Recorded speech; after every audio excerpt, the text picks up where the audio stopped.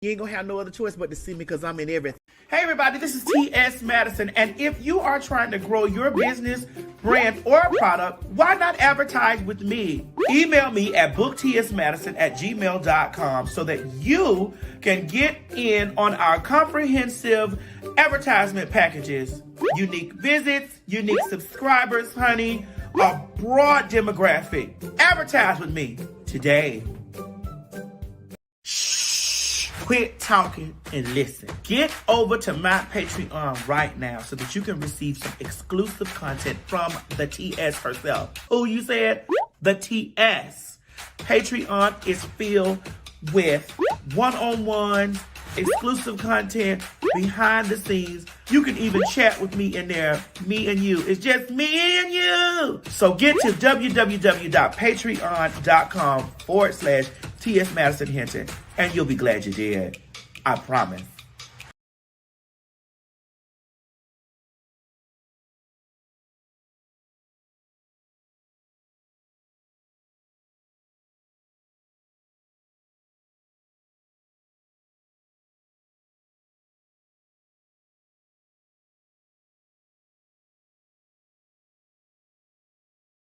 You ain't gonna have no other choice but to see me because I'm in everything. There it is, you ain't right gonna there. have no other choice but to see me because I'm in everything and everywhere. Ooh. I'm in film, television, streaming, music, bitch, and pornography. Bye. The views and opinions expressed on this program is just that. Views and opinions. Don't take any of it serious. But I will warn you, viewer discretion is advised. Ladies and gentlemen, get ready for some PhagTawlk. You met me as me. Yes. Yes. This hair looks delicious on you. Yes. This 99J. This 99J. This 99J. This 99J. This 99J. Yes. Do you have what it takes to be a fag? Oh, honey, you know you do. We all do. I'm most definitely a popular, hot-ass gossiper. Oh, honey, I was born a fag. And so are you. I'm rich. I'm sorry. I'm rich. And so I beg your... I'm rich. I'm sorry. I'm rich. And so I beg your... I'm rich. I'm sorry. I'm rich. And so I beg your pardon. I'm rich. Say it again. I am rich. You're what? That's right, girl. PhagTawlk. Popular, hot-ass gossiper. Hey, that's right. Yes. I mean, sister. Yeah, yes. Yes. And that's spelled yes. Not the other one. But that counts. Girl, what is this, plum burgundy or what? This is 99J. 99J. Yes. Thank you. You met me as me. Yes. Yes. Girl, this hair looks delicious on you. Yes. This 99J. This 99J. This 99J. This 99J. This 99J. Yes. Girl, what is this, plum burgundy or what? This is 99J. 99J. Yes. Thank you. I'm rich. I'm sorry. I'm rich. And so I beg your... I'm rich. I'm sorry. I'm rich. And so I beg your... I'm rich. I'm sorry. I'm rich. And so I beg your pardon. I'm rich. Say it again. I am rich. You're what?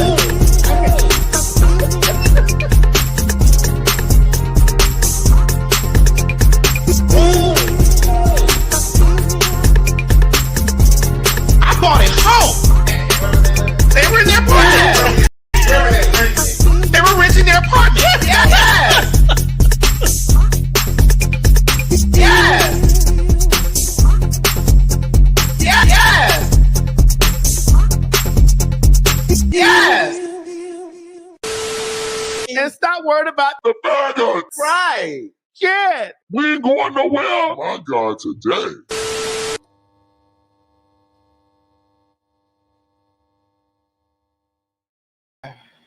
Girl. Welcome. Girl.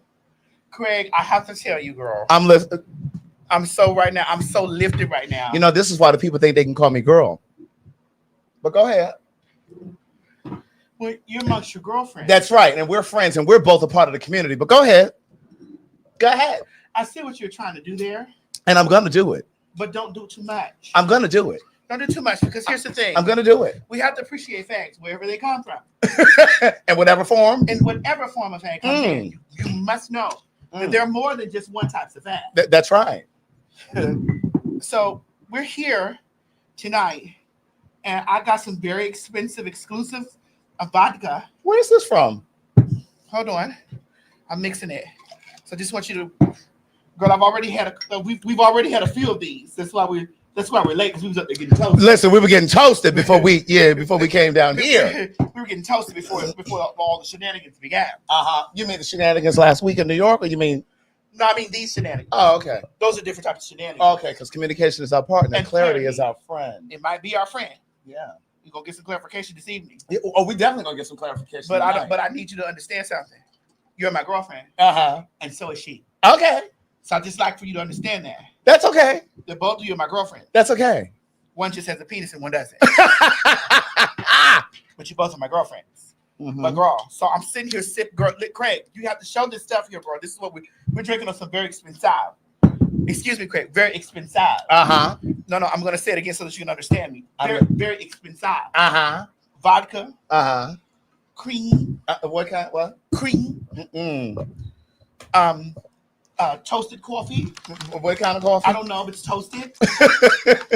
Toasted coffee. Toasted coffee. I'm gonna put a little bit of this chai powder in there, bro. Not white powder, but chai powder. Not the kind that you put in your nose. Well, I don't do that. I don't either. And I don't judge those girls who do it, except that when it sits up in the closet with that girl, with those raccoon circles around their eyes. I only judge her. Because that girl knows about the sins of Peru, honey. Gets them all. But that keeps her mouth on the bag. Her big fat girlfriend. With that big bag. With that ever so big bag. And strong jawline. Calling me he and him. Oh, you mean like I was called she the other week and bitch and... It's okay. You're not in danger, but she is. Because it slightly gives. He and him.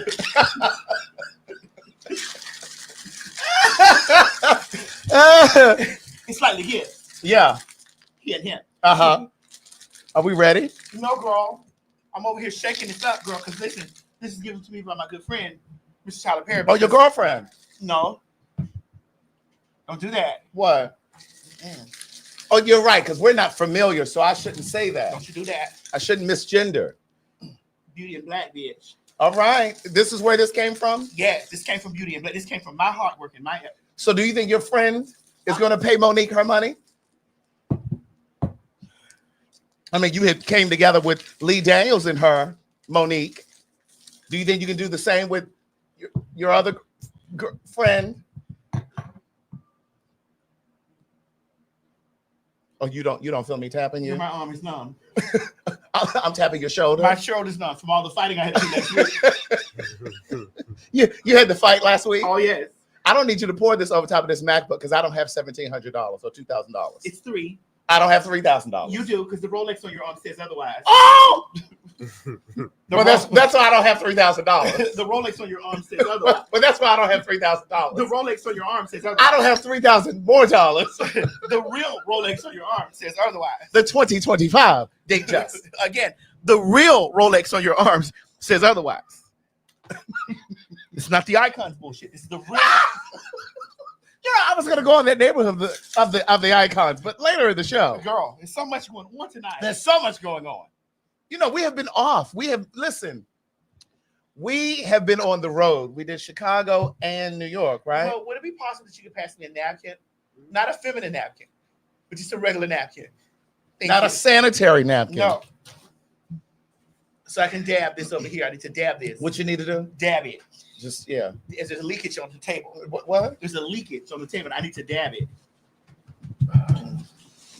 The girl tasted it. See what did it I give? already tasted mine. What does it give him? It's good. Yeah, I've already tasted mine. Girl, Listen, I want to put on my party clothes too. So we've had a few of these already. This is 3. And that's why my eyes over here a little shifty shady. But we have been traveling. We did Chicago. We did New York. Well, first went to New York, and then we flew from New York to Chicago, and then we flew back here. And then the very next day, you flew to California because you did the Truth Awards. You and Nico. I did. I hosted the Truth Awards with Nico from with Nico. I ran into some of my P-Valley. P-Valley. I ran into some of my old friends. Carmen Domingo. Tamar was there. Yes, she was. And she sang. Oh, did she? Yes, she did. Wonderful. I ran into my friends there. Lee Daniels, like so many people I ran into. Jordan Peele. No, not Jordan Peele. My friend Jordan. Do we know him? Yes, we do. He's the creator of the Miss Pat show. Oh, okay. Yeah. So many, like so many. Like Ava DuVernay. Ava DuVernay. Now, that's my girl. Okay. Is there something you want to say about my girl? Nothing. I didn't get a chance to spend any time with her. I got a chance to spend some time with Cynthia Bailey, Candace Dillard. I'm not at Wendy Raquel, Jordan Cooper. Listen, we've had too many drinks already, and that's my baby Jordan. I'm still at Ava DuVernay. What happened? Well, that's what I'm asking you. Did something happen? No. She was engulfed in press over there. She's very beautiful. Very beautiful. I love Ava DuVernay. She's very beautiful. She's very beautiful. I just didn't get an opportunity to really, fellowship with her like I did with all the rest of the girls. See, they may not know you the way I do. What do you mean? I feel like there's something under that. What do you mean? I feel like there's something under that. Nothing. You didn't get to really fellowship with her? Mm-mm. Was there a reason? Do you think there was a reason? I don't know. But I just didn't get, there was a lot of press going on back there. Everybody was engulfed in press. And I love Ava. I think that Ava is she's a brilliant creator. She is. She's a brilliant writer. She is. She's a brilliant Black woman. Yeah, she really is. And I appreciate her brilliance. I would love to have expounded and given my appreciation for her brilliance. Yeah. But there was a lot of press going on. But I did get an opportunity to communicate with NLE Choppa. Oh, yes. All of that. We have a clip. Yeah, we do. Let's go. Let's play the clip for a second. Bitch, I'm already. Bitch, you see me over here belching. Girl, it's already. Girl, it's already hitting me. It's gonna be one of those nights, y'all. One of those. So buckle up.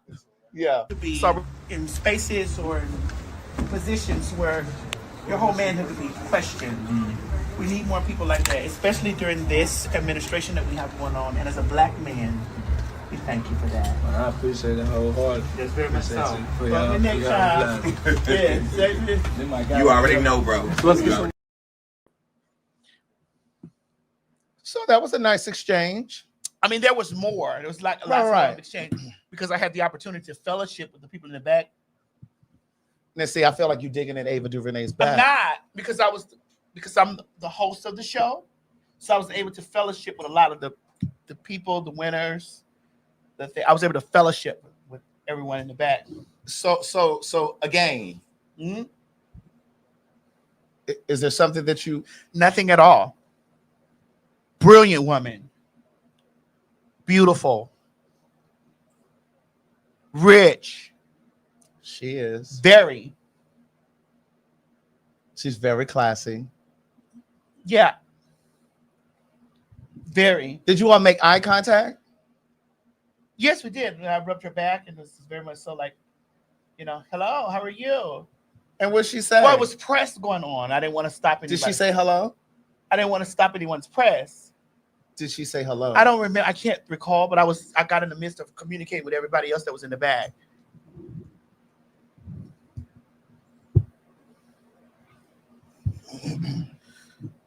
Okay, so after this interaction with what's his name? I'm sorry. Somebody Chopper. What is it? Yeah, NLE Choppa. NLE Chopper. Yes. There was a lot of conversation over on Twitter. Yes. About you being, I guess, nice to him, talking to him, embracing him. I made a post and I said, because he's a Black man and he identifies as heterosexual, he's straight. And he's in the spaces of the ubiquitous community, making his money, and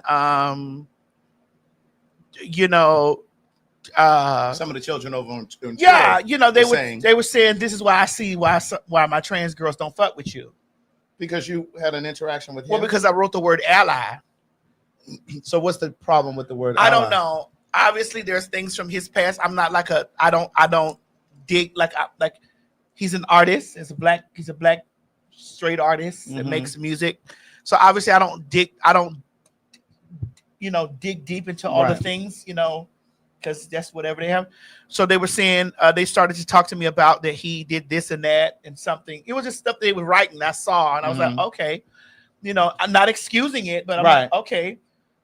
Then they said they were saying he was gay baiting or queer baiting or whatever. All the things, like I see them writing this stuff, and I'm like, okay. So what does that mean exactly? Queer baiting or gay baiting? Like pandering.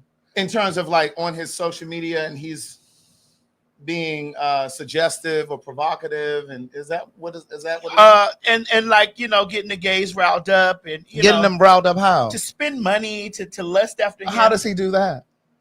By performing with his shirt off, and I don't know. So he's getting the gays riled up by performing with his shirt off? Here's the thing. I personally, for me, I just like G is a heterosexual man. That's his identity. Right. He's an ally to me. He's an ally with us. Mo's an ally. Right. You know what I'm saying? Like, this is their allies. So I mean, like, people, whatever. So the girls were reading, saying blah blah blah blah. And I just was like, I don't give a fuck about your girlfriend. I don't give a fuck about your trans girlfriends that don't like me. So let me ask this. They're saying that he was gay baiting and that he's teasing men. Somebody said in the comments. So my thing is, he's teasing men because he's taking his shirt off, or he may show his print, or whatever the fuck he's doing. I don't know. First of all, he's a kid. Right. I don't even look at him in that space. He's a kid. Right. I'm 47, almost 48 years old. I'm headed to 50. That's a kid. Right. I don't like kitty dick. I'd like to say this out loud. I don't like kitty dick. He's handsome. He's cute. He's a kid. So there's that's okay. Right. That's a generation levels past me. Right. And so, But then the question becomes, if he didn't perform at gay pride events, then the gays would be saying, well, he was something wrong with us. He can't perform for us. What's wrong with them? They not secure in their sexuality that they can't perform for us. So it's like you're damned if you do and you're damned if you don't. I mean, it's always that way with me too. With everything that happens, everything that happens, everything that I say, everything that I fucking do. So it happens. Right. And it's just like the trans girls jumping out like, well, he put his baby mama, he did this to his baby mama. I don't know. Like, I don't know. I'm not up on the news. I'm old in that. I don't know all the news when it comes to stuff like that in that world. So I don't know. Right. All I know is that we have in this administration right now, I gave him thank you. Right. I said, sir, thank you for coming into these spaces, performing, because you are a black man who goes against the grain. There are black men that'll tell you don't even walk down the same street as these. Listen, there was this actor, and I can't remember his name right. Clifton Powell. He just did an interview recently, and I know many of you saw it, where he said he is not playing any gay roles. It just doesn't resonate with him. He's not doing it. And the gays were tearing him up, saying, well, aren't you a thespian? Why can't you perform a gay role? It's art. So again, you're damned if you do and you're damned if you don't. Correct. Now, I personally believe that if you are an actor, if the role calls for you to be queer, then you're queer. Somebody said, you mean Pinky? Yes, Cheryl, Pinky. Who is Pinky? The guy that Pinky. But I met him, Clifton, not Powell, Clifton. No, I'm talking about Clifton Powell. Yeah, but his name is Pinky on the movie. Oh, the guy. Say another motherfucking word, Nick. And I remember when I met him at Monique's comedy show. That's the first thing I said to him. Right. Say another motherfucking word, nigga. But because I am fat fish, I don't think that because you're what? Because I'm fat fish. I don't think that maybe I don't know. You don't think he clocked it? I don't know if he clocked it or knew what was going on or whatever. Well, let me go back. He ain't gonna clock it. He didn't know who you were. Probably. Right. And then but still he was very nice to me. Because I'm gonna tell you what happened to me the other day. Come on. So I have some contractors working in my house right now. And I'm gonna tell you, I did it very differently than what Mo did. I didn't out you the way he did with those movers that time. I wish I could see Mo's head like, oh my God, here he go. I didn't do what Mo did that time. So my contractor was working at the house while we were gone to Chicago and New York, right? Why are you looking at me? And so and so when I came back, he said to me, when I came back, he was at the house working, and he was like, so how did the show go? How did the shows go? Da-da-da. I said the shows were great. They were sold out. Da-da-da. The crowd, the energy was great. And he said, so who do you do the show with? Da-da-da. So I showed him your picture. I mean, like something that I posted on my Instagram. I showed him something from there. And he said, oh, really? He said, oh, I didn't know that. You know, he was just talking.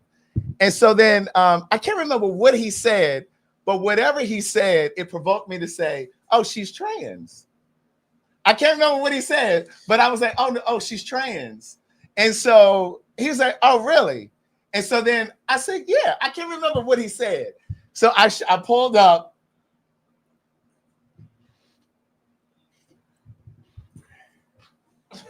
You girls are just you girls, Mo included. You girls. Now, see, you can say girl to Mo because you're friends. But you girls are just volunteering my tea everywhere. Tamar, take notes. Don't you do that. I'm just saying. We'll get there when it's time. Yeah, we're going to get there. But you girls just do this stuff. You girls. But look, so just volunteer my tea everywhere, girl. I mean, all over the city of Atlanta. I had gone into the crates, honey. I mean, I'm TS online, but goddamn, can I tell that? I had gone into the crates and I had pulled up one of your old videos, girl. And you were sucking on some man's dick. Can I tell my own story, girl? And he was like, "Wow, correct." He said, "I didn't know that all of that was down there." I said, "Oh, you're talking about my neither reason." I mean, you're what? Patty says, "When you've been blessed." Pass it on. Pass it on.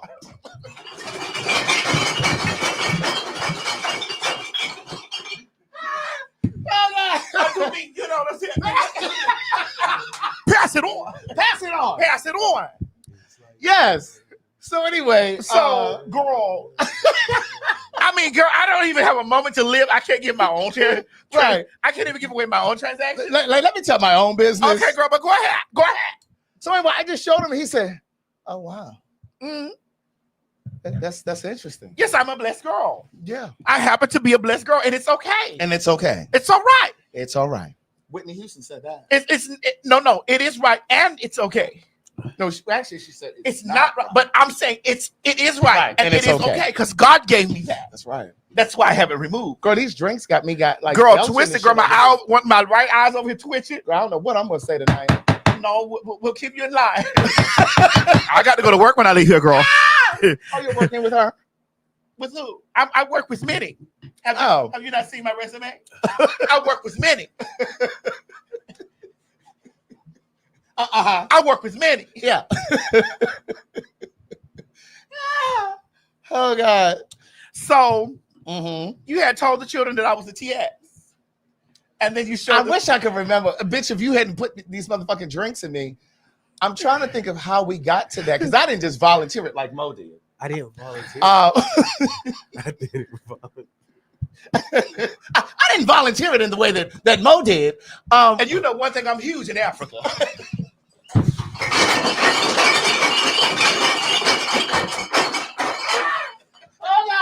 Oh God. I'm huge in Africa. I'd just like for you to know that. 90% of the African men that I meet already are like, oh my God. Oh God. I know you. 90% of the African men that I meet immediately is like, oh God, I know you. Right. You are to be worshipped. You are a goddess. Oh God. Please. Let me worship you. So this is why I have. This is why when I was up with all the housewives, I had my tagline was, "I may not have a husband now, but I've already had yours."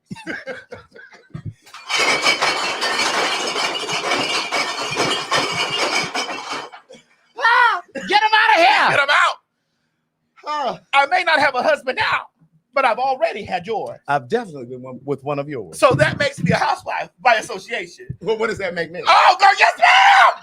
You're coming as a friend to the show.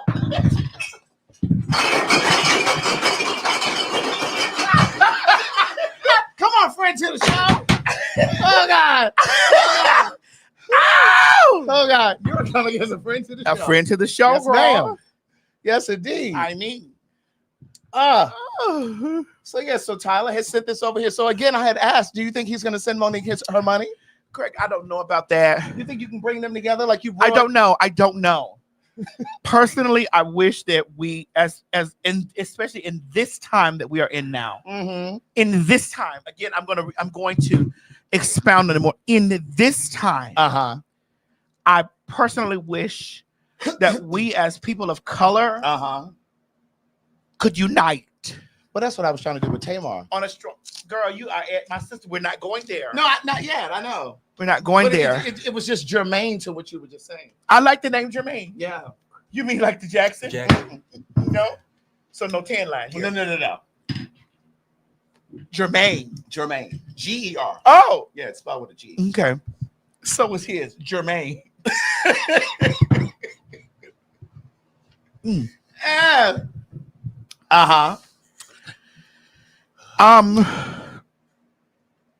I was gonna switch gears, but go ahead. No, because I just personally feel like that. I wish during this time that we as Black people could unite on a solid front, I agree. like we have been against Target, and those girls are getting it. They are. Listen, Girl, Miss Target, you're in danger, girl. baby, you need to go and get your shit together. Go ahead and take that shit off them shelves. Because see, here's the thing. I was saying, I think I said this at one of the live shows, either in Chicago or New York. Black people were spending about $12 million a day at Target. $12 million a day. Bitch, we got Target now talking about they are cutting back, bitch. They turning out some of the lights in the store so they can cut back on their electric bill. They cutting down the heat or the AC in the building. So when you shopping, bitch, it might be a little uncomfortable in there because they're trying to cut back. I predicted Target can close their doors. We wouldn't miss it. We stay your ass out of Target, people. Good sister Tabitha Brown sell all that shit online. That's right. And speaking of that, a lot of the Black folks who were vending with Target. Would you like another? Girl, I'm not finished this one. Girl, I finished mine, girl. I see. I gave you more than I gave myself. Girl, you're not going to get me off track because I'm going to say the things I need to say later in the show. But back to what I was saying. I need you to look at me when you say that. I don't want to look at you because you don't look at me when I be trying to talk to you. When I be trying to say something serious to you, you be looking over there. Because I'm looking at Mo. Right, but no, you be looking over there. Where's there? Over there. Mo is there. I know, but you be looking over I'm here. usually looking at Mo. No, but you're looking over here. Because he's such a beautiful No, black when I'm talking African to you man. about something that I really want you to hear, you're looking Africa. over here. He's a beautiful black man from Africa. He is, but you're looking over here when I'm talking to you about certain things. So are you gathering me now, girl? I'm not. Or are you going to gather me somewhere in the show? No, I'm going to gather someone else later in the show. But am I going to be a part of the gathering? Well, that depends. Let me make me another drink. Girl. That depends. But wait, so listen, what I was going to say was a lot of the Black small, I can't even say that they're all small business because I wouldn't say that Tabitha Brown's is small business. Would you say? Tabitha Brown is a multimillionaire. Right. So, I mean, you can still be a small business and be multimillionaire, but I don't think that. What? What? What? RD Multimedia Group Incorporated. Multimedia Group got shit in Target? No. Girl, I was gonna say, girl, your videos are over there at Target? We have things everywhere else. Is your perfume over there? No. Okay. No. But what I'm saying is, I'm not sure if Tabitha is considered small business anymore. She may be, I don't know. What I'm saying is, No, girl, we're not doing the gathering now. right. We know y'all watching us and Doniva at the same time. Unfortunately, you're gonna have to have your screen side by side. You're gonna have to choose. Or no, you can do it at the same time. Right, simultaneously. That's right. But a lot of the Black business owners who were in Target have been coming forward saying that they were pushed off the shelves by Target in advance of that whole DEI thing. So leading up to it, they were being pushed out. And then maybe Tabitha Brown wasn't because she's a bigger brand. But a lot of these smaller Black-owned businesses are coming forward saying, listen, fuck them. Don't shop there. You can get our shit from our .com and let that be that. Well, here's how I feel personally. Uh-huh. Like today, we were in the store at Natalia's Beauty Supply store. It's a black female owned. That's the one you ordered from. Oh, girl, listen, I go there and get all my things. I've even stopped shopping at the Asian stores over there. As you all should, because they don't treat y'all like a damn. I've even stopped shopping at the Asian stores. I go get all my stuff from Natalia's Beauty Supply over there in Conyers. You know. And Natalia will come. Listen, if I need it, Natalia will bring it to me. What's up, Natalia? And also, she is a black woman. She told me today, she said, Master, when I started my business, I didn't get no loan for my business. They gave loans to everybody else, but they didn't give me no loan. With this, go ahead. I had to build my thing from the ground. And I said, Miss Natalia, there is whatever way I can support you with your business being from the ground up as a black woman, I'm going to do that. You know what I'm saying? I'm going to shop. And even if you don't got it in your store, call and get it. Right. Because I'm going to only come get it from here. Right. And my mama was with me today in the store, and I told mom, I said, Mama, I love you, but fuck Target. Right.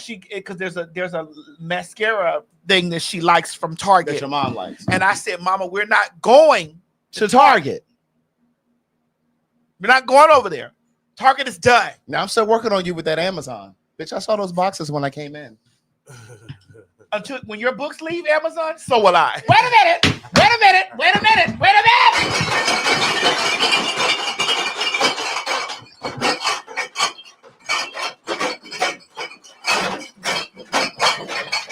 Get your ass over here and sit down. Get over here and sit down.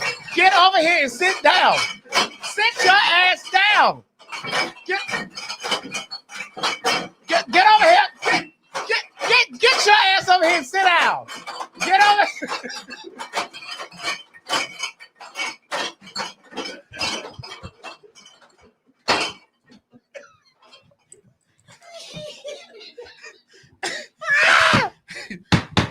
You all do not have to go to Amazon to purchase my book. You can go over to CraigTheWriterStewart.com and I will sign them and ship them to you.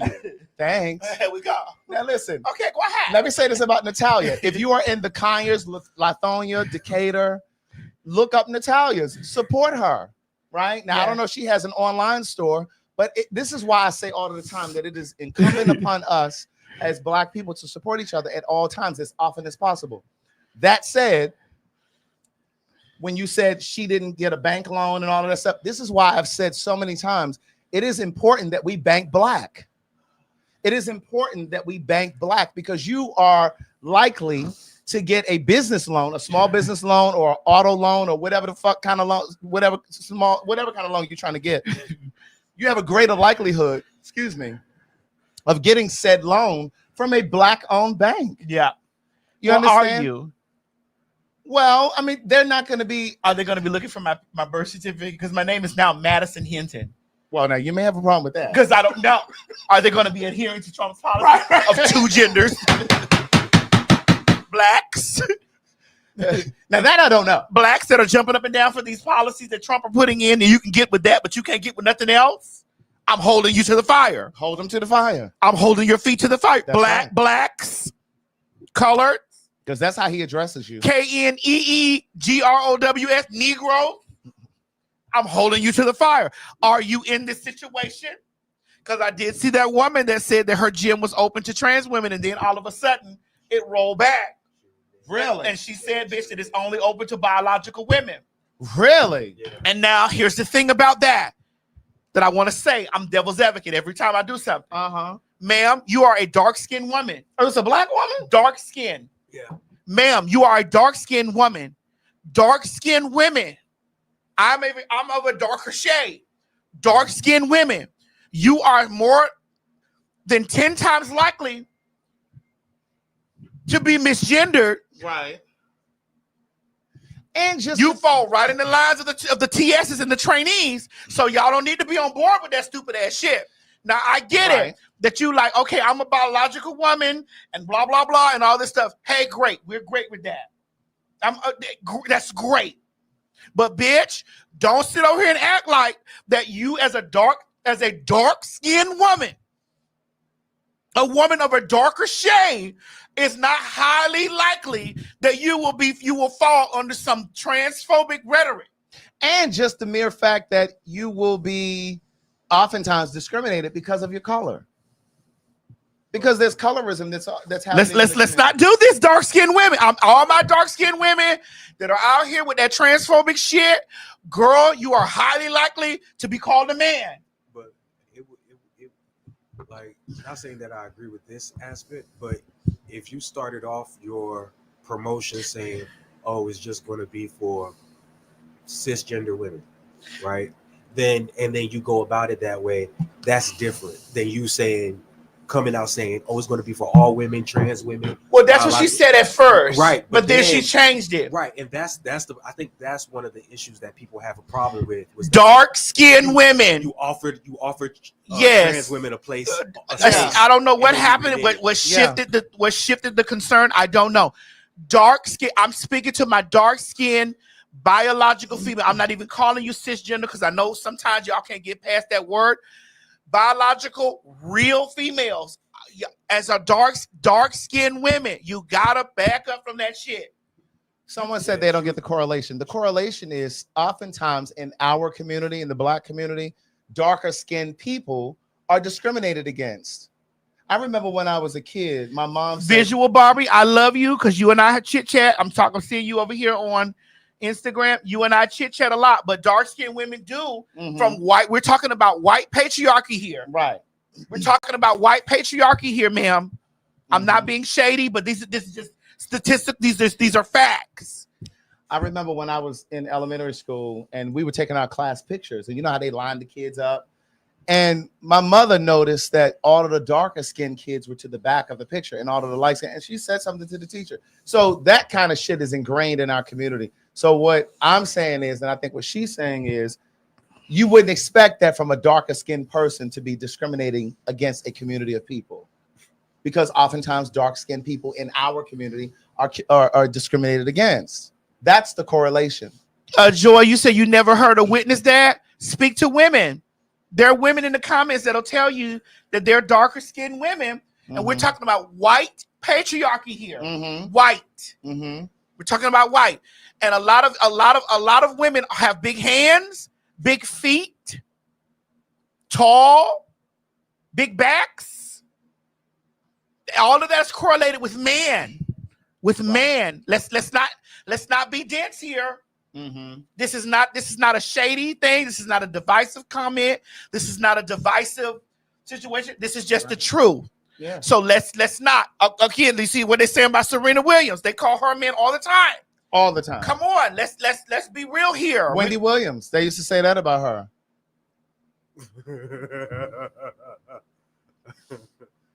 Meg Thee Stallion.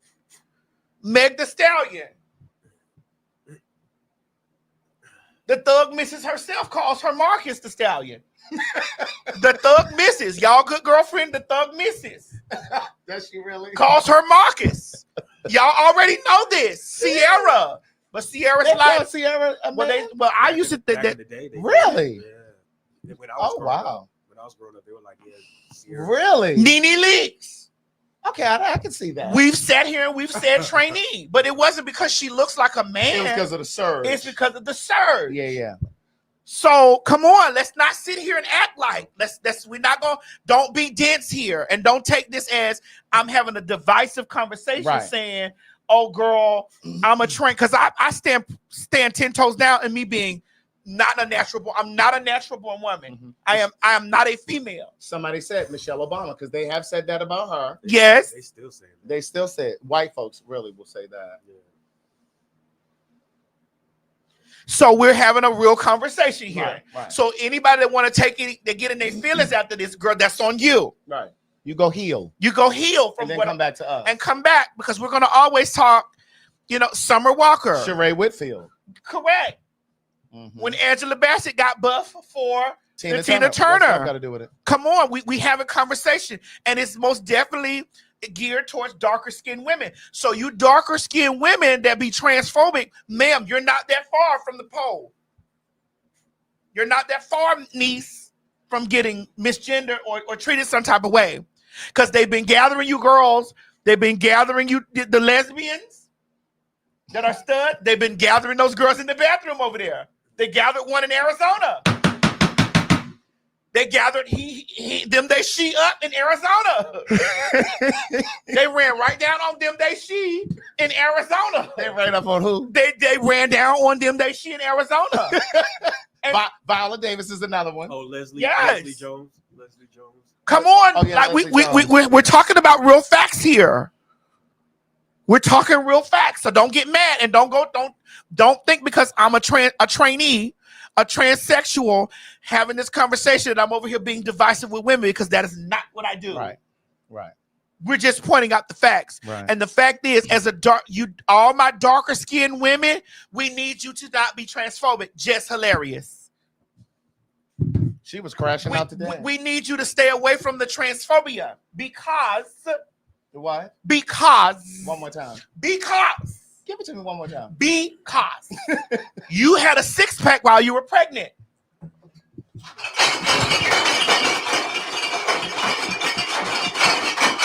It's given. Who is that teenage boy? You had a very muscular pregnancy. She had a what? Very muscular pregnancy. You and Charlamagne looking like twin brothers up there. Let's not do this. Come on. So we need to stay away from the transphobic rhetoric. We were sitting up there trying to figure out, is Charlamagne talking to you? Because I was doing that. Damn, did Charlamagne come in with a wig on or what? What's the tea? You had a very muscular pregnancy, ma'am. Well, we need a commercial break. Please. Washington, D.C., the Fags are coming back to the Howard Theater on May 30th. Yeah, that's right. We're coming back. You don't believe it? Madison, tell these people that we're coming back to the Howard Theater on May 30th. Washington, D.C. Honey, they said y'all couldn't get enough of the Fags, and guess what? Y'all called us back. Oh, my God. May 30th, 2025, the Fags will be back in the building at the Howard Theater. Honey, the Howard Theater said, honey, we brought the black folks and all the other kin folks out, child, and come on back. So guess what? Welcome back. Welcome back. Welcome back. Welcome back. Come on, get your seats, honey. Visit www.PhagTawlk.com to get your tickets for the 5:30 show. That is May the 30th, 2025. I see someone down here said that I'm a woman, that she's a woman and I'm not. I've never claimed to be a female. Yeah, I mean, you just said it just now. I've never claimed to be a female. I've always said female presenting. I've never claimed to be a female. You're following the wrong page, Keisha. Who? Keisha. I don't give a fuck, Keisha. You're following the wrong page, Miss Keisha. I've never claimed to be a female. I've always said I'm a transgender woman. Right. Transsexual, actually. Let's not do this. All I'm saying is for you girls that are of a darker shade, be mindful of the transphobia that you put out, because you are also in line for receiving it back. Magilla Gorilla, who always has something to say about me and the show. Ma'am, you look exactly like Gary Coleman. Exactly. Identical. Identical twins to another man. When they're talking about me, they're talking about which woman I look like. When they're talking about you, they're talking about which man that you look like. Mm-hmm. Let's be clear. We're being clear here. So the transphobia that you give, ma'am, you receive this on a day-to-day basis. What are we doing? Are we talking or not? I mean, we are. I mean, they're saying which female that I look like. They're telling you which man that you do. right. Y'all calling me a man, but they're actually pointing out which Right. man that you have the same man face. Right. These are facts. Are we talking or not? Are we having facts or not? We definitely having Fag Talk. And you don't have to be a fag to be here. And FAG. Girl, Jess Hilarious, Jess Not Hilarious was crashing out on the live moments before we came on here. Girl, they were tearing her up. Listen, there was some podcast today with somebody, and they were talking about how she's less than smart. She can't really read. That was But you said that before that woman. I said that. How long ago did I say that? And I fell out my chair. You did. Because I tried my best not to have my mouth on her because, you know, there's tension there. And it was given. There's unresolved tension there. Correct. That could have been resolved. Because I did attempt to resolve the tension behind the scenes. Kind of like I did. I attempted to resolve the tension behind the scenes. Kind of like I did. No. See, this is what I'm talking about. See, you be looking over there when I'm talking to you. See. No, not allegedly. Not allegedly. The video is everywhere when I attempted to. No, the street says she was wrong and I was right. Girl, we still there? No, we're gonna get there. No, we're not there yet. We're coming, but I just wanted to draw the correlation. We're gonna get there. I just wanted to draw the correlation. Are you taking the side or not? Are you taking the side? I just wanted to draw the correlation. Okay, that's better. I just wanted to. That's better. Say nothing at all. But they were talking about her on. Please insert what you're thinking. Whatever you're thinking. Insert it. But I said these things about just not hilarious. She's not funny. She doesn't really have the vernacular to deliver the news. And when Lauren came in while Jess was on break, maternity leave, it was like, oh my God, she's a breath of fresh air. And so they're talking about it on this podcast, and now Jess Not Hilarious is crashing out. She was all on her Instagram live like moments ago, talking about, you know, shit is fucked up. It's like this is like high school. Well, can I go on record by saying this? Go ahead. I don't want her to lose her job. I don't want her to lose it. I just want her to leave. Listen, I don't. Oh, God, crazy. No, I don't want her to lose her job because I don't either. She's a mother. She has children that she needs to take care of, and I want her to take care of her children. She's on a comedy tour. Okay. She needs to go do that. I don't want her to lose her job. I don't either. Nobody will hear this, but I'm going to say this. Nobody will hear this, but I'm going to say it anyway. Mm-hmm. I don't want her to lose her job. I want her to be better educated in a lot of the things that she And then maybe she can come back. But for now, she needs to go ahead and resign. Because she doesn't contribute much to the news portion, right? And I would even venture to say that she's not even a good interviewer. Like when people come on there, like some of the actors, and they're talking about their movies or whatever they've done, she doesn't. What you looking for? I'm looking for the alcohol, girl. Oh, I put it over here. She doesn't really have great questions. But Lauren, what is it? Is it Lauren LaRosa? I think that she's there for the comedic relief. Yeah, but everything ain't funny.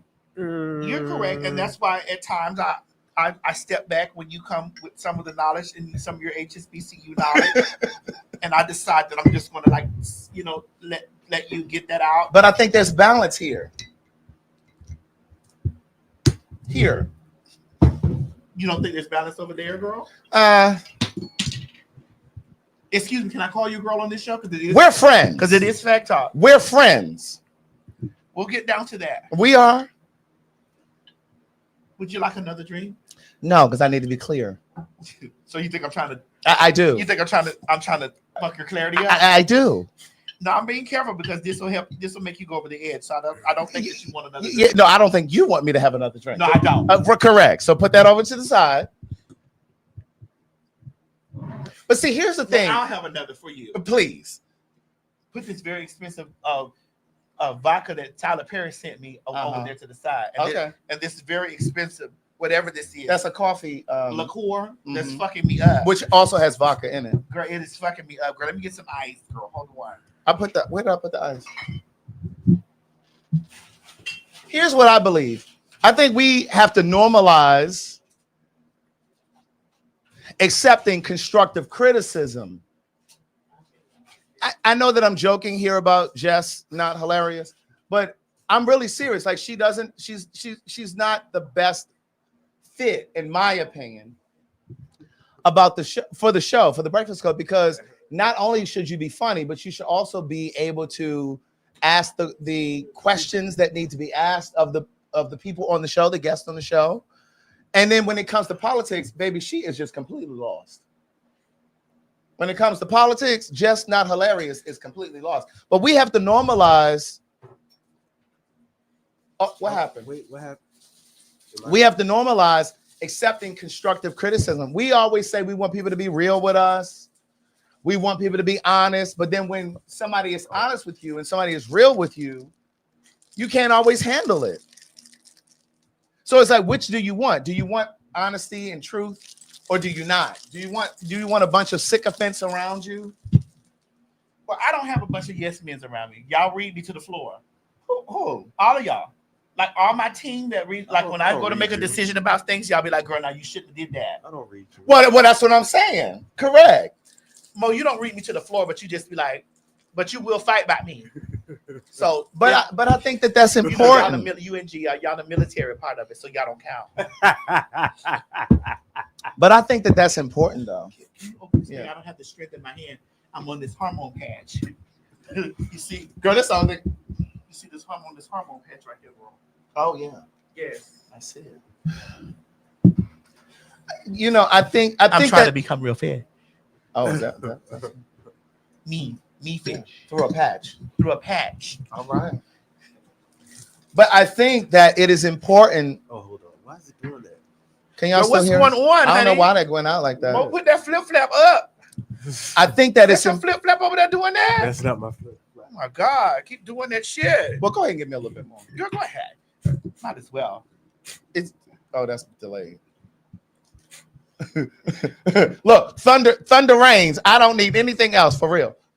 But I do think that it's important when you have a team, or like whether you're a star, whether you're the CEO of your business, you know what I mean, the president of your business, you have to have people around you that are going to be honest, Tamar. And so it's important. You understand what I'm saying? Like, it's important for people to hold you accountable, because none of us are beyond reproach. None of us. And no one likes to be criticized. No one likes constructive criticism, but that's where growth is, right? That's where growth is. And like when we get into it, it's usually because I'm like, girl, listen. You understand what I'm saying? And her vision for her business is her vision for her business. I have my own business, and then we have this business together. But sometimes, like, because she is who she is in the world, let me just say this, and I want to be really honest about something. When I met you, I think we've known each other now about 8 years. It's been longer than 8 years. Somewhere close to a decade. It's been a decade, because you came. I knew you before the Queen's Court. The Queen's Court. Correct. The Queen's Court has been decimated for 8 years now. Okay. So the Super Bowl this year, yeah, made 8 years. Oh wow. The Super Bowl that came this year, because we Right. split on the night, On that night, yeah, on the yeah. night of the Super Bowl. It made 8 years. Correct. I've known you before that. Right. So when I met Madison, yes, she was doing her thing. She was all over social media. And she did some stuff. She was doing stuff already with World of Wonder. So yes, she had been on TV. But she wasn't doing all of the stuff that she's doing now. Right. And so when I met her, yes, there was star power there. But there was still how do I want to say this? Because I don't want it to sound like you're not the same person, because you are the same person. No, I'm not, but I like. No, you are the same person. I'd like to do this really quick. Your life has changed, yes, but you're the same person. What? What is this person in the hip? Because Where? I can't Which kind of one? see. Which Is one? that a man Oh. forever? Yay, 391. Yay, I'm male forever. I don't know which. Excuse me, I can't. It's unfortunate It's up there. that you're ignorant. It's unfortunate that you have ignorancy. Ignorancy. Correct. I'm being dumb too. See how it's okay to be dumb? But I'm male forever. Yes, I was born male. Yes, you are correct. I was born male, but I've never been a man. I was born male, but I've never been a man. Until you can get down in the depths with me and have some real intellectual conversation about the differences in between the two, your pussy will forever do nothing for you. the pussy that you have will forever do absolutely nothing for you. And me being a male, going over into being female presenting will do everything for me. And your pussy will do absolutely nothing for you for the rest of your life. Okay, let's go on. So what I was saying was, when I met you, the things that you're living and experiencing now, here, you were dreaming about then. When we met, she was dreaming about this life. And so was I, right? But this is about you. At that time, you were like, Craig, I want to be in movies. I want to do television. Like, we were talking like that. Like, we were both very hungry. Yes, you were in the Marvelous Chateau. And yes, you had a level of success.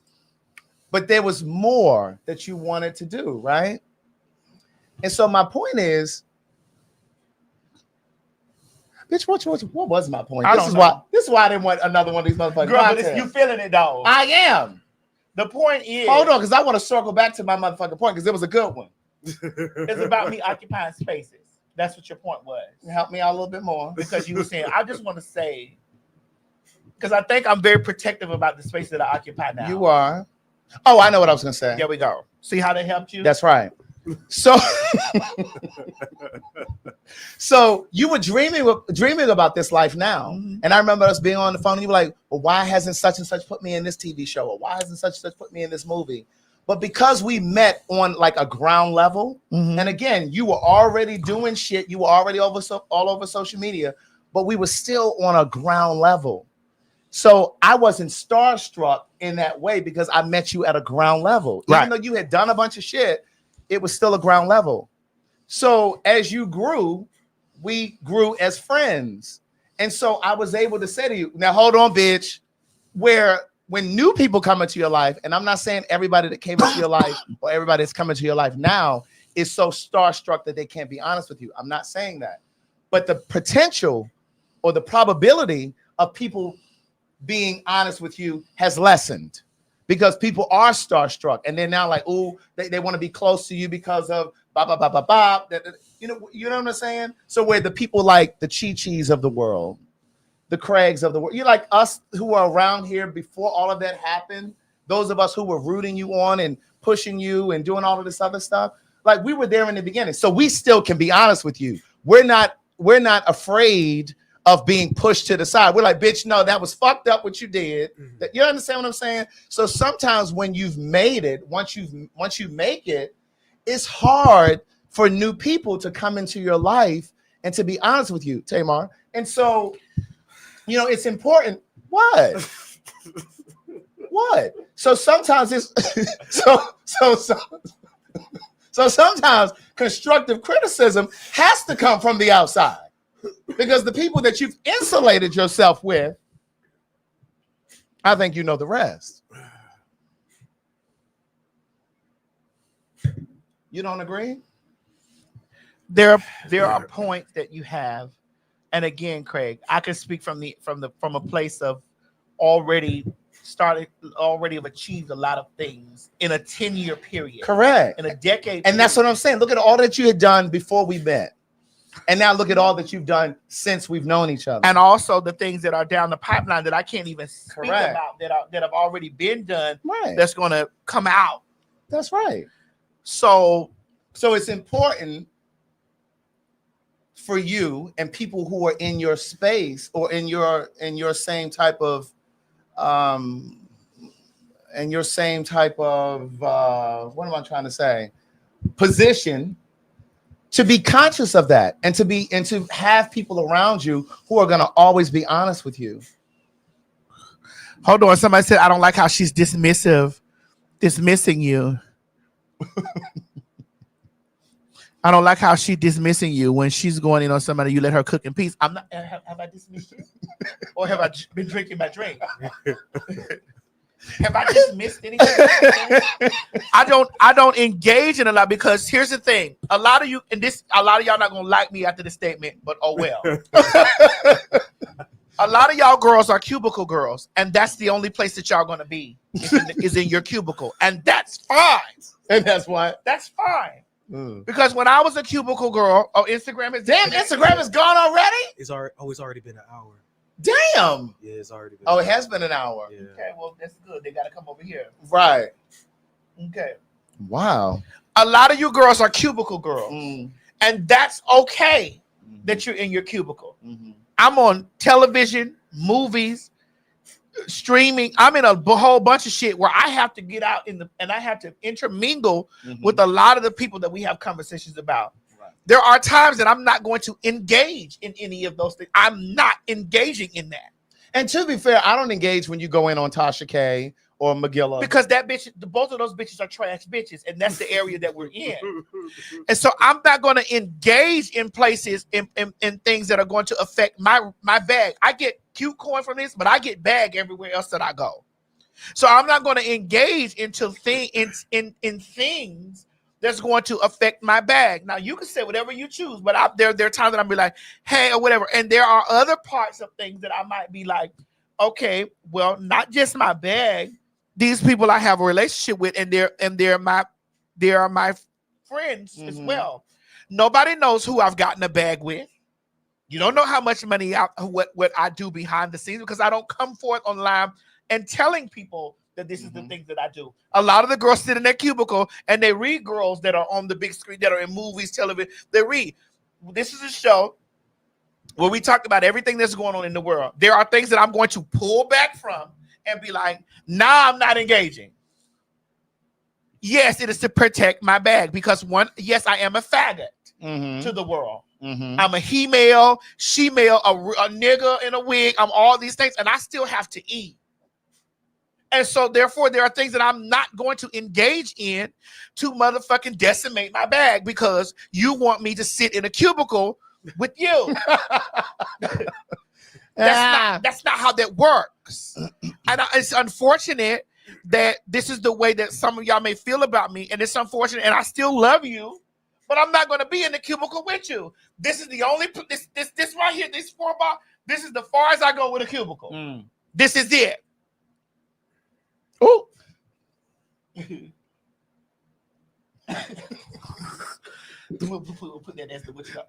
is it. This is as far as I'm going to go in the cubicle. This is our cubicle, and that's it.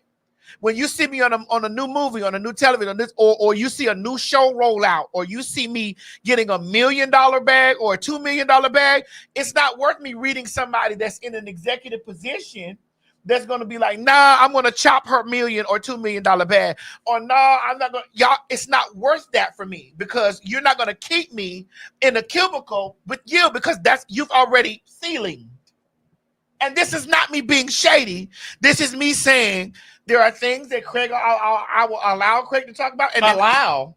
No, excuse me. Let me finish. That I will allow Craig to talk about, and I'll scoot to the side and be like, girl, I don't have anything to do with that. It was the same way it was with Kaya.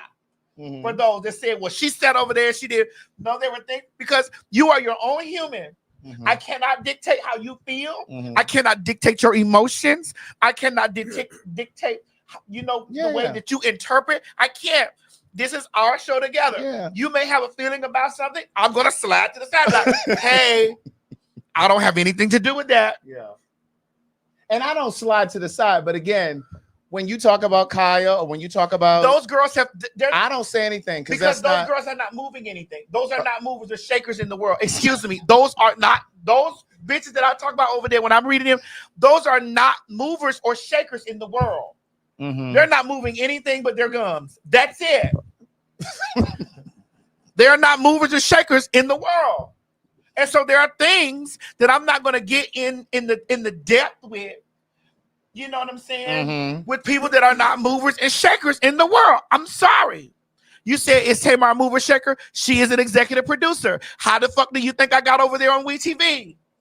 Y'all don't know the behind the scenes things that have happened. Y'all don't know this stuff. Because that was happening when I first met you. When you first met right? me. You don't know who's Vincent at the time. You don't know who's been on the phone helping move the needle for me. You don't know this because I don't come forth, and none of us come forth in that. You don't know who I've gotten a bag with. You have no idea.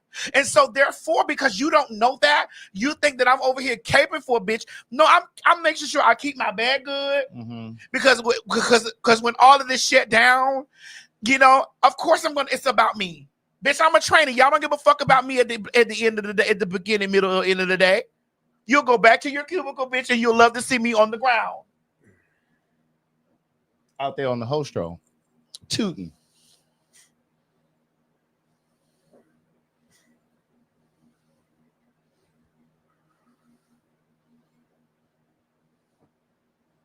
That's just the way that it works. And if my friends are having a integral B, I'm gonna get what? Whatever, murder. You know, I can't. The drink has got me. It's got me, bitch. Get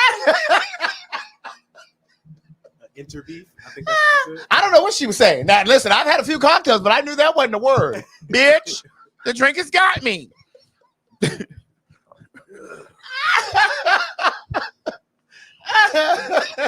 Now I let a lot of foolishness slide over here, but I couldn't do that. It's got me.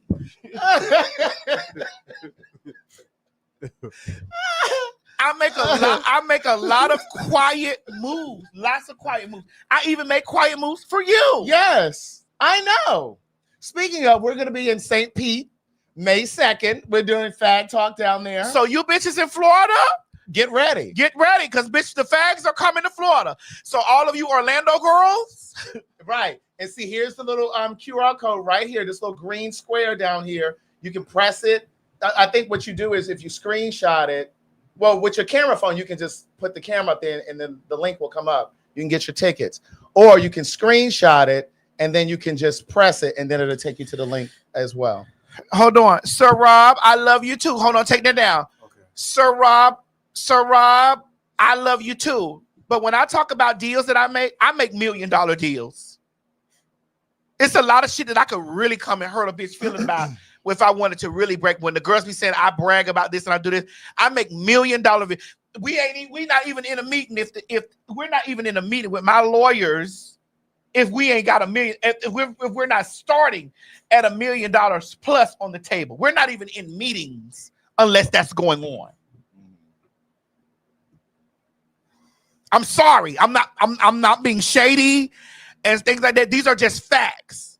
I'm not even in meetings with networks and this. If I'm not even starting at the basic minimum skills of 1 million plus.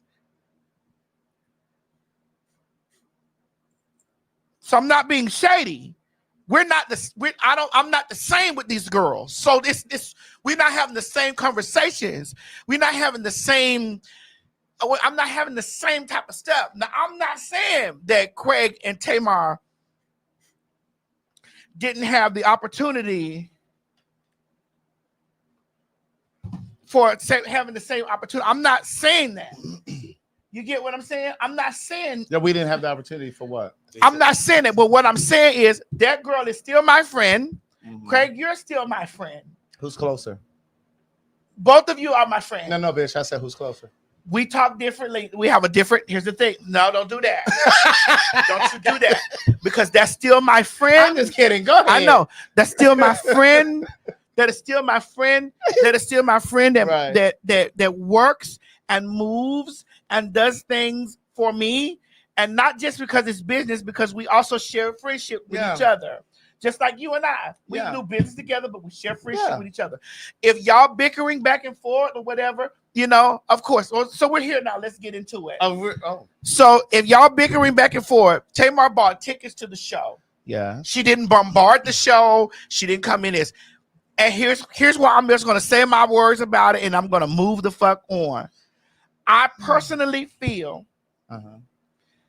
that Tamar, in her being, is a faggot.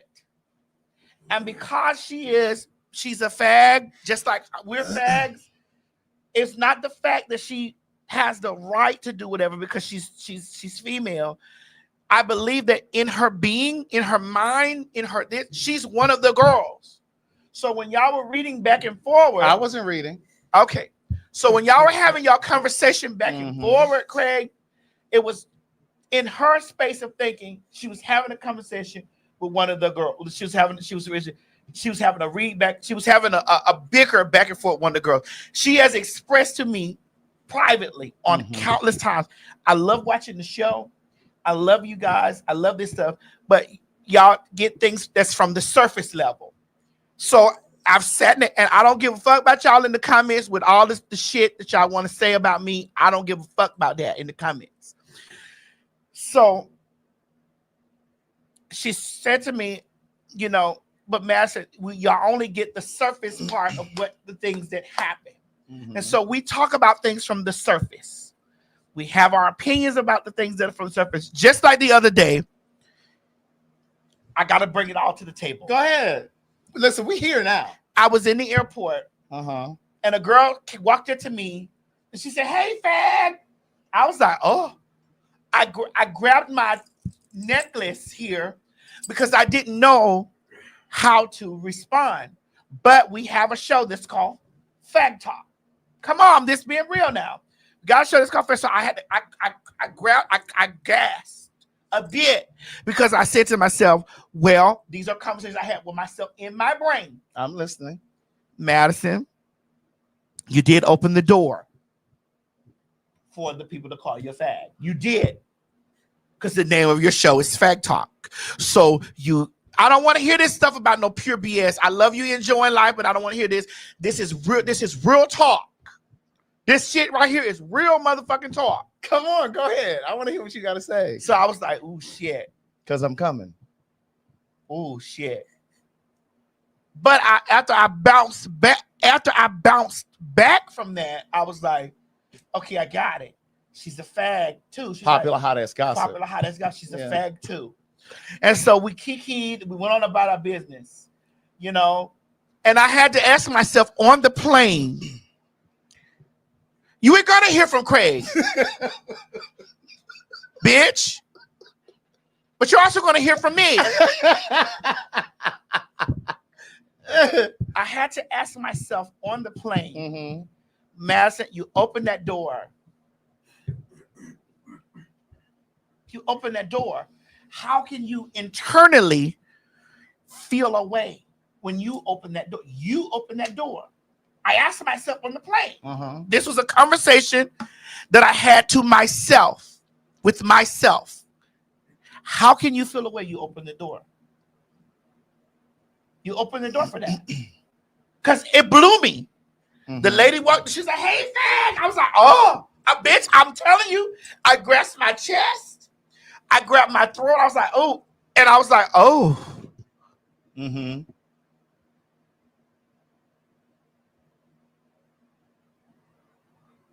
Okay. How do I do that? Now, here's the thing.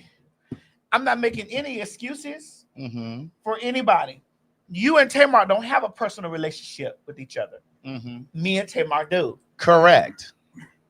Say that again. You and Tamar don't have a personal relationship with each other. Me and Tamar do. Say it one more time. Again, you and Tamar don't have a personal relationship with each other, but me and Tamar do. Got it. And so because of that, you know, I looked at it from the lens of you saying, ma'am, you can't call me girl. Now, here I am in the whirlwind of, because in the space when we were talking about it, I said, both of y'all are my sisters. You gave me permission to say sis to you. Just like, and y'all got to listen to this all the way through. Not just be like, okay, I want to hear Craig, what Craig got to say. Because a lot of y'all be sitting over there like, girl, y'all want to dismiss the shit that I got to say because you think I'm caping for my friends. But I also have these internal conversations with myself. Because that shit blew me back when that lady was like, hey, fag. This is the person that came up, gagged me. I was gagged. And I had to sit on that plane in row 3 and say to myself, Madison, you open the door for that. Not Madison is self-absorbed. This is what I don't like. I don't like when I hold myself accountable for shit. I'm self-absorbed. I don't like when I'm having a conversation about things in the world and I bring it back to an example of me. I'm self-absorbed. This show is not Tasha K. Tasha K's show is I'm going to go over in your life. I'm going to dig up all of your skeletons. I'm going to lay your dead mama, her mom. I'm going to take all. This is not that. This shows we talk about what things that go on in the world, and then I give examples of how I've experienced certain things. If you don't like the show, if you don't like me bringing the things back to me, trying to humanize the experience, oh the fuck well. Oh the fuck well. Now, what are you looking at?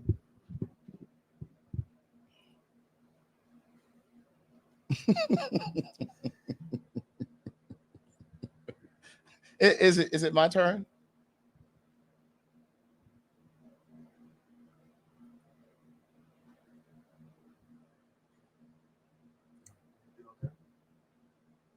Anyway, so yeah, we good.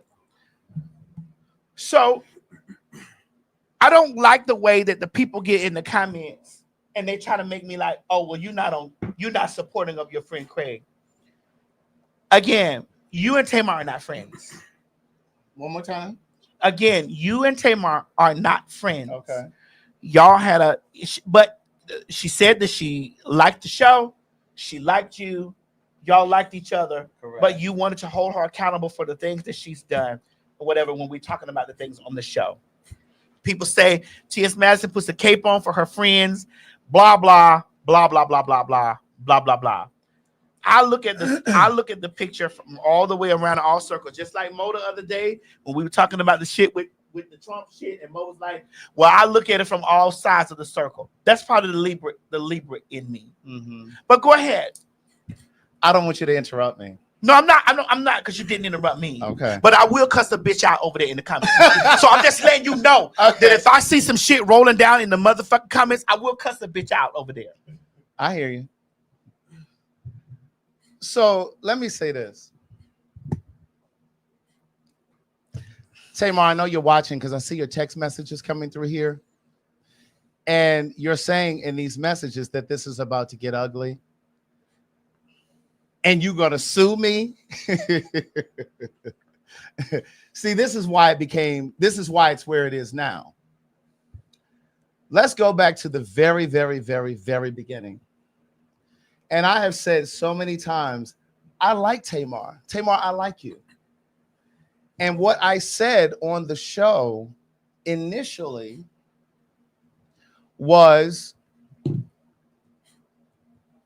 Tamar has created this persona where we know her more to be a reality star that's always into it with someone, more so than we know about her music. That's what I said.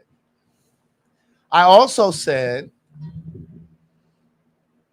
when we talked about the Braxton Family Values, when it returned to WE TV after Tracy passed away, God rest her soul, I said, the show really isn't boring. I mean, it's kind of boring. They don't really, to me, it doesn't feel like they're really speaking to each other honestly. It feels like they are tiptoeing around each other. And then you could see it's evidenced in the way that they're filming it. Tamar and her mom were filming over here. The other sisters were filming over here. There were moments where they all were together, but it was just when they were in a therapy session. And so my thought was, let's just not do the show. It's already pulled this beautiful Black family apart. And Tamar, I don't know how many of these episodes you've watched of PhagTawlk, but I consistently talk about loving Black people. I consistently talk about loving Black women. I consistently talk about protecting Black women, but not in a superficial way. Not in a superficial way, in a real way. Not just protecting Black women from violence from men, or from the police. I talk about protecting the mental capacity of a Black woman. I talk about that consistently. And so a lot of people said after the show in New York that I gave you grace. I don't feel like I gave you grace. I feel like I saw a Black woman. And I believe as Black people, like you said earlier in the show, thinking about where we are in this administration, in the world, and how the world see us as Black people, we have to make a concerted effort to support each other at every fucking turn. I talk so consistently about how we speak so much about what white people do to us and against us, but we don't talk enough about how we can support each other. Those of you who have millions of followers on social media, you could do a better job of helping to create other millionaires, Black millionaires, simply by posting their business, talking about their business, elevating their business. But we don't do that. You know why? Because, oh, if they didn't pay me to post, I'm not posting it. That's who I am. So I don't feel like I gave Tamar grace at the show. I saw a Black woman in the audience and I did not want to humiliate her. What I experienced at that show was a person who I felt was trying to humiliate me. I am not angry. I was not angry that day. If I was angry that day, I would have used words and said things to demonstrate that I was angry. When I first started live streaming years ago, I made the decision that I would not use my platform to promote Black pain, Black people being hurt, shot, beat up, fighting, cussing each other out. I don't post any of that because I understand the power of social media. And I understand that other communities, Jewish in particular, they're very protective of how they're shown in the media. And so I don't contribute to that. And so I felt like you, Tamar, tried to attack me because you didn't like the truth that I spoke on this show as it relates to my perception of the show, the Braxton Family Value when it came back, and my perception of how you are showing up in the world. I think you're uber talented. I think you are uber talented. And what I said on the show, and I will say it again, if you and I were friends in real life, the same way that I lecture her is the same way that I will lecture you. Because I think that's what friendship is about. And all I was trying to communicate to you on the stage that night was that we are not that familiar. And so if you've been around gay people for years and you have gay friends and you are truly an ally, then you should have respected the boundary that I set. I set multiple boundaries that night. I said, do not call me girl. And then you said, bitch. And I said, now you're treading in the waters of disrespect. And then you said, well, you got your titties out. So for the people who were not there, who said, oh, well, he's just overreacting. We say girl all the time. Who is we? Because the cisgender, natural born women that are in my life, who are friends with me in real life, they don't call me girl. And I don't call my female friends bitch. Now, I don't know what some of you gay people do. I don't know what Tamar and her friends do. That's your business. That is fine. That is not a judgment. But for me, I set a boundary and she went around that boundary. Now, I thought that when she came on stage and apologized, that it was sincere. And I said, and she's still texting. Now she's texting, leave me alone. I thought the apology was sincere. Mo, put the pictures up, please. I hugged her. This is backstage. I sent this text message before you move it. I said, she came on stage. She said to me, I apologize. I didn't know that was offensive. I was not trying to hurt you. She said all those things. I said, I accept your apology. I accept your apology. And then the very next day, I woke up in New York City and social media was abuzz. I got text messages and phone calls from people that I haven't spoken to in years. It was all over social media. I never even really thought about this being a viral moment or becoming a viral moment. That was not what I was thinking. So the very next day when I was aware that this is what happened, I sent Tamar, that's my message in blue. I sent Tamar a message and I said, afternoon, I know you're working today, because she had told me backstage when we were here, she said to me that she had a 12-hour day the next day. I said, I know you're working today, but I want you to know that I accept your apology. And we are not feeding into the social media chatter. I posted this picture with a caption. I said, have an amazing day. And I put a heart. And she put hearts and she put a smile. That was sincere. That was from my heart. Because again, when I sit here or when I sit on my own platform, you can take it down, Mo. Actually, put the pictures up where we hugged on stage. And this is when she said what she said and we hugged. She was apologizing here. And so when I sit here and I talk about supporting Black people, I mean that in a real way. That shit runs through my veins. I believe in Black people. I don't believe in tearing up Black people. Now, when I joke about the icon, I never talked about the icon's physical features. I said, Miss Netta looks like she owns a lawn care service. You can take it down, Mo. I never talked about her physically. I never talked about her body, her teeth, her skin, her complexion. I didn't do any of those things. Now, I will give you this. I tore Billy Porter's bottom row up. I tore his bottom row up. But there's a difference between the truth, a read. There's a difference between, let me see, what did I say here? There are three different things. There's a joke, a read, and then there's the truth. And sometimes all three can be true. Now, I was joking about Billy Porter. It was a read, and it also was the truth, right? I don't know Billy Porter, but that's an example. I was not trying to tear Tamar down. I joke about Jennifer Hudson's clothing. I never talk about what she has on. I never talked about her body, how she looks physically. I talk about her clothes. If she gets a decent stylist, we can change all of that. But it would make me a fraud.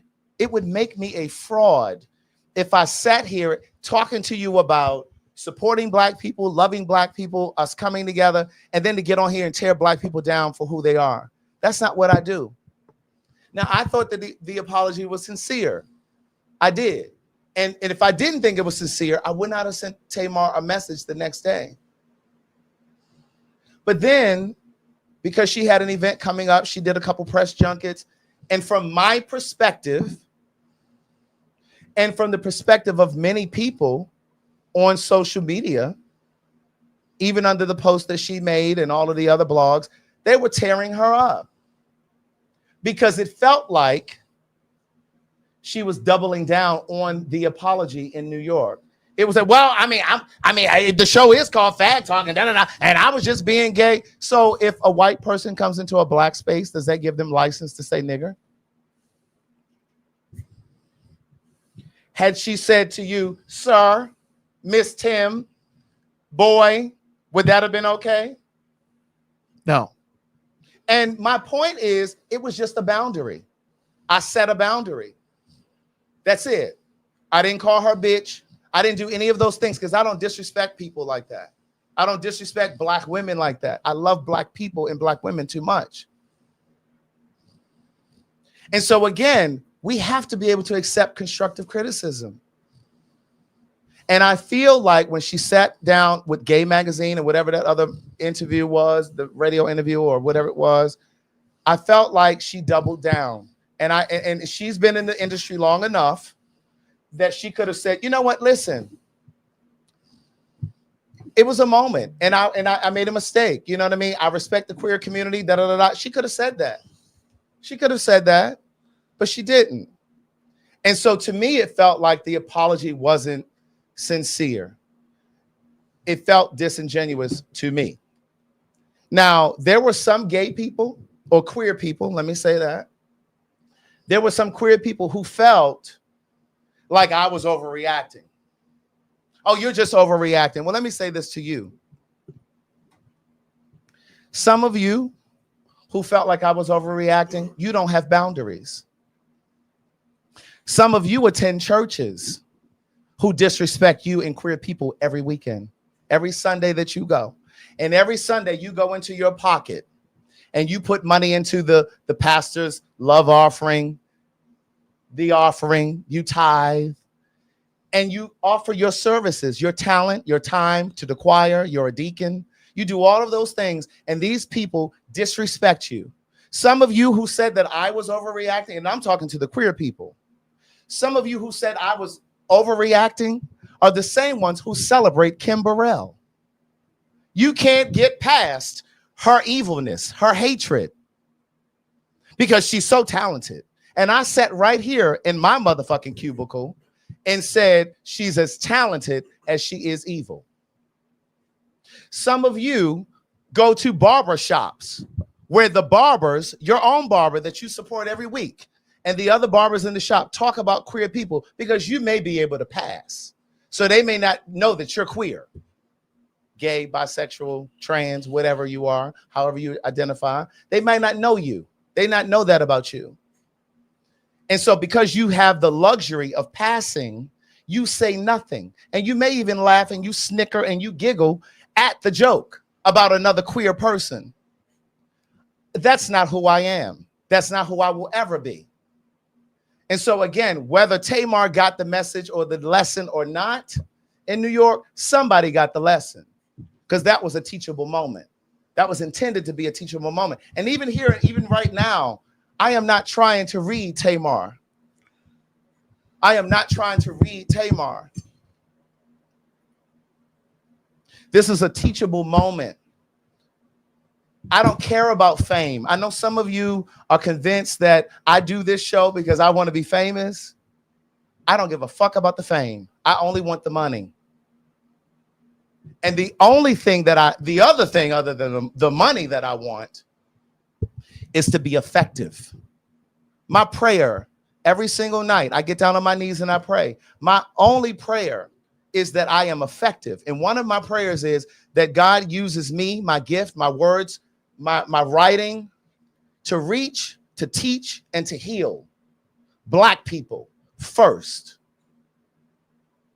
I believe that my life's work is about bridging communities, Black gay men and Black trans people, Black trans women and Black women, Black gay men and Black natural born women, Black gay men and Black straight men.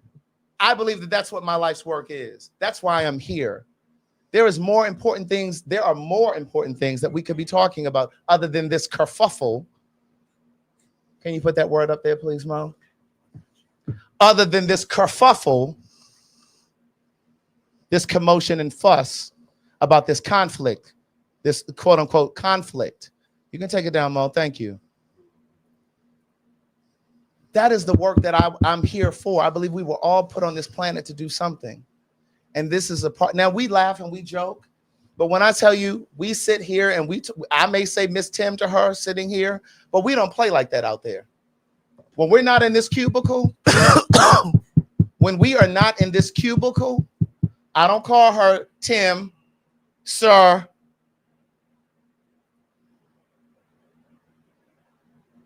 I just don't. And we're not a monolith. And some of you who feel that I was overreacting, maybe some of you just want close proximity to straight people. Some of you just want close proximity to celebrities. I don't give a fuck about none of that.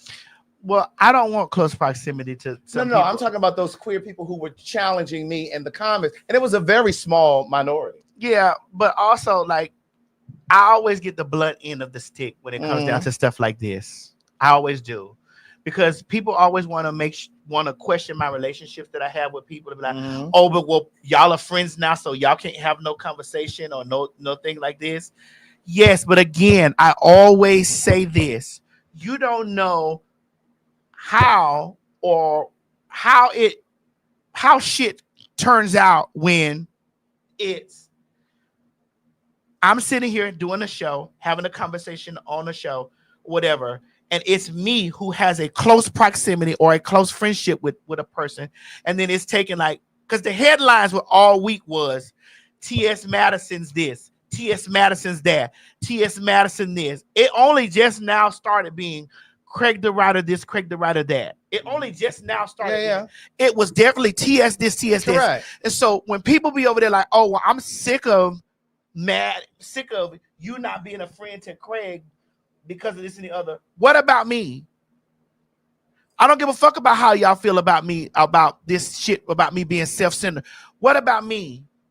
When you read Netta, or when you was joking about Netta, I was joking about Netta, and I didn't, and I never was angry about that either. There were weeks that I had to go through of my back being skinned up. Weeks. But the thing is, I joked about Netta having a lawn care service. When Netta came back, it was, oh, that sissy sitting next to T.S. Madison. You see the difference? I was joking. If I was being serious and I was reading, I would have went straight for the skin. I would have went straight for the shape. I would have went straight for the but I didn't do that. So that's the difference. That is the difference. And the reason that I sent Tamar that text message the day after the show, where I said, I see what's happening on social media. I accept your apology, and we're going to stay in this moment. I sent that because when I was reading through the messages on all of the blogs and all of the think pieces, I mean, it was everywhere. It was everywhere. I sent that message to her because my heart went out to her. My heart went out to her because I received so many glowing messages. You handled that beautifully. You're a class act. Da da da da da. They said all of those things. And so on the flip side, I also saw what they were saying to and about her. So that was me also sending out a message to say, listen, hey, we're still here. But this is what I don't get. Like people in the comments saying Maddie Heavenly is not your friend, Tamar's not your friend. How do you know that? Yeah. You don't know what relationship I have with these people outside of this. You have no idea what relationship I have with these people outside of this. You have no idea. You don't know what we do in our private time. You don't know what we do in our personal space. So why that's the shit that I have to, that the clause is always in my back because of everything that everybody else says. Oh, well, Madison has the big platform, and these people come and they say whatever they choose to say or whatever. And I had to sit and eat. Well, Madison is not man enough to say the things that she wants to say about these people. So she uses Craig to say what she want to say. Nobody don't see that. Nobody sees that. I'm very much so. I get to whatever space it is, whatever conversation we have, and I don't cross the line. Okay, well, but let me say this. And so for the queer people, and some, there were women too, but I want to specifically talk to the queer people who were like, "Oh, you overreacted." Well, then why did she unfollow me? If what she said was completely innocuous, if she was really just joking, and again, I still accepted the apology. If she was really joking on the stage that night, and I gave her the benefit of the doubt because I still hugged her and I said, you know what, listen, whatever, right? But if it was completely innocuous, why did she unfollow me? Because do you remember when I said to you, because I was watching her in the audience and I saw her on her phone and she unfollowed me on Instagram. And I said to you, she just unfollowed me because I saw her moving and I looked and she unfollowed me. And then the next day she followed me back. And so then I followed her back. So again, so for the people who were not in the room, who wanted to say, oh, she was just joking, there was venom in her words when she was speaking to me that night on that stage. But again, I accepted the apology. Well, then, like I said, when may I interject? Let me say this last sentence. But then when she went and did those 2 interviews, it felt like she was doubling down. It was like, I don't give a fuck what he was saying. He overreacting. And this is not what she said. but that's what it felt like. It was just like, well, you know, the show is called PhagTawlk. So does that mean that if you attended a gay pride event, that you should assume that every man there is okay with you saying girl and bitch? Is that the assumption? Her gay friends didn't tell her that? She's been in the community this long. She doesn't know that?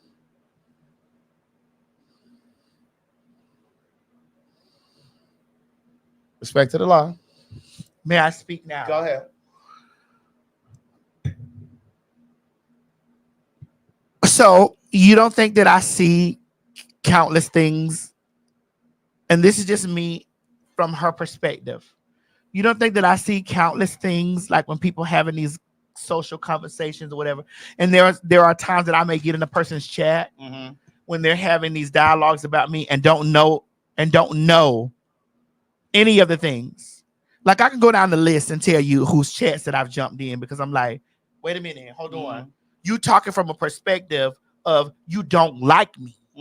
So I feel a way when you talk from a perspective when you don't like me, especially when there are facts that are laid in your face.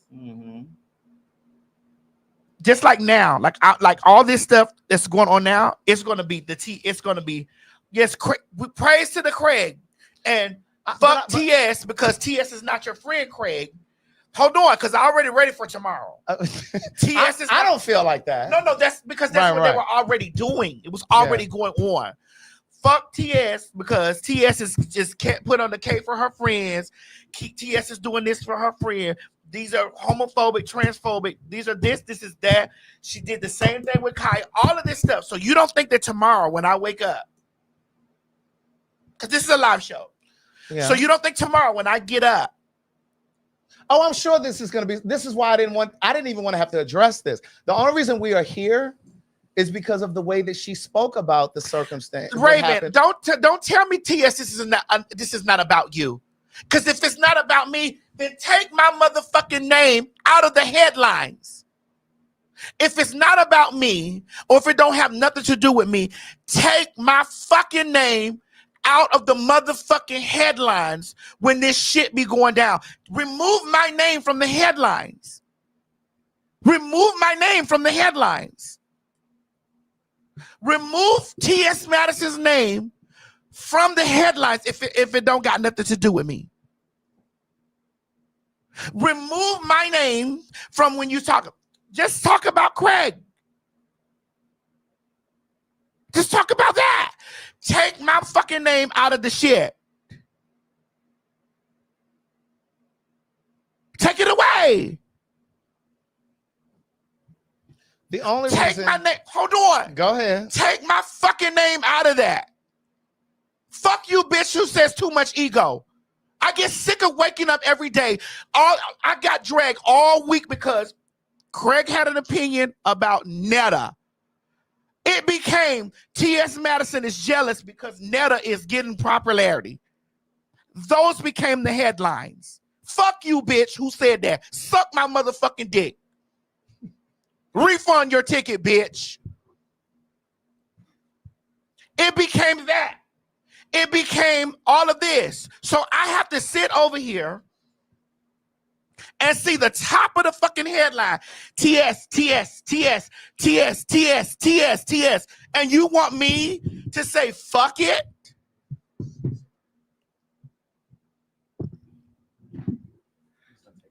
You want me to say, fuck it? TS. Go Google it yourself. Go look at it yourself. Go look at it yourself. Thank you. All words was put in my mouth, shit that I didn't even fucking say. That I'm sitting over here like, yikes. When the fuck did I say that?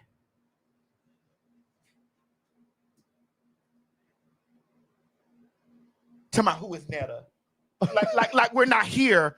Like they didn't do a whole 2 or 3 weeks of motherfucking 2 or 3 weeks of dragging and putting their claws in my back because you said to let Netta's lawn and leaf fucking goddamn thing.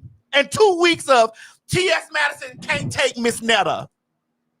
T.S. Madison is jealous of Netta. Come on. Don't act like this. Don't act like I'm sitting over here saying this bullshit like, oh, like I'm just saying some abstract fucking bullshit. You said I'm not showing any concern for Craig? Craig holds what, excuse me. Well, when all of this dragging was going on from Trashy K, from Messy Sweet Spot, from all this, where was Craig's video? What do you mean my video? Hold on. Where was Craig's video? What you mean my video? Since we're here, where was Craig's video? My video of what? Correct. Because there was none. Where was Craig's video?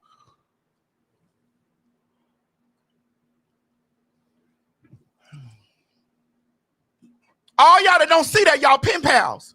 Wait a minute. No, I don't give a fuck. Don't do that. Where was Craig's? Don't do that. Where was Craig's video? You always love to say that. Man, don't give a dog. I don't want to hear this shit about that stuff. It's old because it's never old.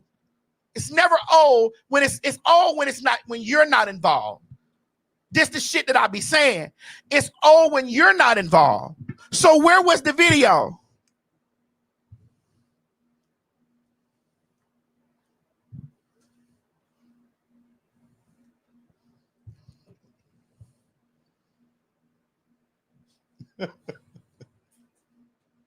You said Craig's video about what? Where was Craig's video saying, I'm TS's friend.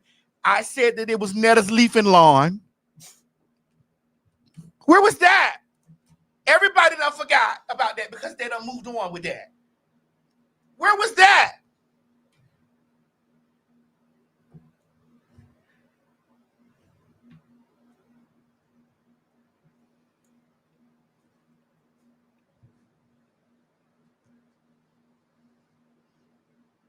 I didn't say Craig was wrong about his feelings, but everybody's here like, well, TS let this happen. TS let this go on. TS did this. TS did that. So again, TS did this. TS did that. TS did this. I said I done scooted over here to the motherfucking side.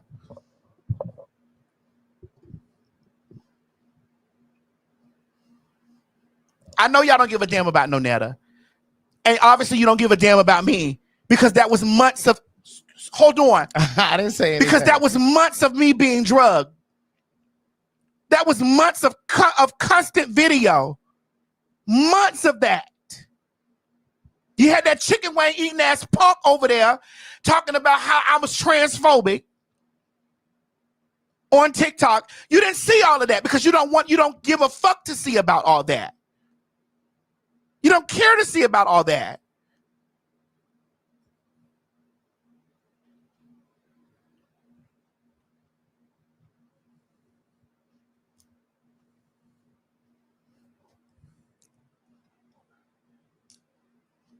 Who came to the defense of the TS?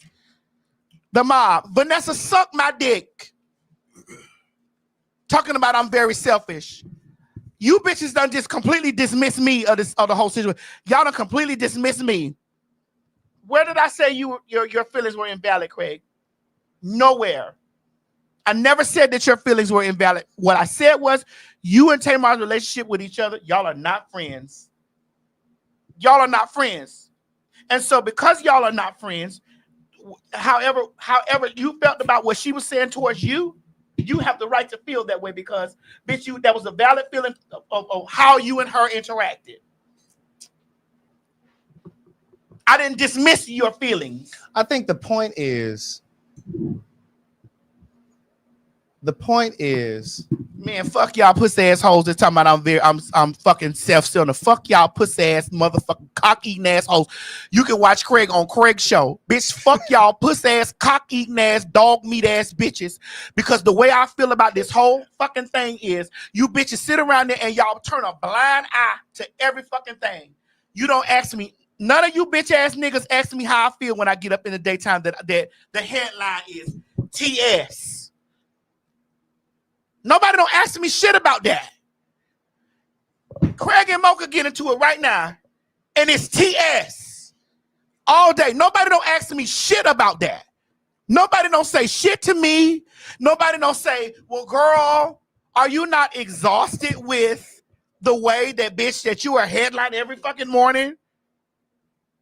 No, we don't need no motherfucking commercial. It suck my ass. Kiss my motherfucking ass. This is what we at with it right now.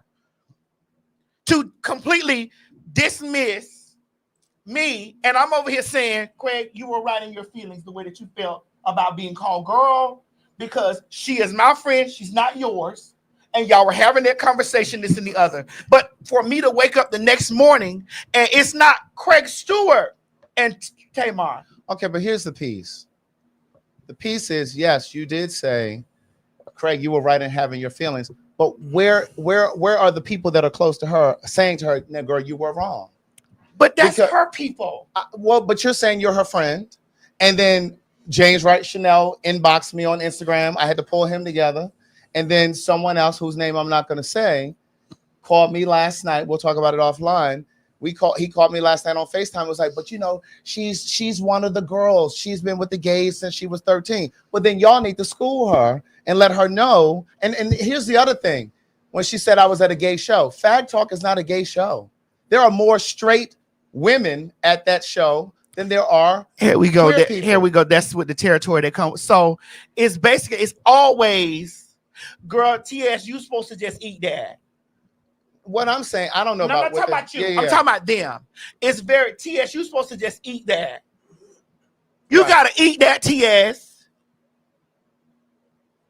I just think that whether it was James Wright Chanel or whomever saying to me, "Well, you know, you just kind of took it the wrong way."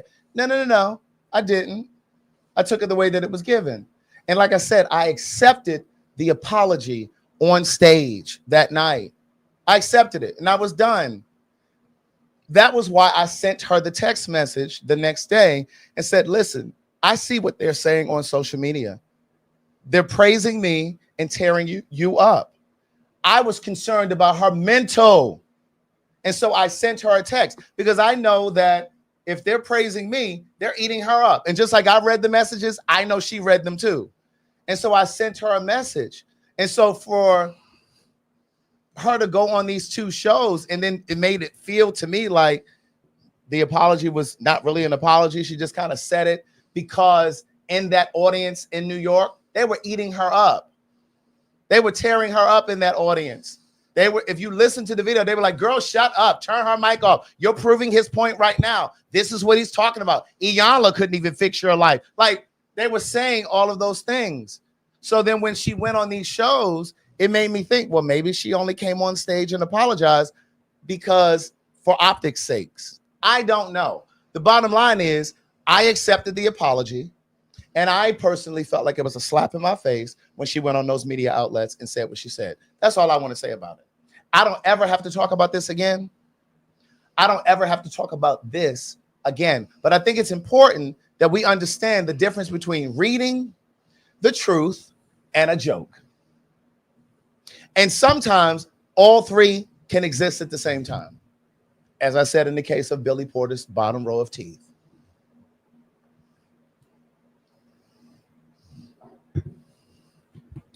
Are all hearts and minds clear?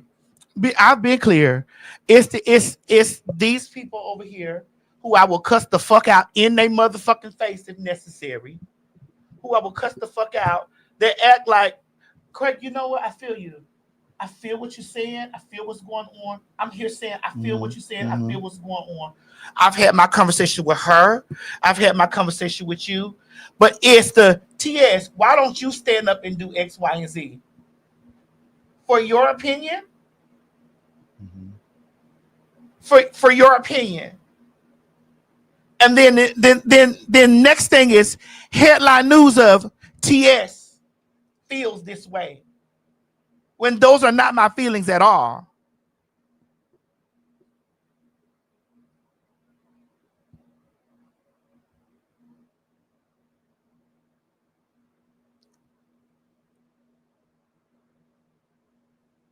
I don't like it. I don't either. No, I don't like it. I personally feel like, again, I didn't get on social media to be battling and fighting. Like I said, K Smith, I don't give a fuck that you don't care about me cussing y'all out. I don't give a fuck. Especially when it comes to black people. That's not what I come on here to do. I come here to uplift Black people, encourage Black people, and all of those things. There are more important things that we could talk about, like that young man who was killed hazing Omega Psi Phi, killed that boy. And fraternities and sororities are supposed to be about brotherhood and sisterhood, but you killed that boy in the name of hazing. That is not what the founding sisters and brothers of fraternities and sororities were about. So I'd rather talk about that. That's what I would rather talk about. Yeah, I'd like to talk about that too. But I'm also, since I'm self-centered, bitch, we're here about me. I said and listen, I sit there and I let you have your. So if the rest of y'all want a motherfucking haul ass, bitch, haul ass. Because I sat there and let you get it all off your chest. Nobody gets up in one day and asks me, how do I feel about any fucking thing? Nobody. This is what you signed up for. You signed up for this, so there you go. Girl, get it. You signed up for this. There you go, get it. No, bitch, we're not pivoting. I'm still here. I'm not pivoting, bitch. I'm here. I'm here. Y'all can get y'all motherfucking pillows and go to sleep. I'm here, and I'm not changing the topic. I'm here now. I'm self-centered and shit like that. I'm this, I'm that. But here's the thing. I don't want y'all to pile on Tamar. I don't. Because again, that is not who I am. That's not who I am. You know, I appreciate Amanda Seale's brilliance. And she blocked me because I spoke a truth. You understand what I'm saying? But I don't like for Black people to attack other Black people. Because I really am concerned about a person's mental. And again, as it relates to Tamar, I know she read some of those messages just like I did. And I was concerned about what she was ingesting. Because I don't care. We're all human. We're all human. And so when people are saying all of these things about you, you take that shit in. Obviously, I can't. Obviously, we're here and I cannot. So we're right here in this conversation, and everybody else can take it in, but I can't. Everybody else can take it in, but I gotta sit there and just be like, okay, cool.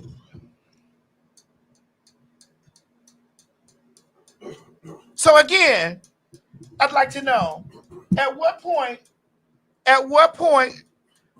do I just be like, okay, cool, let's just let it be whatever it be. What do you mean? At what point? At what point? What? Let what go and let it be? That I just let everything be, and then okay, I gotta be in the paint between two people that I'm clearly friends with.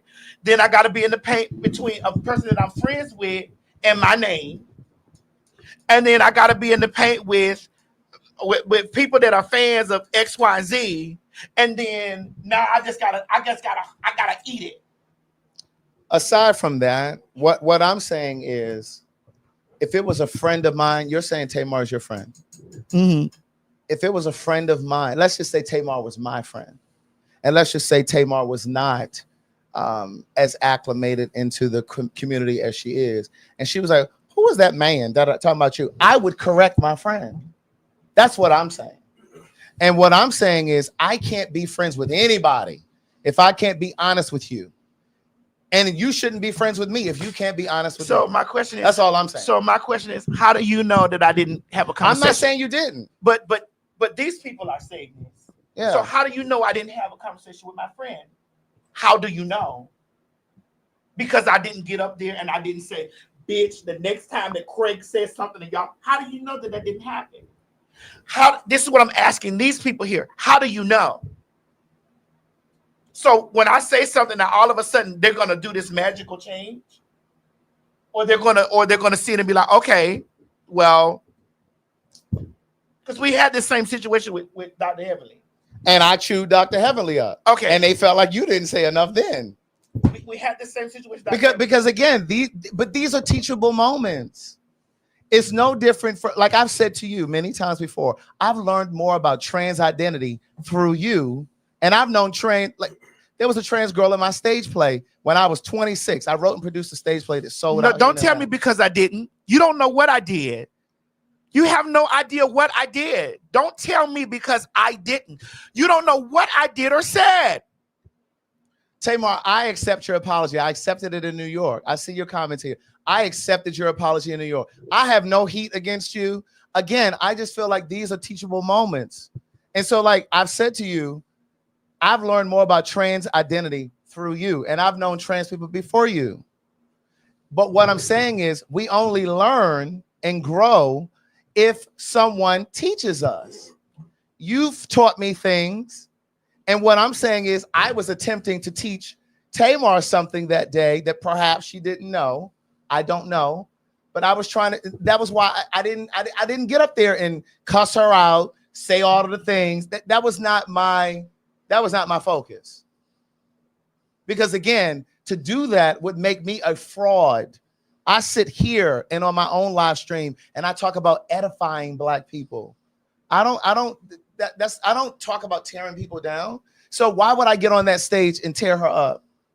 That was a teachable moment. I set a boundary. And then it was after girl, it was bitch.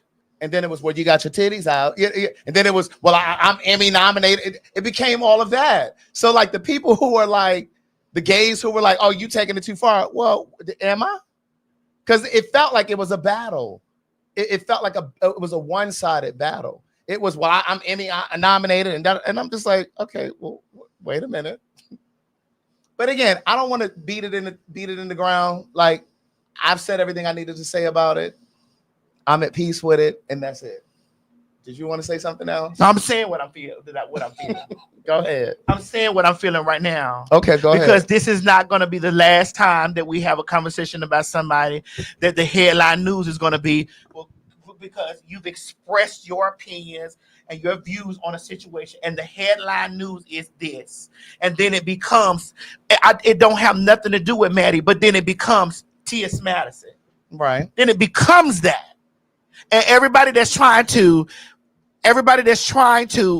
go around that and make this me being self-centered don't see what I see on a day-to-day basis. They don't see that on a day-to-day basis. They want to say, okay, well, girl, I don't want to get up the next morning because Mo said something or you said something or this, you said something. Then it becomes T.S. Madison is this towards this person. T.S. is this. Tamar, I know you're sorry. I accept your apology. I do. I see your comments. I do see your comments. And I know that I believe that you're sorry. And it's fine. Like, we all have to learn. Every day that we're here on the planet, we are learning and we are growing. And as Black people, we have to learn to be able to have discourse in a healthy way. This is why I don't have conversations about Nicki Minaj either on my show. This is why.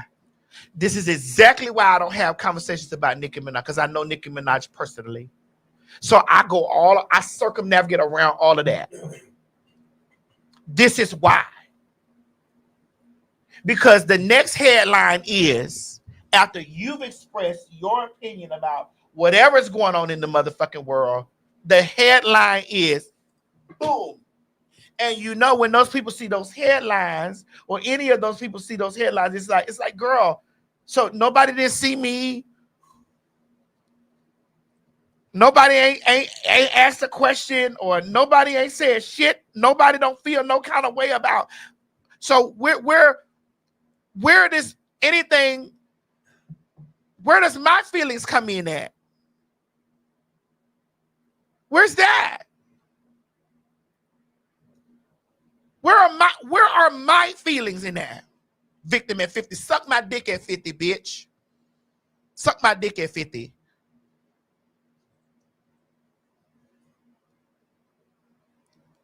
Suck my dick at 50.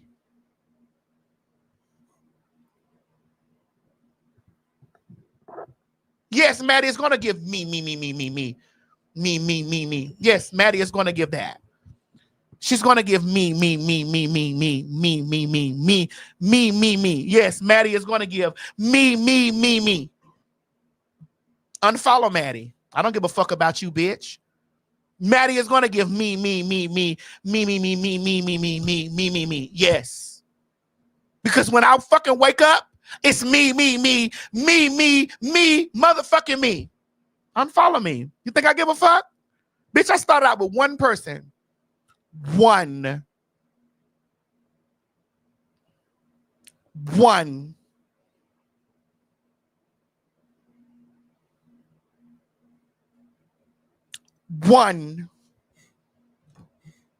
And when Craig go live on his thing, stay over there, bitch. Don't come back over here. I don't give a fuck about you.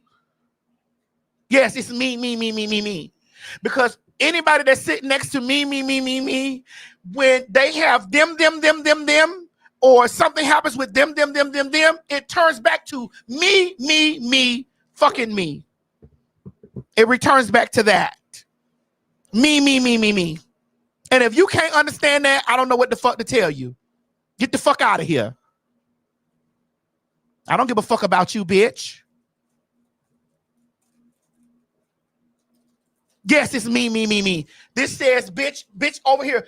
And if you on Craig channel, that's great. Stay subscribed over there. You can unsubscribe to me. I don't give a fuck about you, bitch. It's because it returns back to me. Me.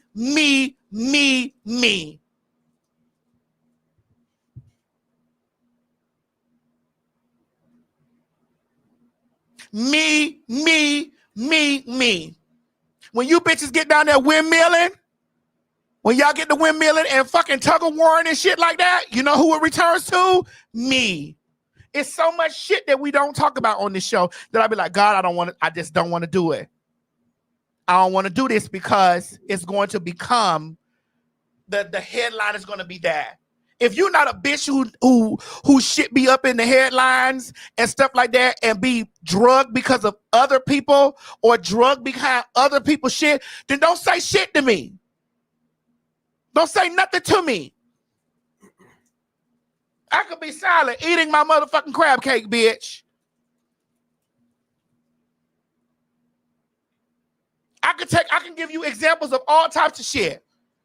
Puss asshole was over there a month ago, 2 months ago, trying to find a way to make Oliver correct about what I owe Oliver. Those headlines. What about that? So if you don't get it, I can't help you get it. But yes, if you don't fuck with me, bitch, you can unfollow me. I don't give a fuck about you. Let's just keep that clear. How the fuck do these issues turn back to me? Bitch, how do they not? How do they not? Well, if that's the case, then keep my name, keep me out of the topic. This is Craig's show too. So keep me out of the topic. Craig Stewart on PhagTawlk. Keep me out of the topic.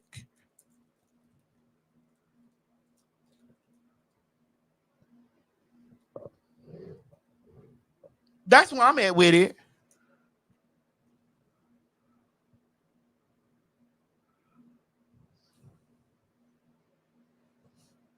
Don't give a fuck.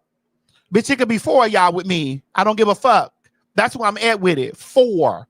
Just like my body count, bitch, is 4. It could be 4 of you niggas with me. I don't give a fuck.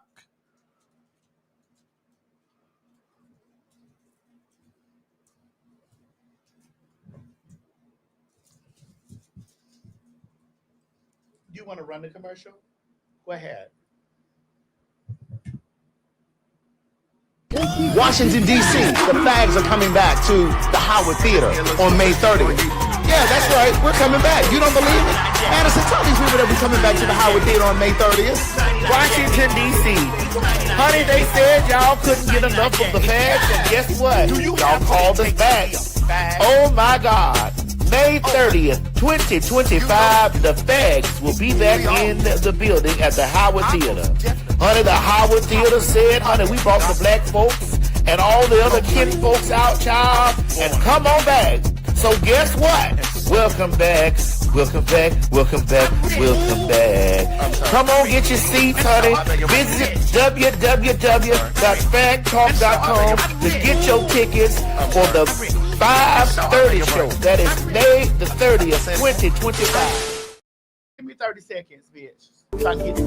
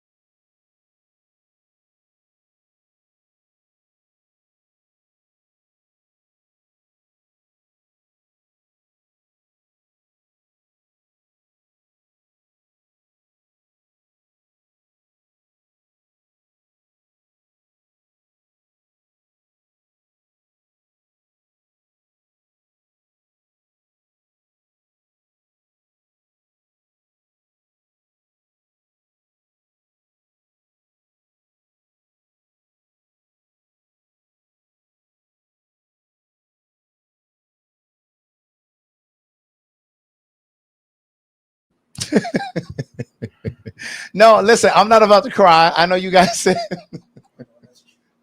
I'm not about to cry. I'm just very pensive. That's all. I'm just thinking.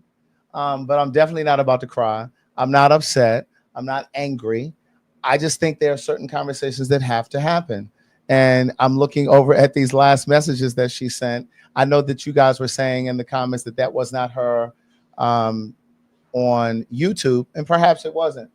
But I'm looking at these messages, and so probably it wasn't. But no, I'm not upset. I'm not upset at all. I'm motherfucking upset, bitch. I am. I see. I'm very upset. And I don't give a fuck who know it. I'm very upset. Very.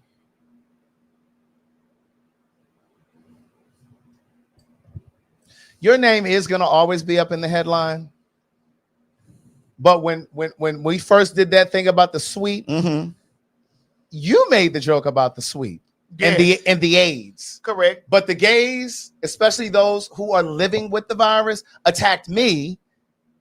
They attacked me and said that I made the joke and was in bringing stigma into the community. So my name may not have been in the headline of that, but it was all over social media as if I did that. And I came right behind and continued with the suite. Bitch, I didn't quit.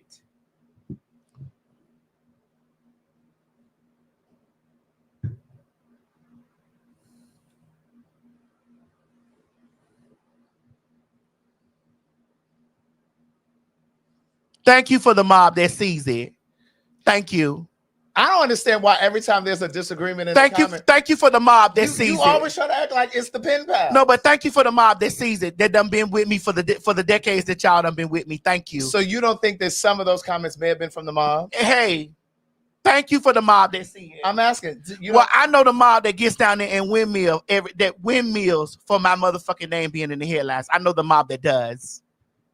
I know the mob that bitch that gets down there and be like, girl, get the fuck on off of that lady's back because that lady ain't even motherfucking do nothing. I know the mob that does. I know the true mob that does. That be like, get off of that bitch back.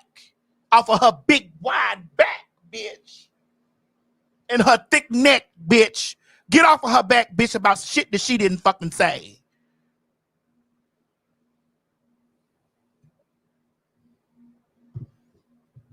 That's the mob I appreciate, bitch.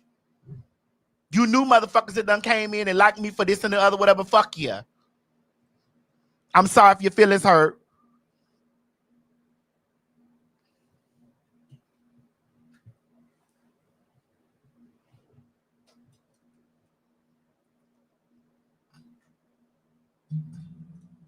That's the mob that I fuck with right there.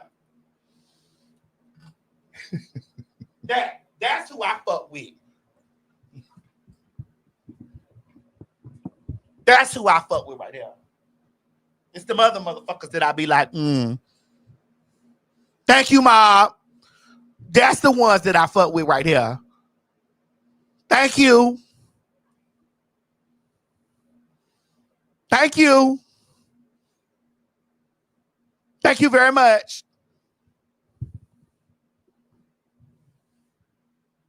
Thank you, babies. Thank you, girls. Thanks, Pooh.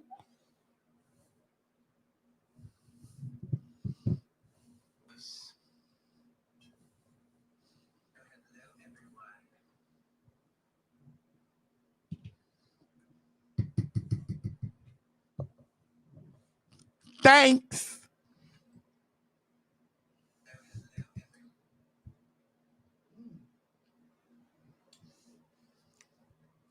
I don't give a fuck what the point is. I'm thanking my mob.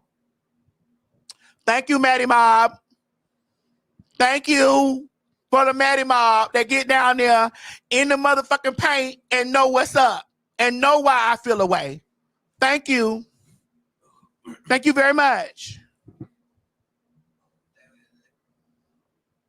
Thank you. Everybody else, I don't give a fuck how you feel about me. Thank you.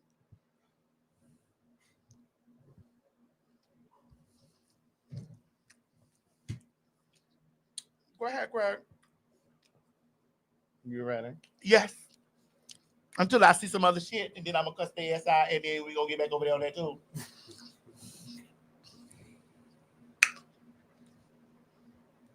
I'm glad that Craig is the epitome of class, because bitch, I'm trash all day. Trash, bitch. TRASH, bitch, trash. Thanks.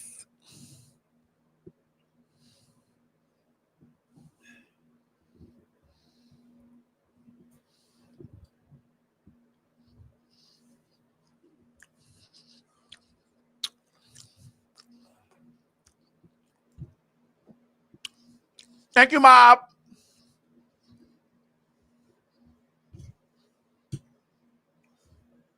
You eat your fish? No.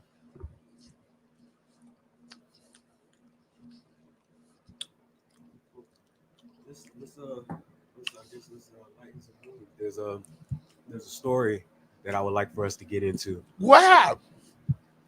I can't really see. I'm fine. I can't really see it. Craig, is it possible you can read that for me, please? Sure. So he says, bruh, I did some dumb shit. Took my baby mama to Atlanta, went to a swingers club and turned up. Bruh, me and her and a fine ass Redbone turning up. I'm done, tapped out. I caught me 2 good ones. I'm drained. This big black 6'6" musclehead nigga came over and wanted to join them. I had to agree because that's what we talked about beforehand. This was both on our bucket list. Not getting too graphic, but follow me. He had a towel on. I'm not the smallest down there, no diddy. I'm a good 7+. this dude pulled out an elephant trunk and laid it on the other girl's forehead. I told him, "You not putting that in my girl." This heifer said, "I want it." I took the hardest swallow and said, "Okay." I had to watch my girl get slaughtered. I don't know. Did you get the black one too? The one that's in black? Okay, good. So we're gonna tackle those back to back. I even went over there while he was doing it and rubbed her forehead to tell her it would be okay. She was yelling, begging for me to tell her it would be okay. I'm sorry. She was yelling, begging for me. She was in a zone, and I checked out mentally. It's okay when we do it, but that right there, nah. Fast forward to this morning. I woke up this morning in the mood like any guy would. I went over to her and started to strike it up with her. This motherfucker said, "Not right now. I'm still sore from this weekend." What the fuck? Who says that? I can't get what I want because she's still sore from this motherfucker. Real shit. I thought I could take it, but this entire experience turned me completely off. I want to break up with her, but I love her. I just don't think I could ever get back to where it was. Any advice? Well, the advice was, if you was a little dick nigga, why would you take your girl to trapeze? If you had a small cockroach, why would you take your girl to the trapeze? If you're not blessed and highly favored, you do know. Here's what I say all the time. Oh, let me see the comments. Oh yeah. I say all the time that did you get the black one? The one that was in all black? It's going in right Okay. now. I say all the time that men have never really seen another dick except their own Or they watch or porn. Yeah. And so a lot of times when men see other dicks or whatever, you know, now you can agree with me if you like. Straight men watch porn for the pussy, but they're particularly there To look at the dick.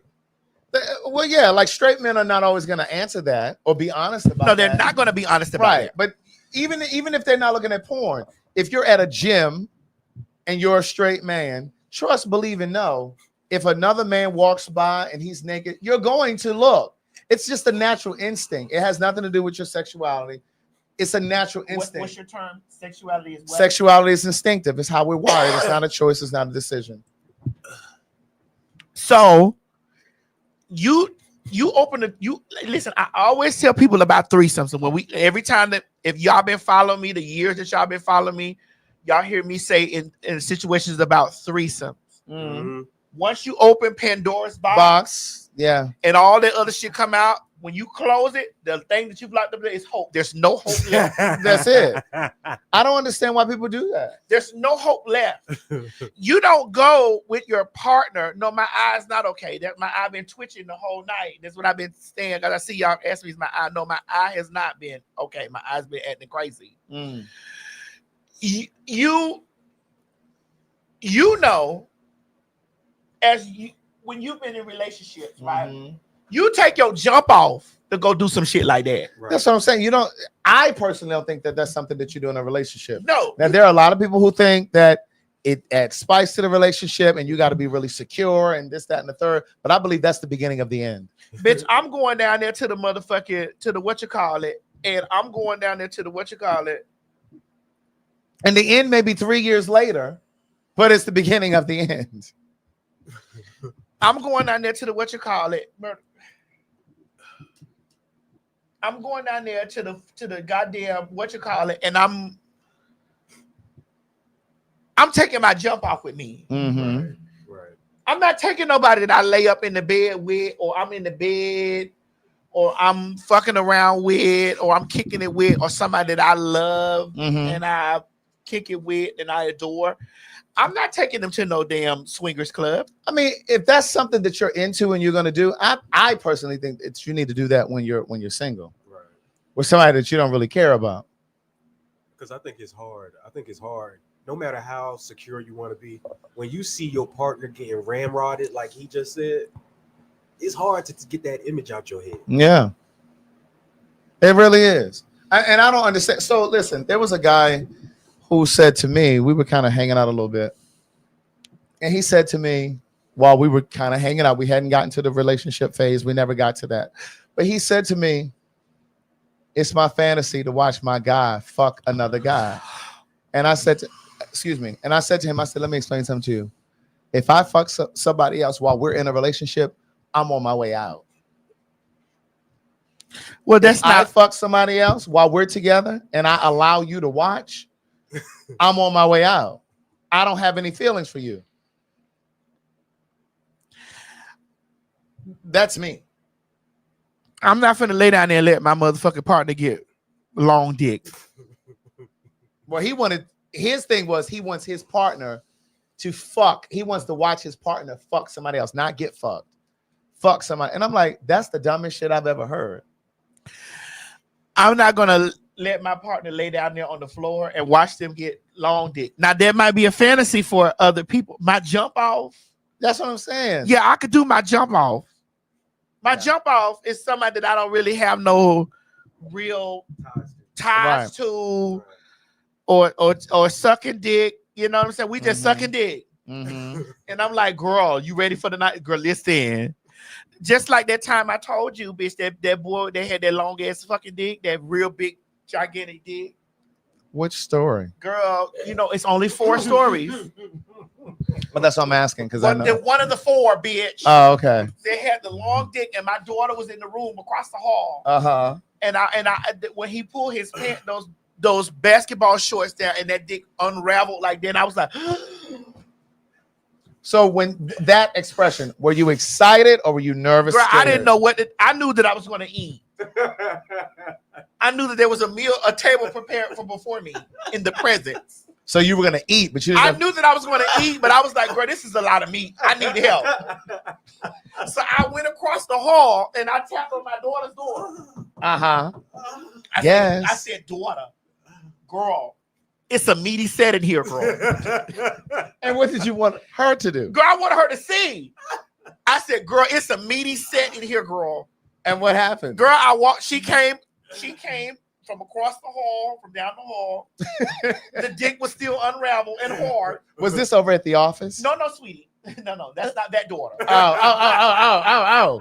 Because you have many children. I have many children. So the dick wasn't unraveled. I mean, the dick was still unraveled, and it was in its fighting position. Uh-huh. And so when she came to the door, girl, the tray looked at her and was like, "No, that's a man." Oh. Remember I told you? Yeah. The tray looked at her, pointed at her like this in her face. Don't come near me. Don't you touch this. This is not for you. He gathered that cock like this. He did what? He gathered that cock from the end like this and pulled it back and put it down in those color boxers. He put it back in those what? And put that cock back down in those colorful boxers and said, "Sir, this is not for you. Right. This is for her." Right. And I kept saying, but girl. So what did you want him to do? Girl, I was saying, girl, but that's not a man, that's a dyke. I kept saying to him that she was a dyke. But she looked like a man. She was a dyke, girl. But she looked like it was a stud. I was saying that she was a stud, girl. Yes. And he wasn't buying He it. was like, no, that is a man. No, that's a man. And ma'am, he can't have none of this. Right. But I was like, with my titties, but wait a minute. I was trying to get my titties to vouch for her. And he was like, no. And if you continue, you'll have none either. I was like, girl, you got to go in the room. Because I'm going to get me a piece of this. There was a meaty set going on. It was a meaty set. So what happened? Girl, I sent her back into the room. No, what happened with you and the guy? Oh, girl, he busted me down. Oh, I handled that. Yes, ma'am, girl. It took a lot. It took some oil. It took a lot of grease and stuff, but I handled that. And it was enjoyable? Yes, bitch. It didn't hurt? It did. And the hurting part was enjoyable? Girl, I was like, ah. Ooh. You said what? Ah. Ooh. Was this filmed? No. Oh, okay. This was pre-film days. Pre or post? It was pre-filmed. Okay. And girl, that thing had, listen, I don't have ovaries, but he damn sure was trying to find them.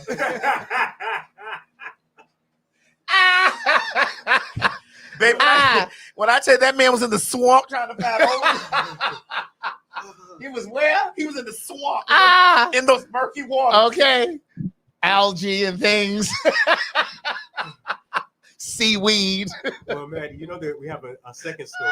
No, we gotta get to that, but but hold on, I gotta finish it. Baby, he was in those murky waters trying to find, honey. He was trying to find those ovaries. He's like, listen, bitch, you look like you have ovaries. You bad body just like those bitches over there that I done fuck. You built up just like those. You built up just like Keisha and them. Right. Bad body ass Keisha and them, bitch. Right. You built up just like them, girl. And so because you built up like them, girl, I need to find these ovaries. He just digging. I'm like, girl, why? So wait, what position were you in? I was from the back. I thought you didn't like that. I don't like the back, bitch. That's one of those things I had to handle. I had to handle that. Were you sore after? Yes. But so you went through what? But I have told you guys on countless times that I was a cockhound. That's why when I got in trouble the last time we was talking about bitches trying to fuck me with plastic and the trans men. Right. And the trans men were on me when I was saying saying they came after you for a while too. For a long time. Because I said, bitch, don't listen, I need the souls.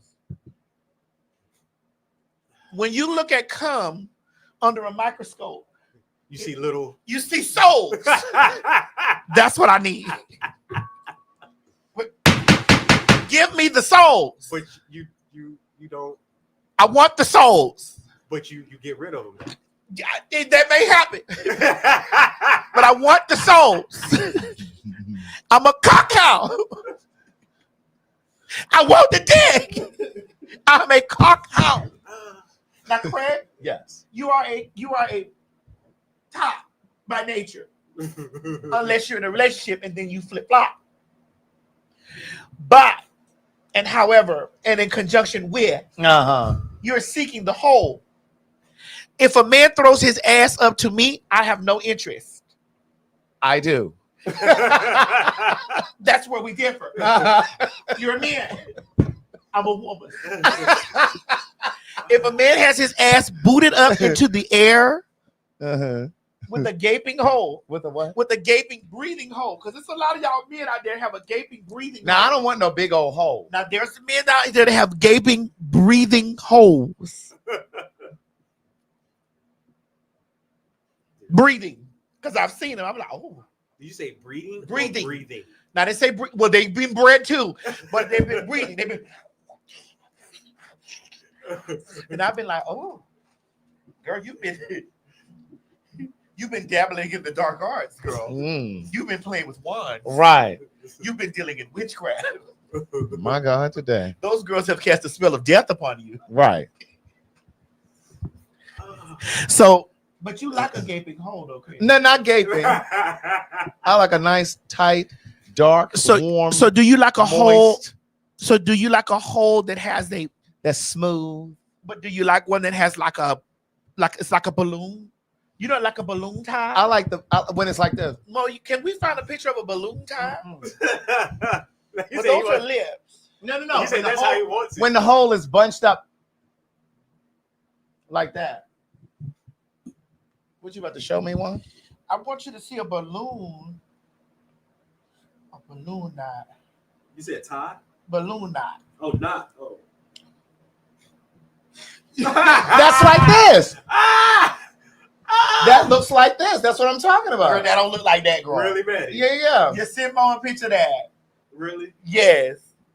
Please put it. Can we put that in the system? Yeah, that's the one that, A balloon knot. like that.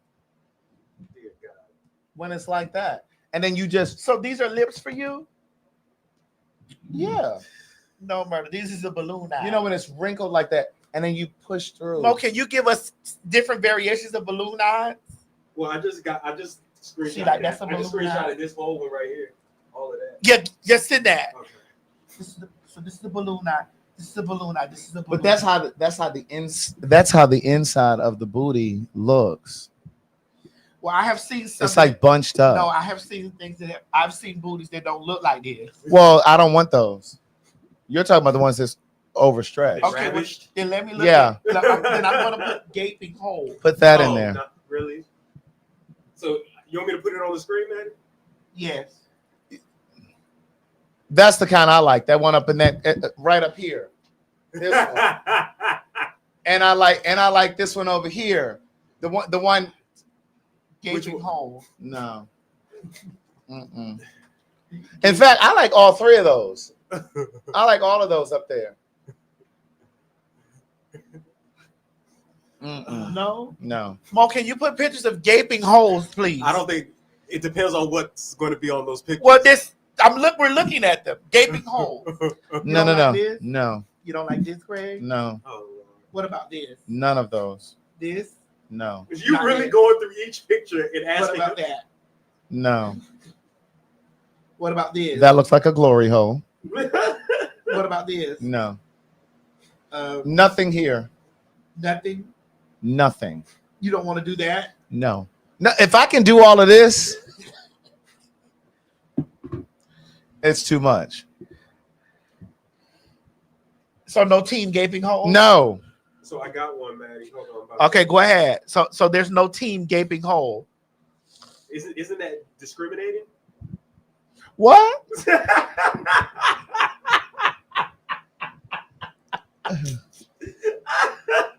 No. That's not discriminating. Hold on, I'm about to. That's not discriminating. I gotta pee. Go ahead. Will your hole breathe while you're peeing? I pee through my dick, not my ass. It just doesn't matter. But Here we go. when you come, So okay, Yeah. So when you do come, so your ass clenches. So So my question is, have you not watched a cum set? Well, because you do eat peen. You can be a top and still eat peen. You can be a top and be from the house of Slytherin. You can, Correct. and that's okay. That is okay, but you have some tops that are like, They don't do any of I the don't things. suck dick. Okay, but you're not one of those tops. But my thing is, you're eating the peen, and then you back up, bro, and you see the balloon not moving around. I don't have to back up because see, when you're coming, my finger or my dick is inside of you, and so I feel the pressure, or my tongue, so I feel the squeeze.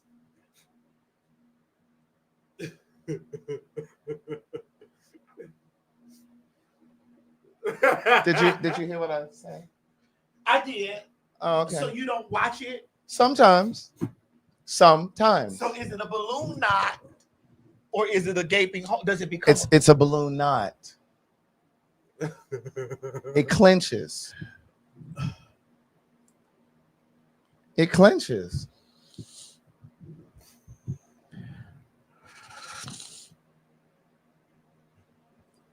Go pee, Craig, so we can come back and get to this other one. Let me step aside. Step aside. Mo, have you ever looked at your own asshole? No, I need to hear that. I never have. You've never looked at it? No, I don't. No. Why do I need to look at my ass? Because you need to make sure that it's healthy. So you've never got home and you've never just put your and looked in the mirror and be with your asshole like this. No, I've never done that. So you need to do that. Yes. You never just like went down there and had your feet up like this, honey, No, I've never done that before. and just had a mirror there like, let me look inside of my asshole. No, I've never done that. So you've never seen inside of yourself. No, I've never done that. That's never crossed my mind, not once. To look inside yourself. No. Bo, you're almost 40 years old, and you've never looked inside. Why do I need to look inside my asshole though? I don't think I need to look inside my asshole. Have you had a prostate exam? You're almost I 40 haven't. years old, girl, and Well, you have then not you looked. need You to. have not put your feet up like this, with your toes dangling in the air, and looked inside of your rectum. Oh God. Oh, gross. I don't really get it. No. I just don't understand. No, I've never had a pap smear. So What the fuck? I just had a colonoscopy. Have you had a colonoscopy? yes. Colonoscopy is for men and women, FYI, and it is important that you need to have your colonoscopy. It is so important to prevent colon cancer. They're seamless, they're painless, and they're over in like they're really quick. It's like 10 minutes, maybe. Yeah. They put you under and you're done. It's the best sleep ever. I just had one right before we went to New York and Chicago. The day before we left, I had one. So, you know, people have died doing those things. Colonoscopies? Yeah. How? Cardiac arrest. Oh, well, bitch, Really? that was not my ministry. Girl, you don't need to be saying it because then you're going to deter people from going to get No, one. you better. You better go and get one, bitch, because you might have colon cancer. You better. Girl, I need some eye drop. This eye is really, it's been carrying the whole Yeah, I've time. been seeing y'all like, what's Ain't going nothing- on? Yes, and this drink has not made it any better. Where's your eye In my bedroom. drop? I've been there before. I know you have. I'll get it myself this time. Yes, please have your colonoscopy and your breast exams. Do you know that men can get breast cancer? Yes. I don't think people realize that men can get Men breast can. cancer. Oh, wow. Okay. Mm-hmm. Big ass titties. Gynecomastia. You ever seen a man that has like man They boobs? say Mo got a balloon out. That's Y'all chill gynecomastia. out. Y'all chill out. I don't know. I'm not gonna find out. anytime soon. I'll let the doctor find out when I go get a. So what if your doctor tells you have a gaping hole and not a balloon eye? I don't think he's gonna tell me that, man. My butt hasn't been. You know what? My booty hasn't been tampered with. You know the flight from Nigeria to America is a very long flight. See, that's why some of you Negroes don't go and get your health exams because you talking about your booty ain't been tampered with. It hasn't. It hasn't. Okay. Don't worry. I know I have to get one. At 40, Yeah, I know. you can do it now. You're very close, At first, I still got a couple more years. but you still can do it now because you're close. I mean, I'm a little bit close. Are you afraid? No, I'm not. Okay. Okay. Yeah, I mean, Why? This is a camera going in your ass. you make it seem like it's so easy. Girl, I'm telling you, all you have to They do. real. You can. First of all, no, don't listen to her. That is not. That is not how you do your colonoscopy, people. Don't pay her no mind. That is not. This is not how they have you set up. You can scoot down like this. You're gonna offend the straight men.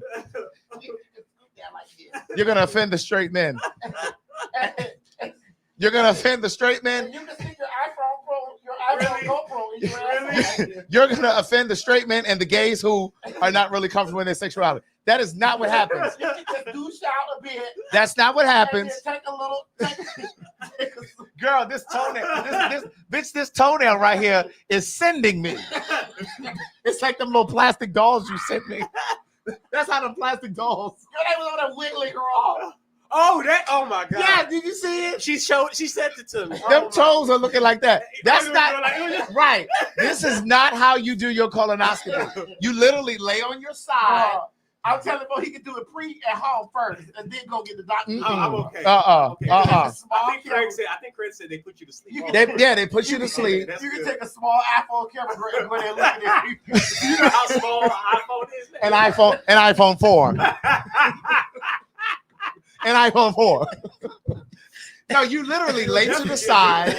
You lay to the side, and then they roll you into the room, and then they're talking to you. Like the lady literally was saying to me, and I didn't even know because everybody that I know that had had a colonoscopy said they'll say, okay, count backwards from 10 to 1. So I was waiting for them to say that to me. And they're rolling me into now mind you, they had already done the IV.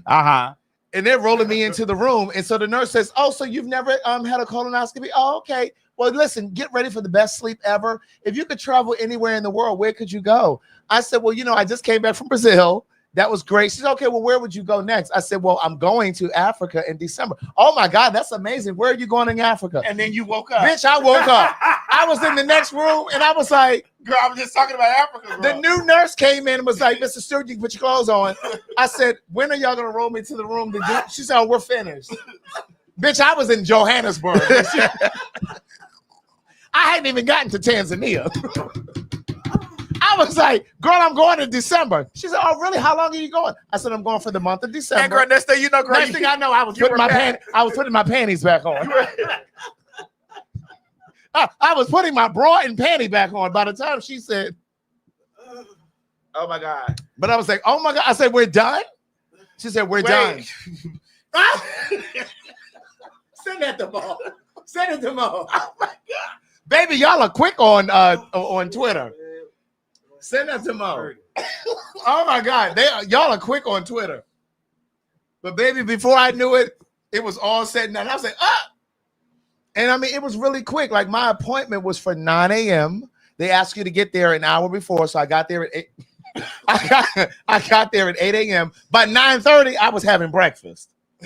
I was pulling into the parking lot. I was having breakfast. That's how quick it is. So it's really nothing to be afraid of. It really isn't. Was your man pussy moist? No, it wasn't moist. Now, because I had drank that solution the night before, I was nice and flushed. Honey, so that means you could have got worked at any time. You could have got worked, bitch. Oh, God. Listen.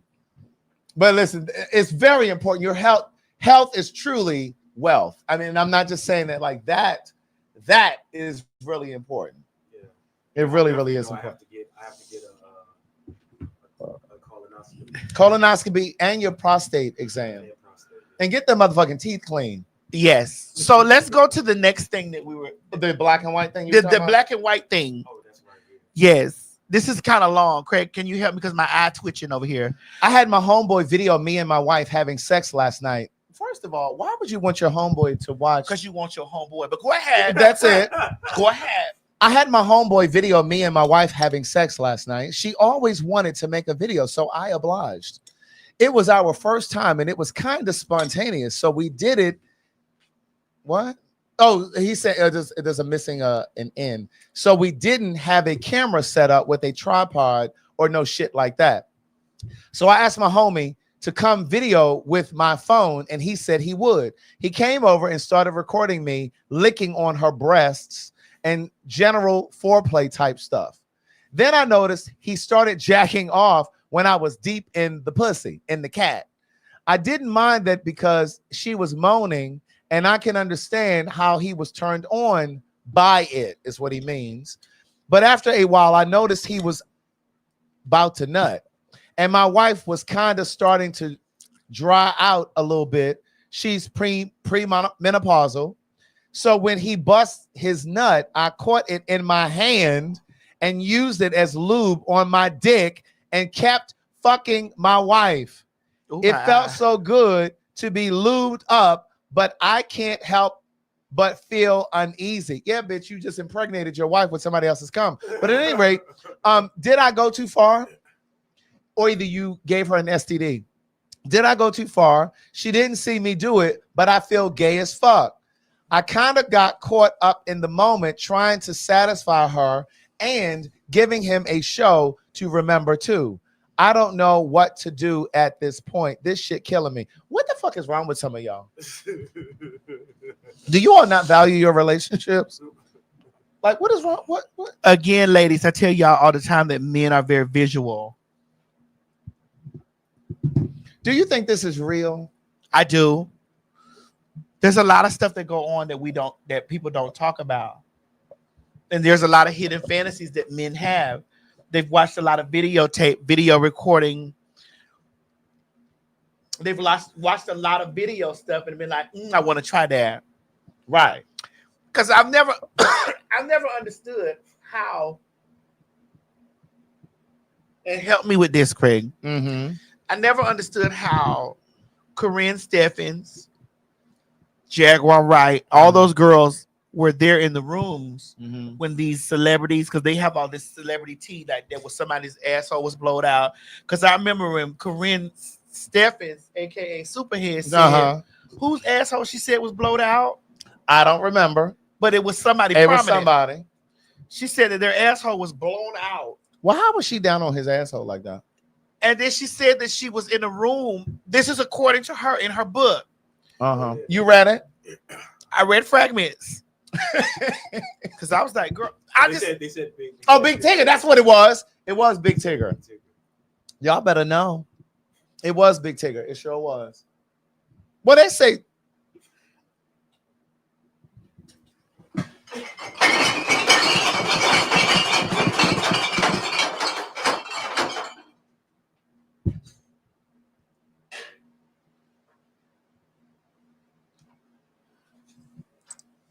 They said she said it was bleeding. That's not good.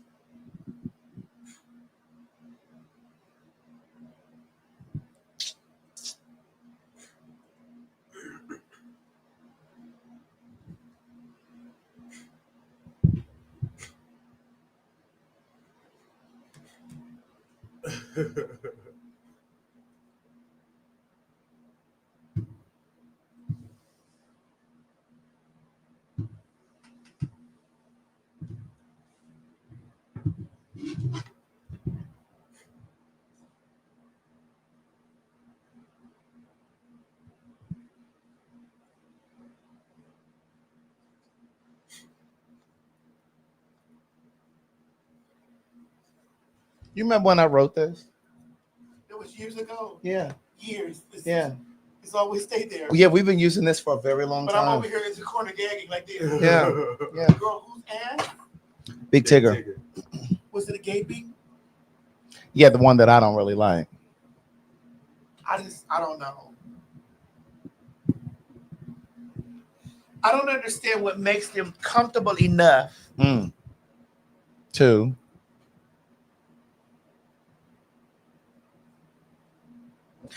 Craig, listen, I've had 4 sexual partners. And in the process of me having those 4 sexual That's your story, and you sticking to that bitch, I've had 4 sexual partners. in your lifetime? Yes. I've lived many lifetimes though, but I've had 4 sexual partners. And in those sexual partners, Uh-huh. I have never. I mean, no, I'm not, because like when I was a working girl. So you're not counting that, No, girl. right? Because that was Yeah. that was work. You can't. Yeah. You can't. That was work. I don't know those people. Yeah. That's right. We're talking about your actual life. My Yeah. actual living. Correct. My actual living. Where I, you know. for sure. So Oh, wait a minute. go back to this. This. Craig, leave my computer alone. I was trying to turn the light up. So Okay, go ahead. I guess it was because I was a toot. Prostitute. Yes, a toot. Uh-huh. That those men that I had dated were having those what? men that because there's only 4 of them that I've dated. They were having sex with each other, and I was watching, and I was like, "But y'all don't know each other from a can of paint. How does this happen?" Mm-hmm. I told you that time that I was coming on. I was on the elevator, Mm-hmm. and the elevator door opened up, and I was going up to a room with a gentleman. Uh-huh. You were meeting him, or you were going up with him? I was going up with him to a room with a gentleman. Uh-huh. And so the elevator door opened up on the floor, and another gentleman was standing outside. And he got in the elevator. He said, "Where y'all going?" And they didn't know each other. The 2 men didn't know each other from a can of paint at all. I just wanted to make. I told this story before, and I said, "I want my. Do you have money?" This is to the gentleman that got on? Yeah. Do you have money? Because you can come with us. Because you can. Yes. Because I've already gathered his money. I'm gathering yours too. Do you have money? Yeah. So the money was paid to me. When I got in the room and we began to have intercourse, I was on my knees. So hold on. Giving them both. I was milking them. You got to the room and you just went straight into it. There was no libation. And there's no reason to talk. We've already discussed. Money was paid. We've already had the discussion. Nobody offered anybody any water. No, any we didn't need to wine. do that, girl. It Okay. was not necessary. Oh. So then the person sat. They both sat on the bed, and I got down. I pulled their I pulled their pants down, and I began to, I was milking them. Yeah. In the process of milking, I looked up, and they were locked. And I was like, while you were doing that, this was the first time that I had ever seen men have sex with each other in my face. I had seen. I don't know. I'm this old. I don't know if you guys remember Ty Lattimore.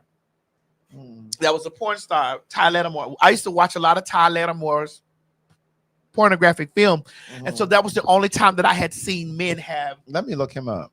T.Y. Lattimore. That's the only time that I had really seen men having sex with each other. And so there was gay porn. So, you see him? That's him? That's him. Right here. Okay. Yes, Ty Lattimore. Uh-huh. And so that was the only time that I had seen men having. So I just saw them kissing and things. And I was like, so I was so baffled. I actually leaned back with both of their penises in my hand. And I looked up like, well, girl. I told this story before. I guess I gotta tell it again. Go ahead. So they were locked. They were. What were they? Tongue kissing. Yes. It's important for me to kiss, So I just was like, I love to kiss. and then they reached for each other's cocks. Oh. And I was like, okay, so my services are no longer needed. Yeah. Because, girl, they began to masturbate each other. Do you think it was a setup? No, Craig, because I met the man on the side. I don't know. Could have been. I don't know. Basically, you were a matchmaker. Possibly. And so then I went over and I sat in the chair. Because it sounded like it was a scheme that Todd set up. Possibly. So I got over and I sat in the chair. I crossed my leg. Like this? Yes. Because I needed to see what was going to happen. So you're sitting naked? Yes. Uh-huh. My erection had went down because this became interesting to me. This had become a docuseries to me. So my erection had went down because all of us were in the room hard. You, me, and he. What we gonna do, baby? You, me, I almost said that and out. he. What we gonna do, baby? So I was, but then mine went down because it became. Because you're now in observation. Yes, it became a docuseries to me. Uh-huh. So I was like, okay, well go ahead. Well, go ahead. Because these were two masked men. Right. So they didn't even notice you stopped. I don't know. Because I would have sat in the chair.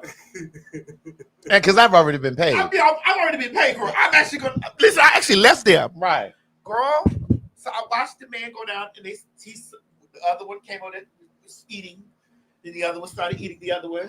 So I was like this, Craig. Girl, they playing that. I don't know, Myrtle, girl. I don't know. But I was just like, oh, okay. And then I put my hands back again.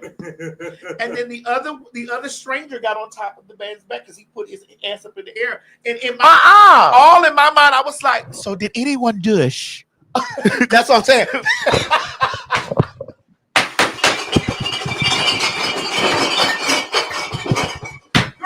Because my mind was going, did anyone douche? Because I know I'm douched out here.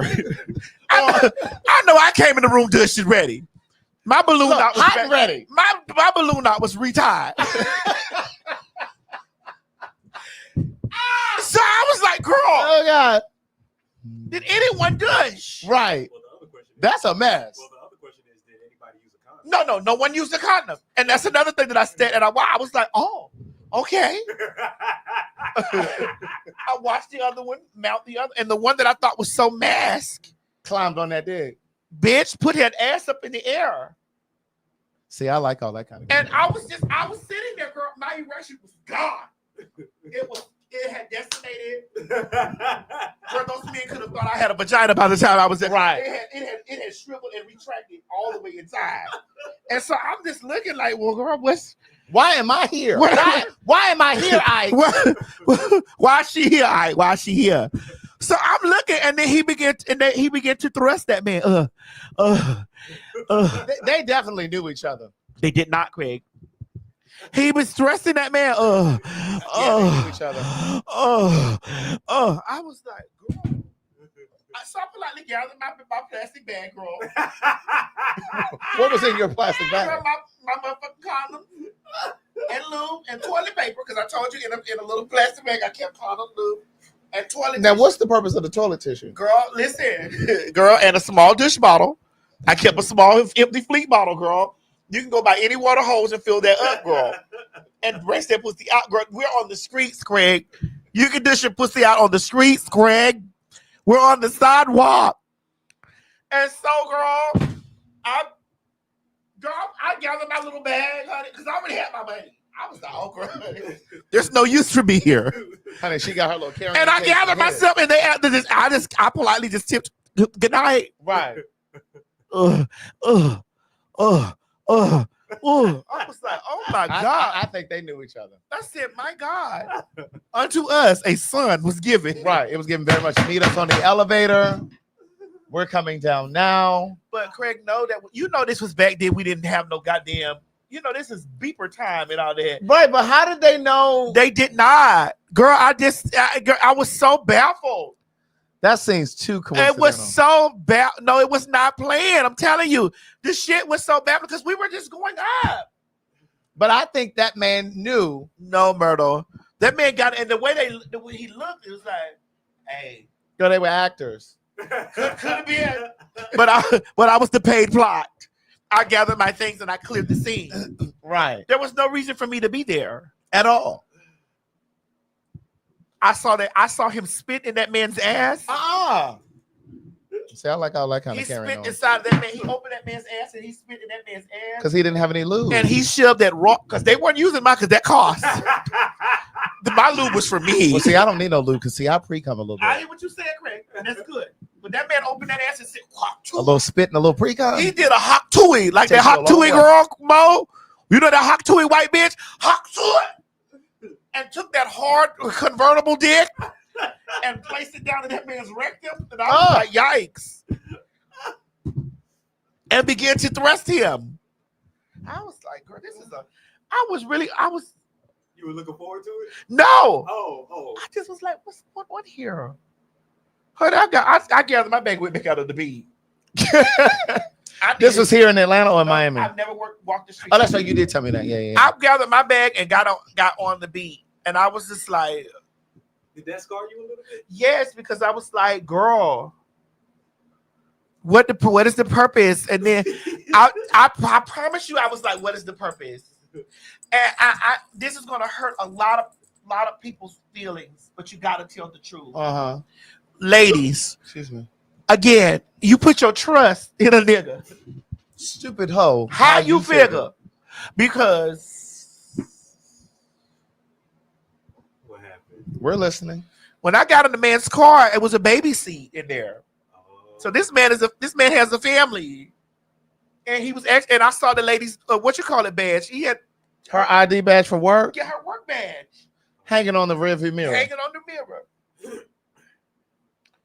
And when I watched that man plow him like a field of corn, I saw that man plow him like a field of wheat. Oh God. No. Craig, I saw that man plow that man like a field Driving that lady's car. of wheat. I was like, wow. That's a mess. And people ask me why I don't trust men. Mm-hmm. I have seen the darkest. Yeah. I have been in the process of the evilest. I have been in the midst of the things. And Mo, I know that you feel a way when I talk about men in a way. I know you do. But I have seen the what we call them? What we call them? Call Call them. What do we call them? Things that come first. I've seen the representative. Oh, yeah. And then, I was like, wait, what? I've seen the representative, and then I've seen the actual person. Right. and they look the same. Yeah. They look like identical twins. But bitch. Yeah. Yeah. And the thing is, the representative I don't think the representative can hide longer than 6 months. I think the representative always kind of. Hold on, Langston. Hold on.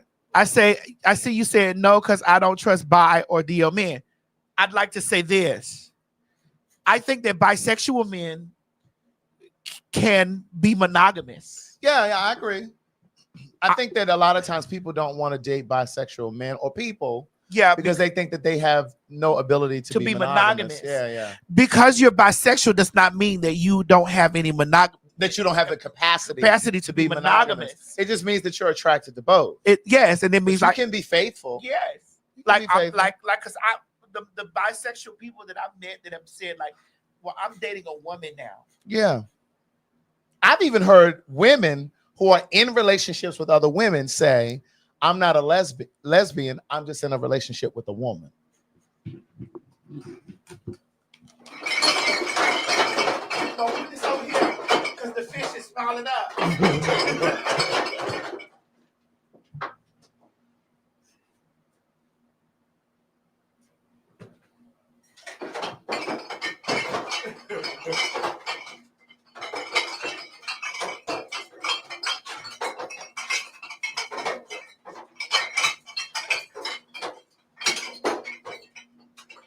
All that motherfucking noise. Goddamn noise.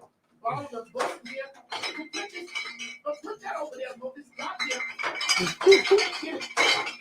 Settle down with all that goddamn noise. That lady said, I'm not a lesbian. I'm just in a relationship with a woman. I said, oh, okay. She's having tuna. Albacore. She's having tuna. Yes. Somebody said MC Light said that. She did say that. Well, she's having tuna. She had tuna. Had and probably still having. Past and present tense. Well, who are we to question? Who are we to question identity, Craig? I'm not.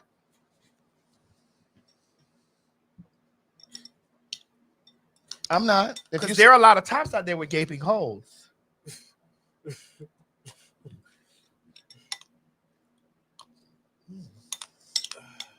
That was really delicious. You don't want to come in? No. There are a lot of tops out there with gaping holes who are strict tops. Someone said Tigger.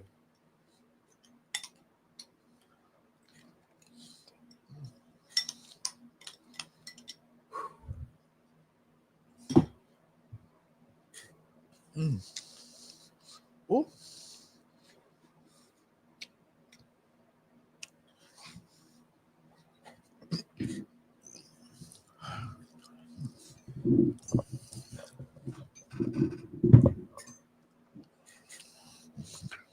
You've met a few. Really? Oh Lord. Text me. We've already been texting about one. Let me see. Wait a minute. Go back.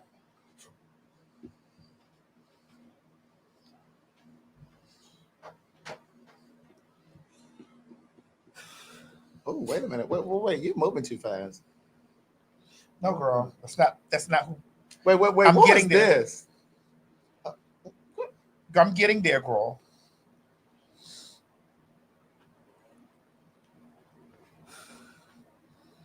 I'm getting there, girl. Give me a second. I'm getting there.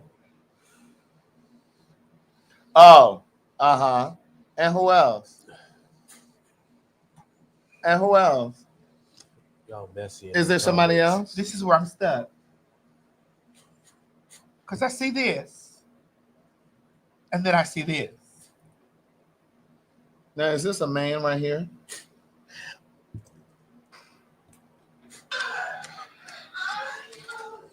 That's a woman. That's a woman. But see, he's fucking himself with a dildo. We don't see anybody. We don't see a man fucking him. We only see him fucking women, but he fucks himself with the dildo.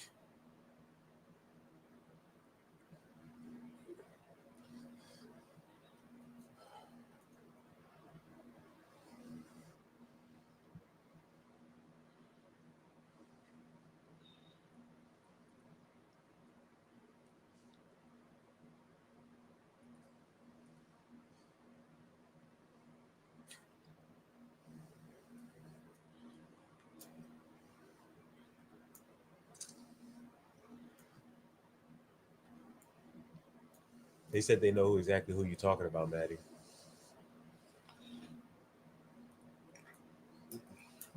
Girl, that ass is lovely.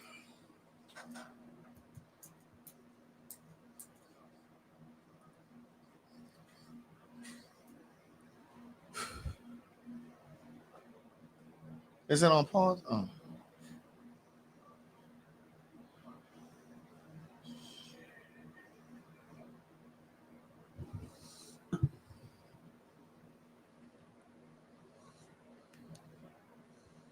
See, y'all call him daddy. I call him daughter.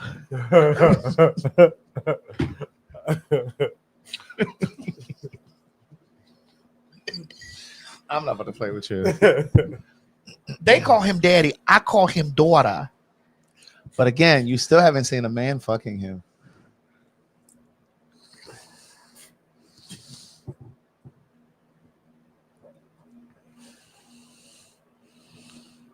They saying they know who you're talking about, Maddie.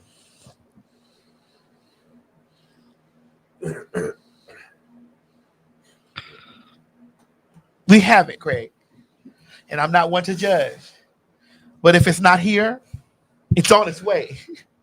It's already in the checkout cart on Amazon. If it's not already happened, it's on its way. Or maybe he does get fucked, but he just doesn't film it.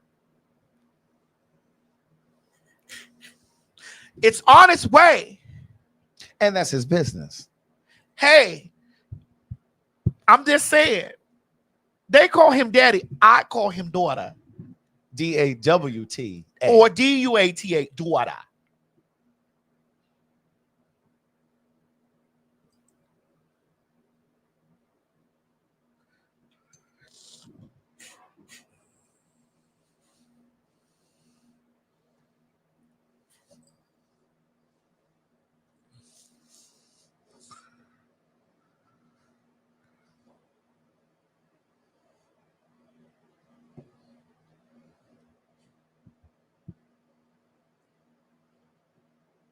I mean,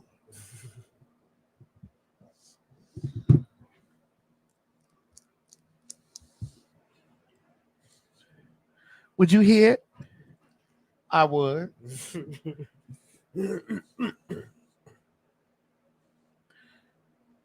Would you eat? I would. So you'd eat and hear it. I'd eat first and then here. Okay, what about the slab? Would you eat the slab? Because it's a nice slab, girl. I don't know. I'm particular about that. I mean, I'm particular about both, but what I'm saying is, It's a nice slab. Would you eat the slab? I might. You make it sound like it's a rack of ribs. That's what it gives.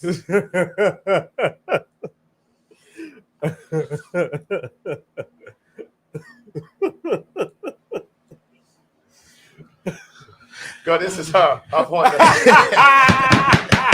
It's not true. When I say Twitter is fast, I'm baby. giving myself a colonoscopy. When I say Twitter is fast, bitch. Oh I'm God. giving myself a colonoscopy. Right. Right. Oh. That image has sent me. Oh my God.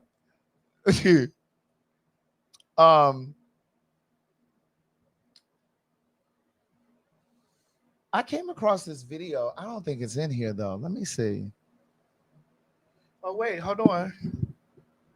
That's it. To feel like from eternity. This moment every day. I don't have no reason to fucking hate on that girl. I don't. No, I didn't like her when I came back because I'm like, all right, what's going on? What's going on? She knew it. We had a conversation. Because the anger was misplaced. Nah, it ain't even you that I don't like. I'm realizing this is the way these niggas is doing shit up here that I don't like. Okay, got it. Now, it's her segment. I went to the person who does the intros, the sounds. I went to Taylor. Yo, Taylor, make Lauren her intro. Take Jess with the mess off that shit. She says, things can't just change like that. Why the fuck not? Why not? Y'all changing everything else, and I'm the only one that don't know. My goofy ass don't know nothing.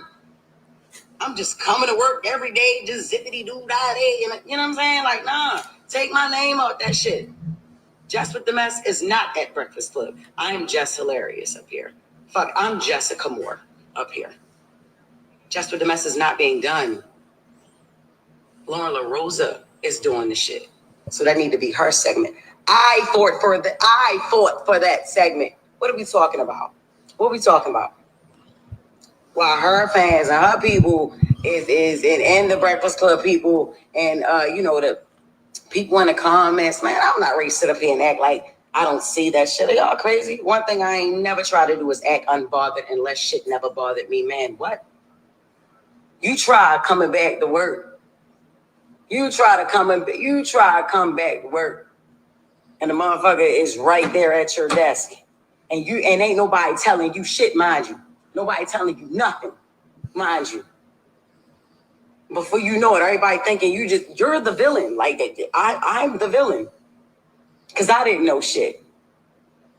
I'm sick of that. I'm very, very sick of that. I'm sick of the shit. It's weird. It's weird. I don't fuck with it. Just be quiet up there. I'm not fighting over no mic space. I'm not fighting over no mic. That's why I went from shut up and hush to not saying nothing. No. I'm not gonna compete. Well, I already won this competition. I didn't know it was supposed to be 4. If this was presented to me, prior to hire, then I wouldn't have been so shocked. Like, oh shit, all right, cool. So when we bringing in the 4th person, shit, that's what's up. Cool. It's only time for that segment. You know what I'm saying? We had a meeting today to restructure the show and shit like that.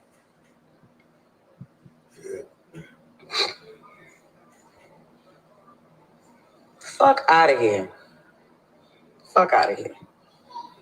That went crazy too. Listen. It's a lot of shit. It's a lot of things that I deal with. I ain't expecting not one motherfucker to feel sorry for me because that's not what I'm looking for. I don't care. And I haven't said a motherfucking thing. At all. At all. Somebody said you can't read those, sis. It's the crazy thing, yo. I'm gonna let y'all know this. It's all right, Mo. The craziest shit is, right? I wanted Breakfast Club so bad. I wanted it. I grew up on the show. The fuck? Like, what? Hall of Fame show? What are we talking about? Syndicated? This ain't my first time doing radio, but I'm just saying, like, this is the biggest fucking show culturally. You know what I'm saying? I was eating that shit up the whole year I co-hosted, eating that shit up until I had to leave. You know what I'm saying? Like, when she went had a baby. In this industry, what I'm doing ain't no right time to have a baby, so you have them when you have them. I don't regret when I got pregnant. I don't. I got pregnant on fucking purpose. That's what I wanted, a baby, and that's what I got. You know what I'm saying? But I wanted Breakfast Club. You feel me? And I'm gonna say this. I don't fucking need to be there. I wanted to be there. I loved being there. That was my shit. You get what I'm saying? Like, that was my shit. I used to be happy as a motherfucker on the radio. Yeah, definitely.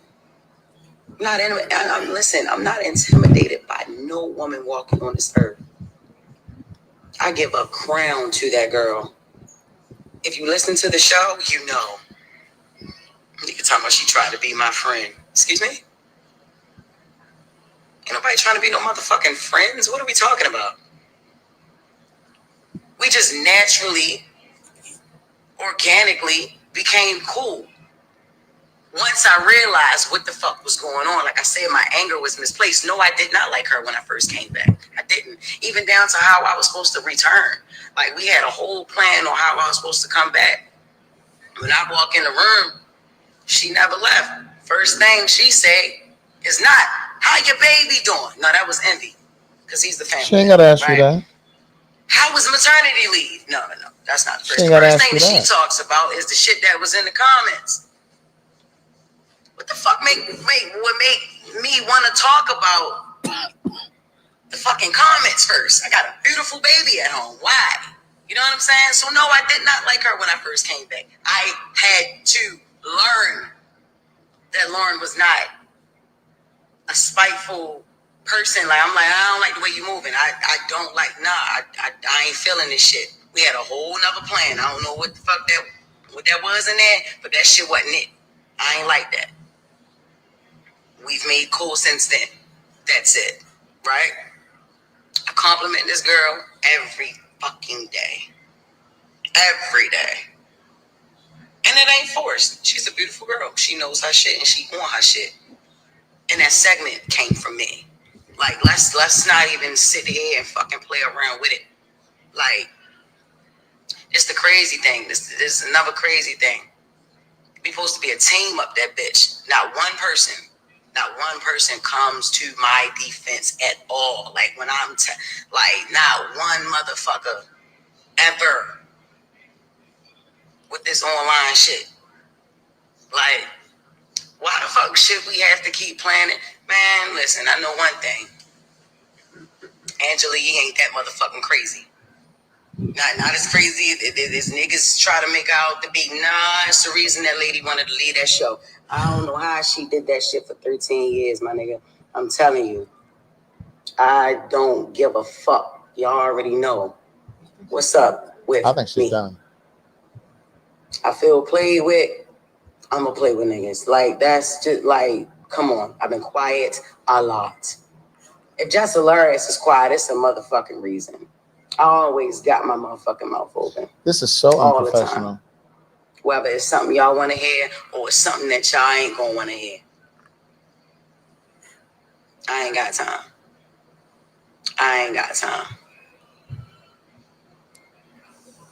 Didn't go live to talk about that retired ass nigga. Who? Corey Holcomb. Who still...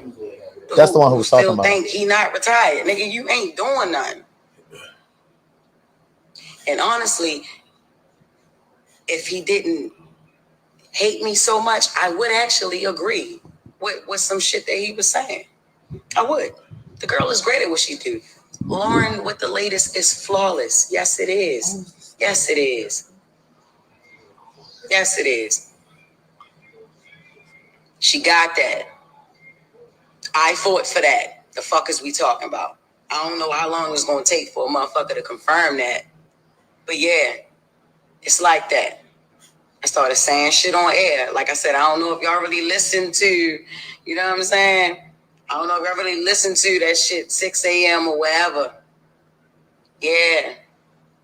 I advocated for that. Get that shit to her. Get that segment to her, man. That girl do what she do. She do it great. She was doing it great at TMZ. She doing it great at the Breakfast Club. I also been said that she did great during the co-hosting year too. Said that. Along with Claudia Jordan and Jason Lee. I also said that. Okay? Stop trying to make me out to be the villain. Or like I'm the fucking hater or something. I ain't never gonna hate on no fucking woman. Ever. Well, you did. No. Now listen. You didn't like her when you came back. You just said that. I may not say everything that y'all, I may not I may offend women here and there. I offend men here and there. You know, I offend others here and there. You know. Fuck off. She Okay. me. Y'all ain't gonna agree with everything I say and do, but I am never going to hate on a woman, especially if she got it going on. Yeah, I'm not. And Lauren LaRosa got it going on. She did. You know what I'm saying? I tell her that. Ask her. I don't know if she said it online. She thanks me on air, but she don't thank me online. I don't, you know what I'm saying? And I guess, you know, shit a little different, you know, online. But if niggas is a team, if we supposed to be a team, how about y'all clear some of this shit up for y'all teammate? This shit is ran like a high school. Yeah. It's ran like a high school. It is. Fair East Side High. Fair East Side High. Before Mr. Clark, though. Like when he first got there. Mm-hmm. Y'all want a bitch to keep her cool. Look, check this out, y'all. Look, man. I get up every fucking day. Every day. And they always talk about, you ain't at work. Yeah, bitch, I started picking up more shows. Hell no. That's how I'm getting. Hell no. I have more fun outside the fucking studio than I have in there now. Is you crazy?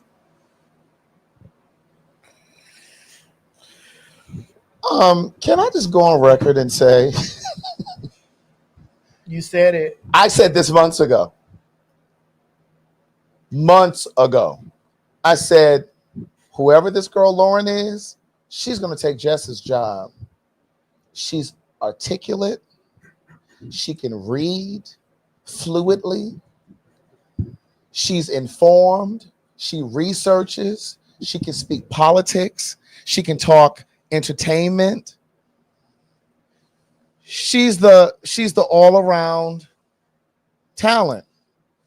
And when it was up in the air, like when they were doing like the remember they were rotating and they had Claudia Jordan, like she just said, and whoever else they had, but they brought Lauren in too. And I was like, that girl Lauren is the one.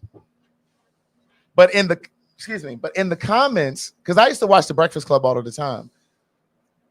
I don't really watch it now because, again, and I'm not even being funny or shady when I say this, I just didn't enjoy it when Jess Hilarious came on because I already know what to expect from Charlemagne and DJ Envy. And DJ Envy went to Hampton. He was there when I was there. But I just didn't feel like Jess fit in, or she wasn't really. I felt like she thought that she could go in there and rest on her comedic laurels, and I don't think she's funny, but I think she thought she could go in there and just rest on just being her, and that her following from social media would be there to kind of hold her up. But I just didn't think that. I just felt like she was lazy with the job, right? Angela Yee to me did a great job, and when Lauren came in, she kind of filled in that gap because DJ Envy and Charlemagne, neither one of them really researched before the guests come on. Angela Yee researched. She had real questions. She had legitimate questions, right? And so then when Lauren came in, when Jess went out on maternity leave, I was like, oh, who is this girl? And then I found out later that I think Lauren worked on TMZ or worked for TMZ. And I said, oh, so this girl is a journalist.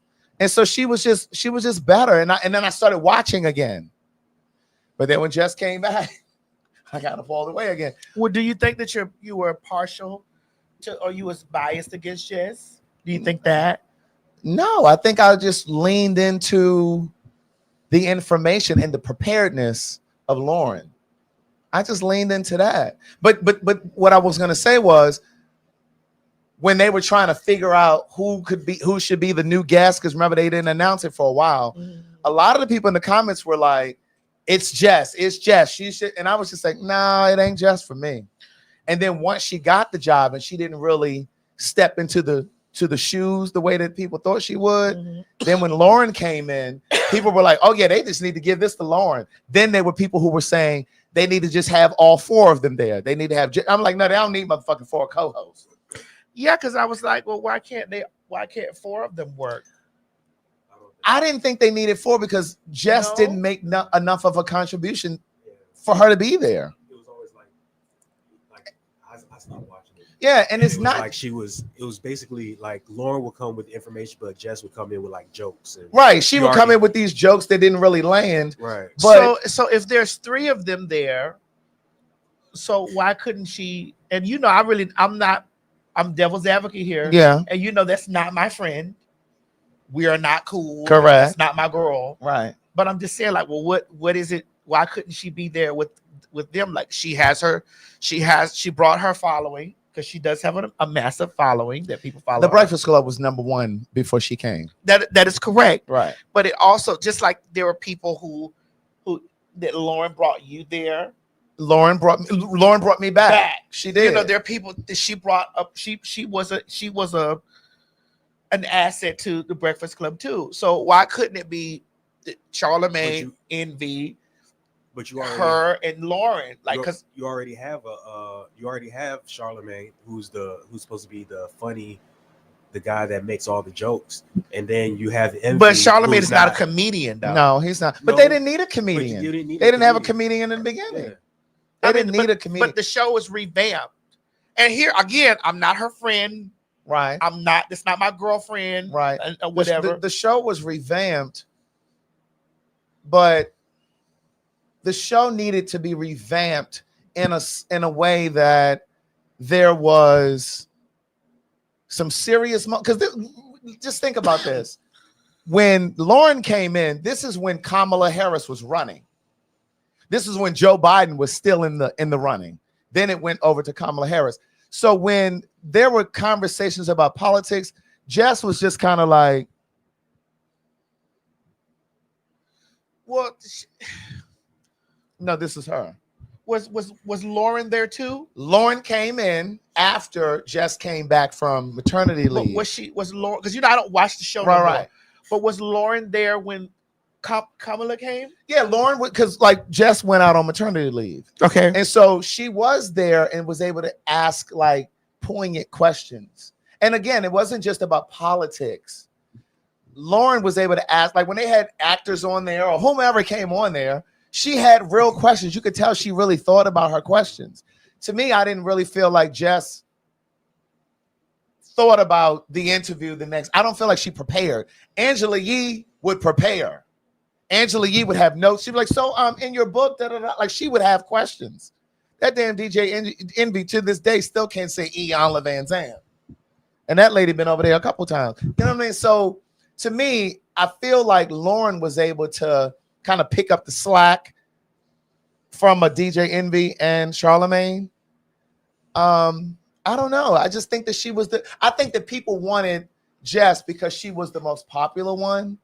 But then when she went out on maternity leave and then they slipped Lauren in, at first the people were like, well, who is this girl? You know, and they if y'all watched it, they used to say, why she talk so much? They used to say Lauren talked too much. Oh, she's talked too much. Who is this girl? But Lauren was the one. I'm telling you, she was my pick from the beginning. She was my pick from the beginning. But do you think that this is a ploy? Because like before, when they didn't confirm that she was a part of the show, Right. do you think this is a ploy to get them back to? Well, no, I dating? think Jess is probably fired now. Yeah, that's what people were saying in the comments. And if she's not fired, she's on the way.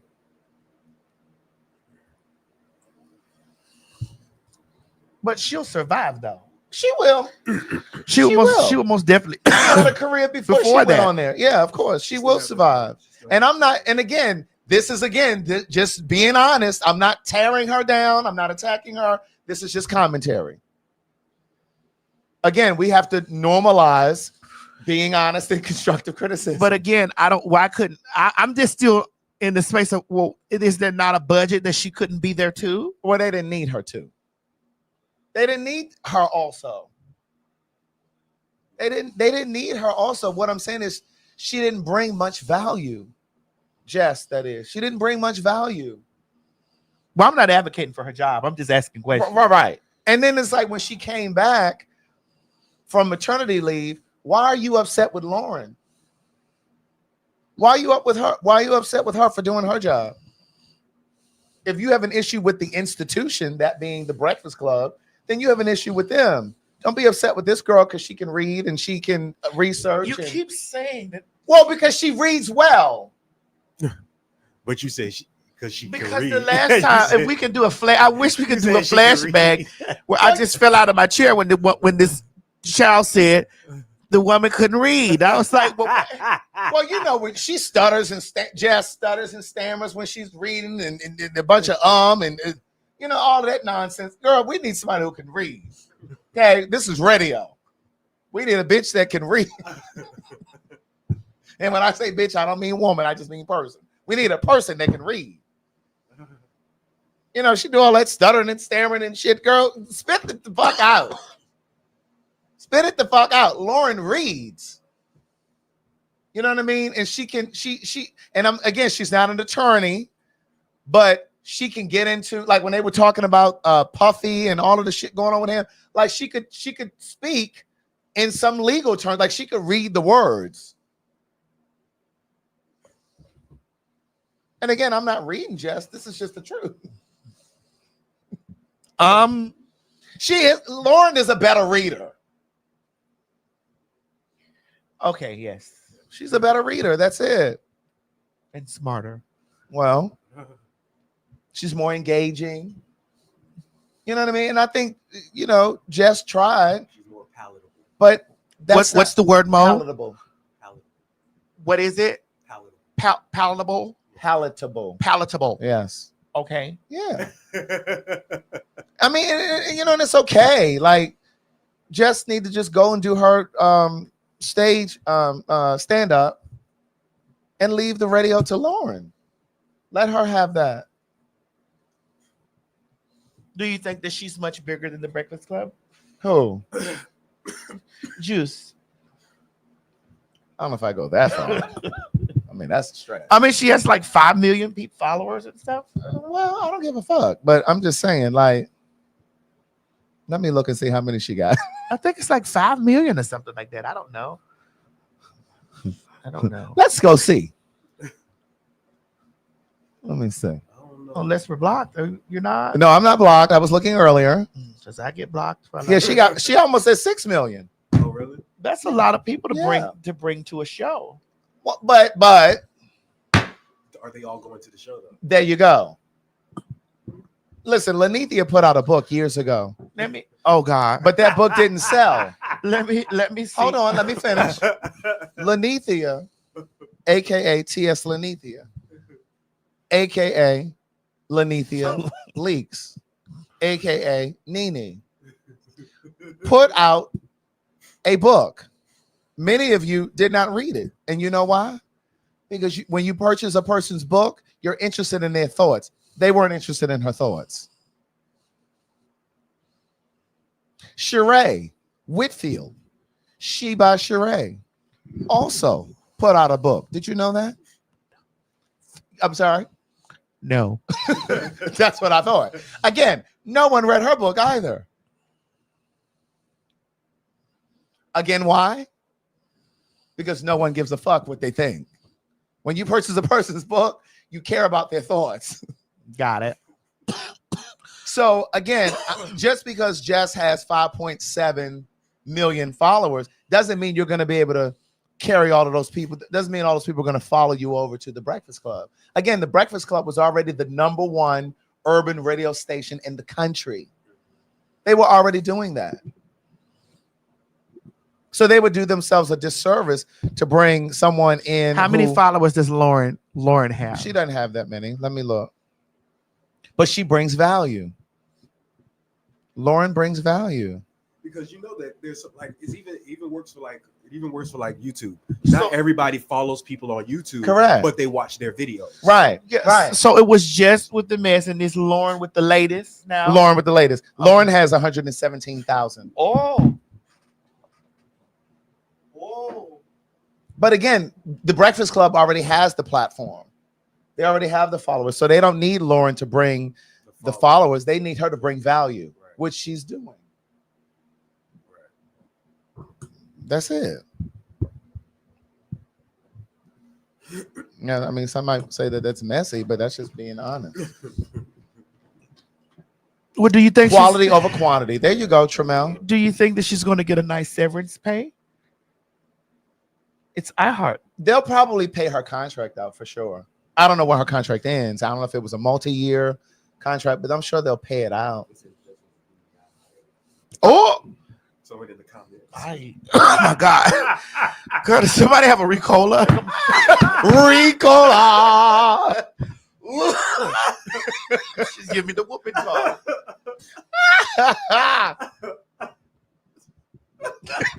Oh my God. It's just- Ricola.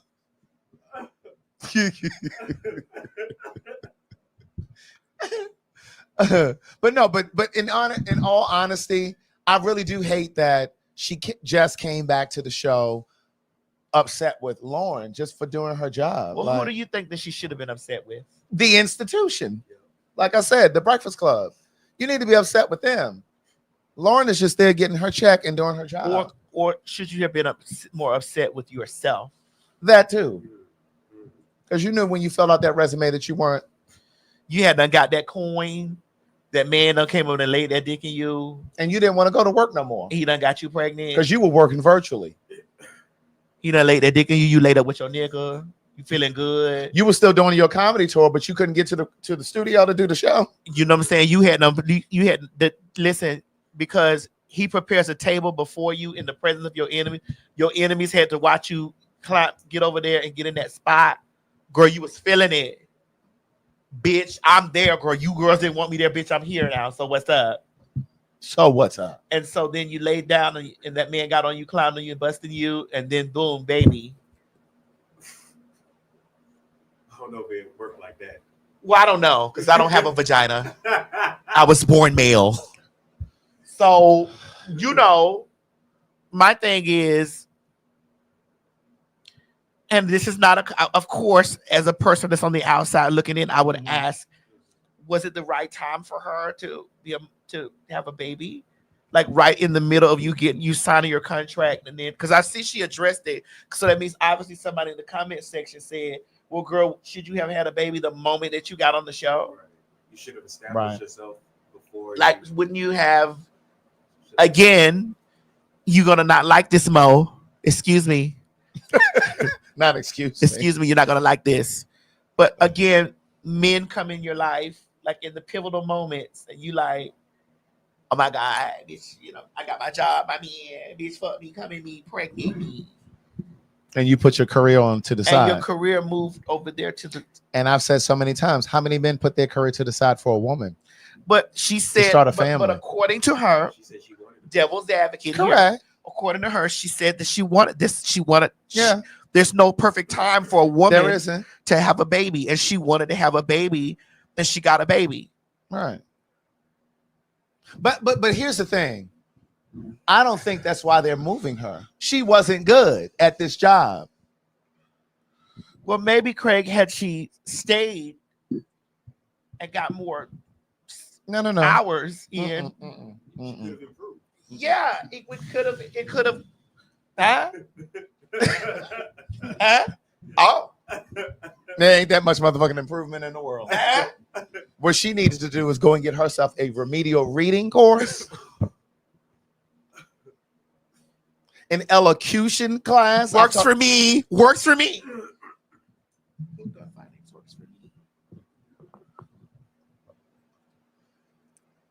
The bottom line is Lauren was just better for the job. Lauren didn't have the profile that Jess has, the celebrity, but she was better for the job. Okay. That's it. So do we bid her farewell? She's probably still there. It's kind of like when we were No, sitting. you don't make a video like that if you're still working. That's true. Are you sure, Craig? I'm more than certain. Craig, are you sure? I'm more than certain. Because she just was venting. It's like- Yeah, well, she should have talked to someone at her kitchen table, not on the internet. Yeah, because it sounded like she burned bridges. Correct. And not just at the Breakfast Club. Who wants to hire that? You're cantankerous. But okay, I don't know what that means. I know this. I know that's in the family of cancer.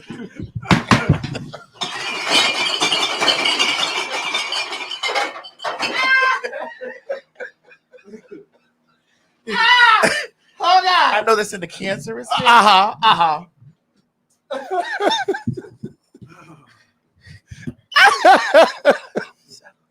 Oh my God. I mean, but bitter party of one, your table is ready. But I would be hot too, Myrtle girl. Well, I mean, I understand, but it's just like, here's cantankerous, uncooperative, bad-tempered. But my thing is, there's a way to do things. I just don't think that. See, social media has a lot of people fucked up. Like, I wouldn't go online and do all of that. Like, that wasn't. I just don't think that was the space to do that. That's all I'm saying. I wouldn't have done that.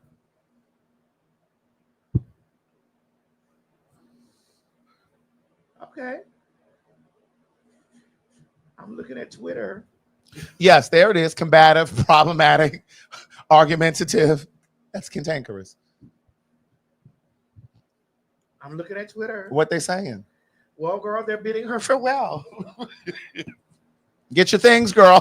It is hard to say goodbye with my But see, here's the thing. love. I'd be fierce, bitch. I wouldn't go back up there. I'd send a courier, bitch, to get my stuff. Put my last check in the box. No, wire it to me. Yes. And put my things in a box and send it to me. Courier. But again, I'm going to leave this, Craig. Uh-huh. I don't understand why they would fire her. I don't know what you're missing. Because she could still be there. She could be a friend of the show. They don't need no friends. They don't need no You know friends. how they make the girls friends of They the don't need no friends. They don't need no motherfucking friends. They could have her come through and do her segment. We don't need that. This is just with the mess, and my news is real. We don't need that. No, She can take that back to Instagram. this is just with the mess, and my news is real. She can take that back to Instagram. Mo, I mean, isn't that the same thing Lauren is doing? this is just with the mess, and my news is real. That's the same thing Lauren is doing, though. Rapper Too Short. Oh, No, Lord. No. that was good at the Breakfast Club. What was? My name is just with the mess, and my news is real. Girl. Kanye West. The news today. No? Okay. Bless her heart. I don't want to see an unemployed black woman, not at these times. Well, she has a comedy tour. Of course, she has many things. She's going to be fine. Right. She'll be fine. That's right. She'll be fine. All right, let's go.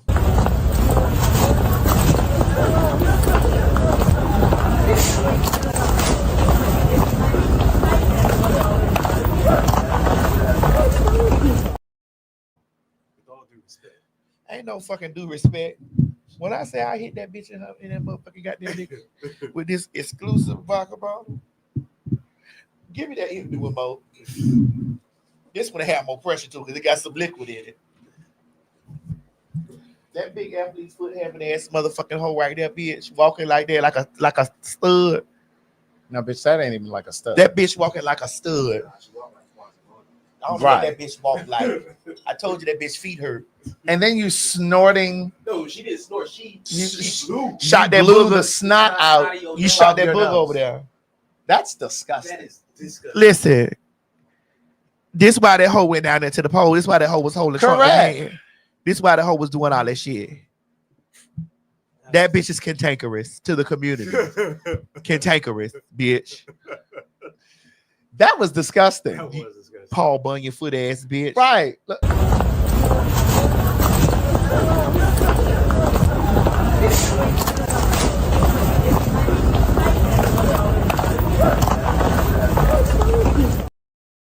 Somebody in the comments asked, "Who is that?" That was Bruce. I mean, Kate. No, that was Caitlyn Jenner. Yeah. That was Caitlyn.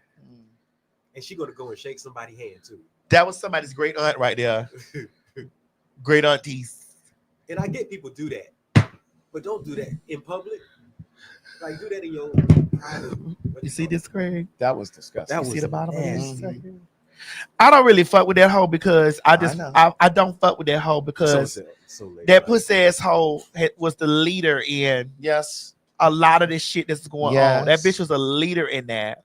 Indeed. And the bitch so quiet somewhere, just like the rest of them Kardashians. Oh my God. Using up 5 million gallons of water while California is on fire, bitch. I blocked all of them.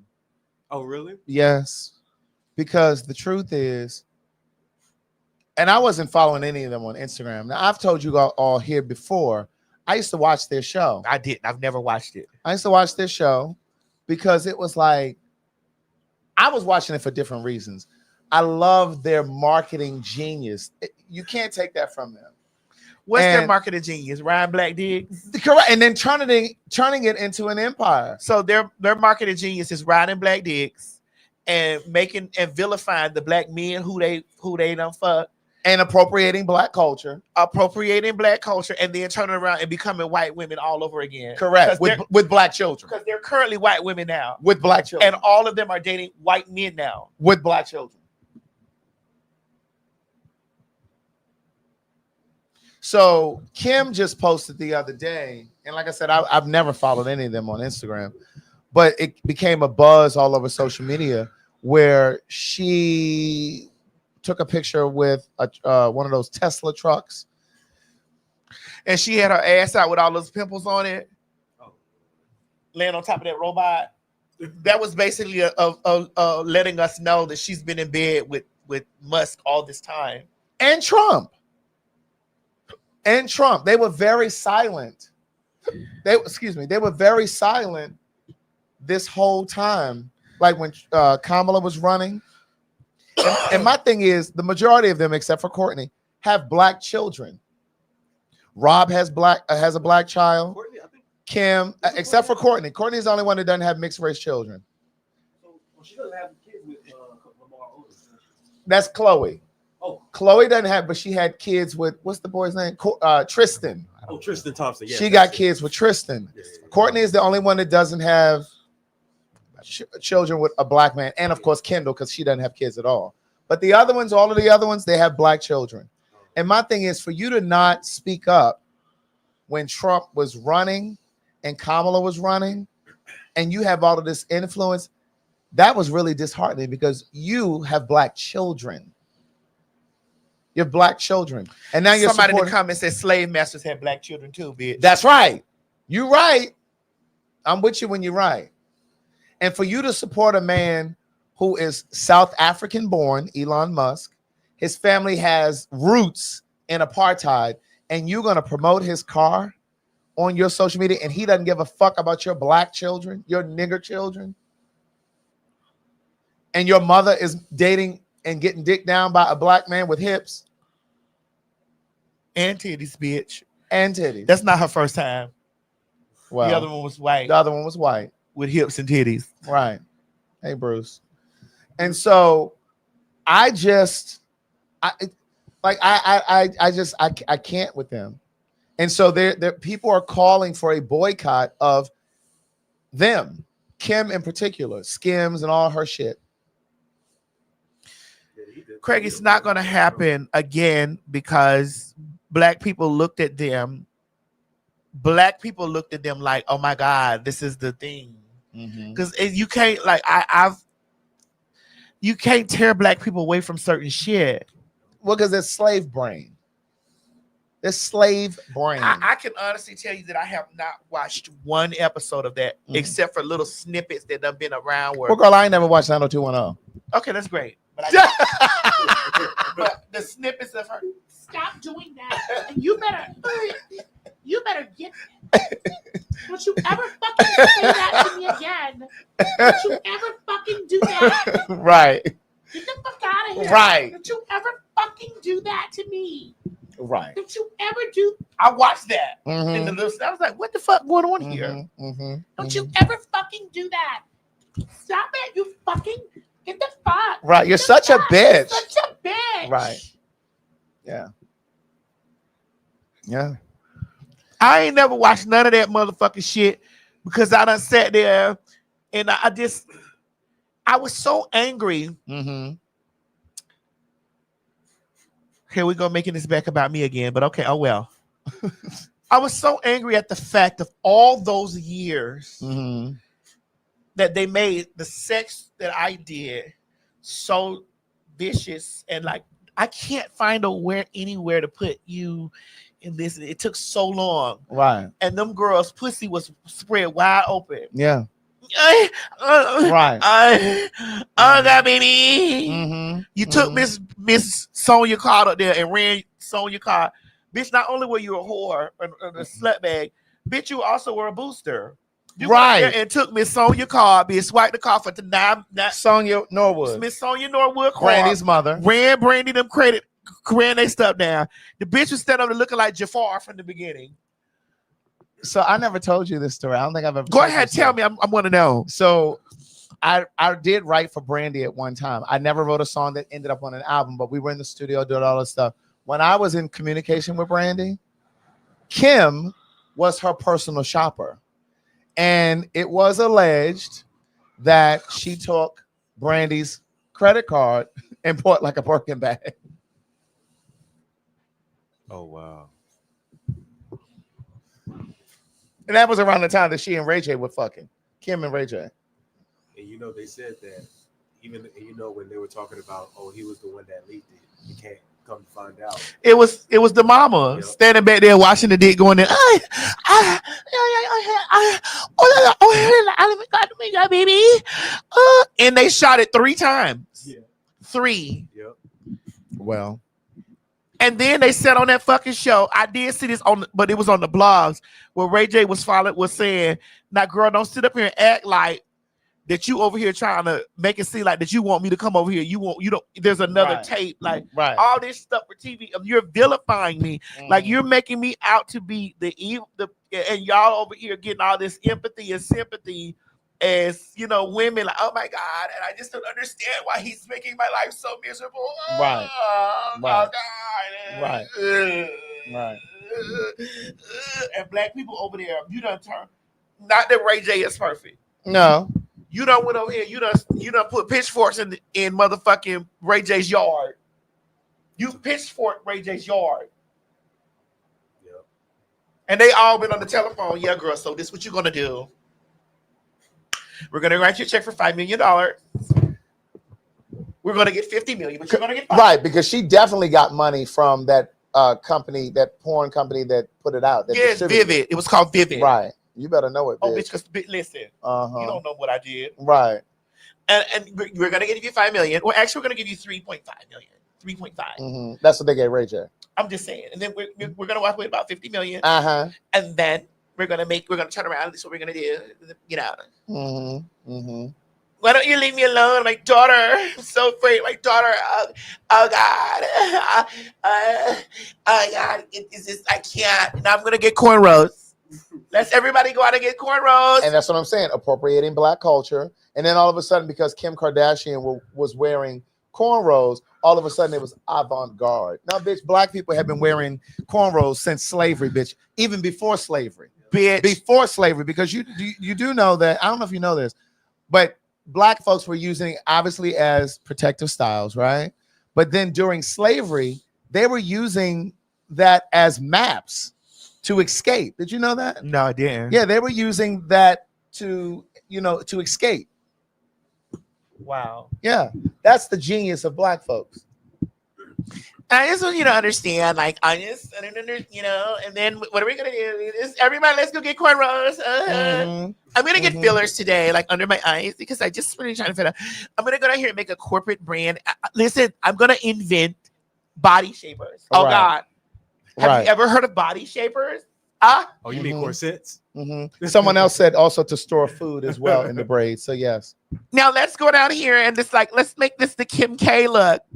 Oh God, everybody's gonna be Yeah. I ain't never watched them motherfucking hoes. Never. I never watched them hoes. And I used to sit back and lie. I'm like, why are you niggas? And then I used to say shit, and then niggas used to be like, oh, you jealous of them? No, I'm not. Yeah. I'm not. I mean, that's why I keep saying we have to normalize just being honest. Like, just because you're honest about something doesn't mean you're hating. Right.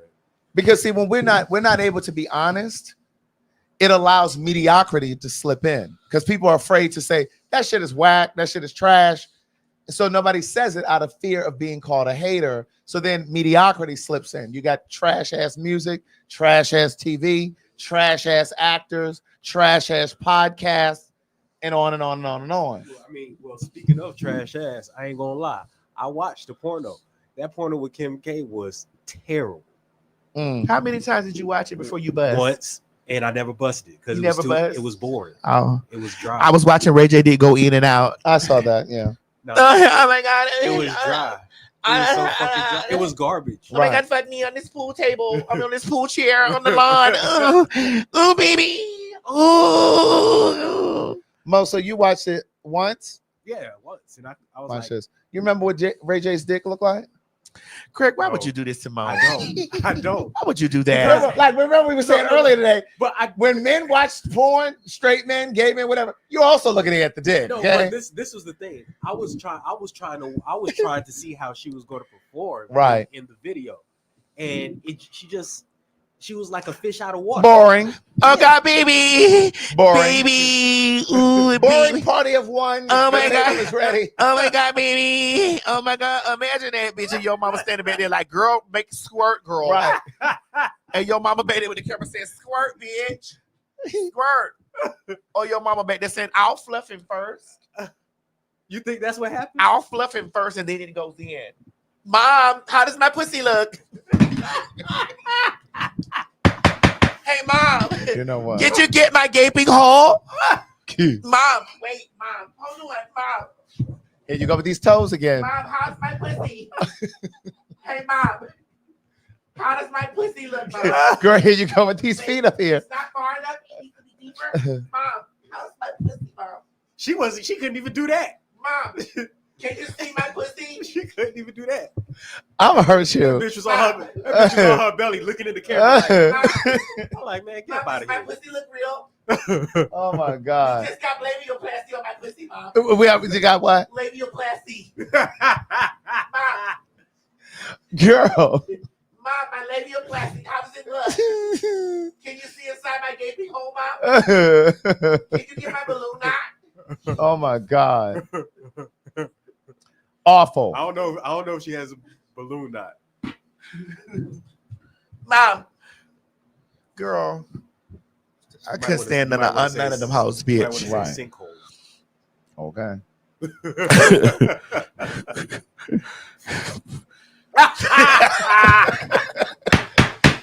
I cannot take that picture. We are leaving this in here.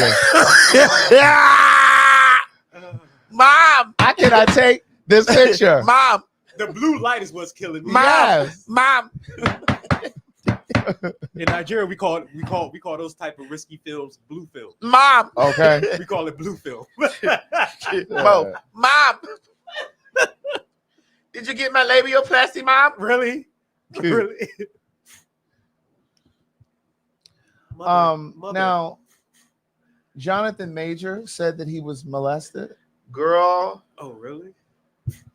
Was that video up there, or is that? Well, the video I got is the one of him actually admitting to Strangling that girl. yeah, Oh, that's what that is. yeah. Oh, because I know there's a story too that's surfacing or moving around where he was saying that he was molested by, was it men and women in his family or something, something yeah. like that. But we could play that, whatever that is. Yeah, this is the one of him basically admitting. So I never wrestled with a woman before. Man, it's just I've never aggressed a woman. I aggressed like You strangled me and pushed me against the yeah, car. all those things are under aggressed. Yeah. You know, like that's never happened to me. So I'm Because I said something sarcastically, if in your eyes. clearly it's more than that. Yeah. Clearly that Something inside is.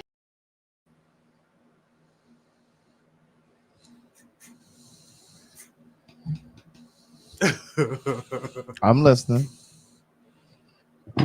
Yes.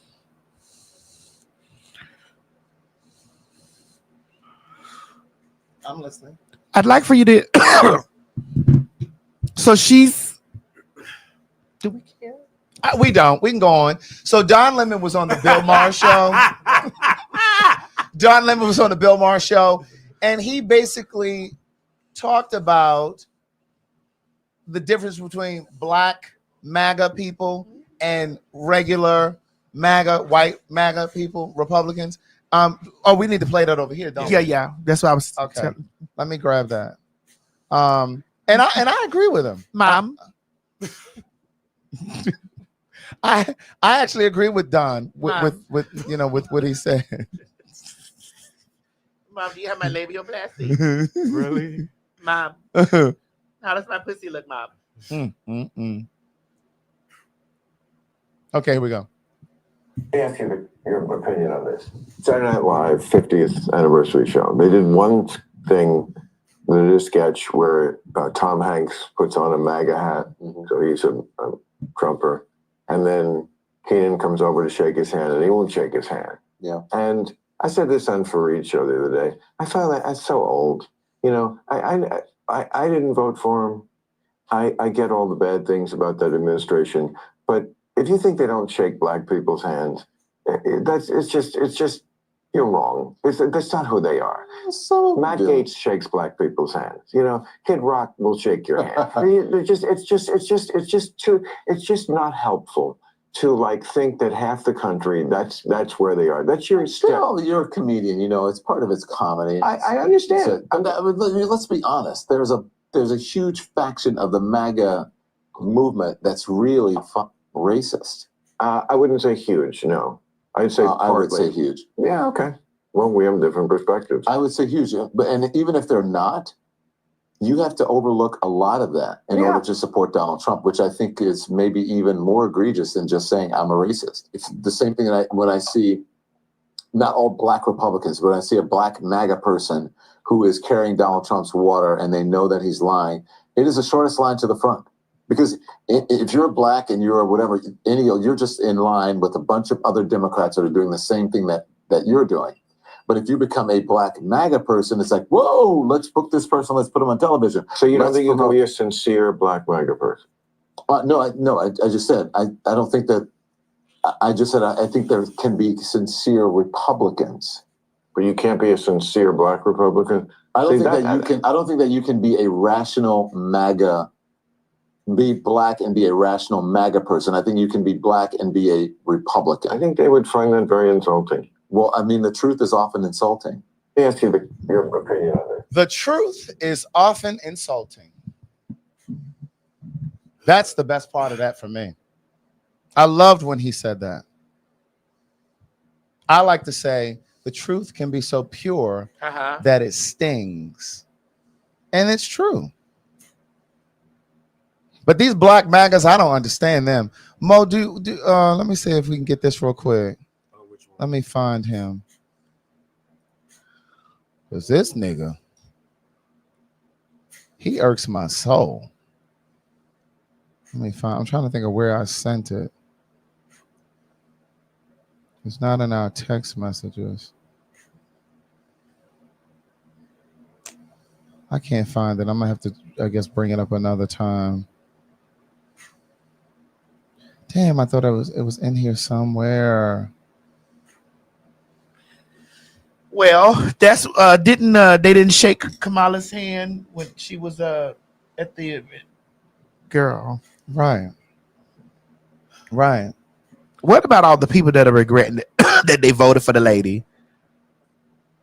The people who are regretting not voting for her? Or regretting, I'm talking about Trump. Oh, Trump, the lady Trump. The lady. What about those girls that we don't have the story here, but here it is. There's a man who is married to a woman. I think she was from like Venezuela somewhere. He voted for Trump, and then his wife just got deported.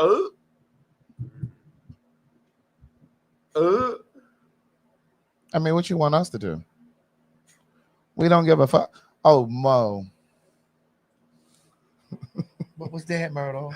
I wanted to do this story. Girl, we'll do it. We'll do it the next time. I'll find that other video too. Okay. We'll do that the next time. But yeah, like, child, listen, I don't give a fuck about none of these people who overlooked. Somebody said she was from Peru. These people who overlooked, I just reposted that. It's just like, I'm Y'all, listen. I'm under with that. Did we want to get this late? Oh.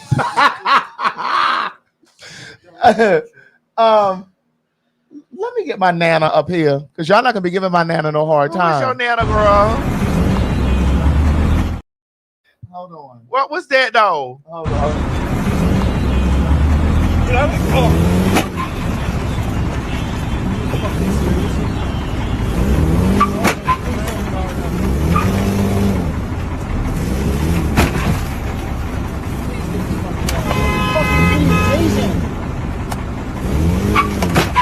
Taser. Taser, come on. Dude, I swear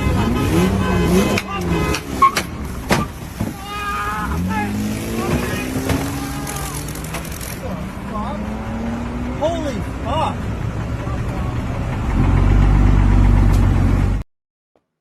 Now, I will say that I appreciate them not shooting him with a gun. Girl, listen to me. But a black woman would have yanked that nigga up out of there. I don't know why it took 3 white men, but a sister, that nigga would have been laying on the ground. First of all, a sister would have bagged up. Let's be clear here, because it's not enough money to be made. Right. A sister would have bagged up and called a helicopter to follow their truck. Baby. That's just like you run it, just like we did the show when we talk about the people stealing the pocketbooks out there. Uh-huh. It's not worth it. Right. No, it's not. It's not. Let them people take that shit and go on. Sisters, please. If men are doing that and you hitting that nigga with a taser and he study backing up, get the fuck out the way and let that man go down the street. I definitely wouldn't have been doing that. I would have put my 2-week notice in. There's some niggas that be listen, taking tasers. Listen, and he definitely did. There's niggas out here take big dicks.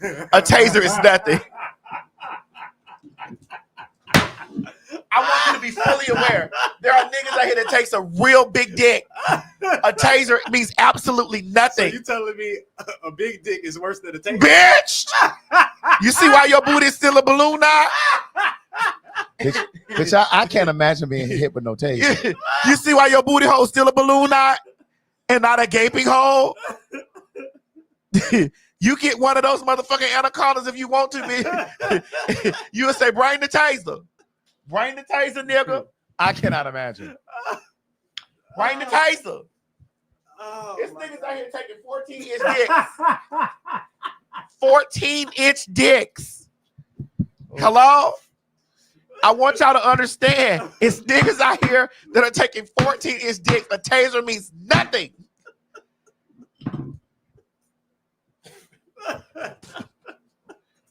A taser means absolutely nothing to a man that's taking a 14-inch dick in his anal cavity.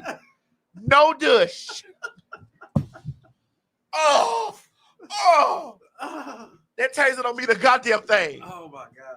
No douche. No douche. That taser don't mean shit. Oh my god. That's why your booty hole mo is still a balloon now. No douche. Girl. 14-inch dick cocks. That's from my motherfucking elbow to my hand. So question, man. From my shoulder to my motherfucking fingertip. So question, you think the guy that was holding that light pole, he could take a taser? Oh, bitch, down. That man that was holding that light pole could take lots of tasers.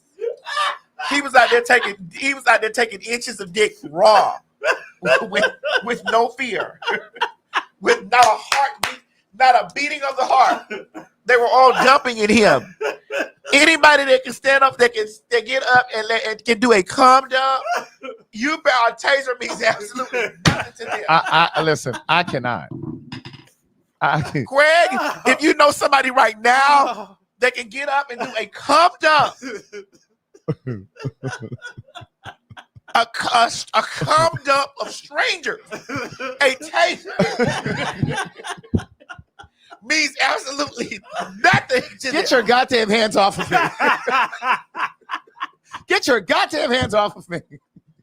I just want you to know, y'all have to understand out there in the street, Oh my God. That if a man can take a 14-inch dick, or he can take a cum dump of over 8 people, a taser will do nothing for you. You have to shoot that man. A taser will do nothing. I cannot imagine being tased. Bitch. And that man was out there getting fucked silently. He wasn't making no noise. That man was holding that pole, and there was many. I saw a dick come out of him. I was like, whoa. Nothing. There was silence. A taser will do absolutely nothing to that man. Nothing. Respect to the law. Respect to the motherfucking law. Respect to the law. Respect to Allah. And respect for your life. Okay. I'm telling you, if you know a bitch that can get gangbanged, know that you need to shoot that bitch and not tase. If you know a motherfucking nigga that would take a 14-inch dick and get after eating a burrito. Stop it. A bean burrito. A bean burrito.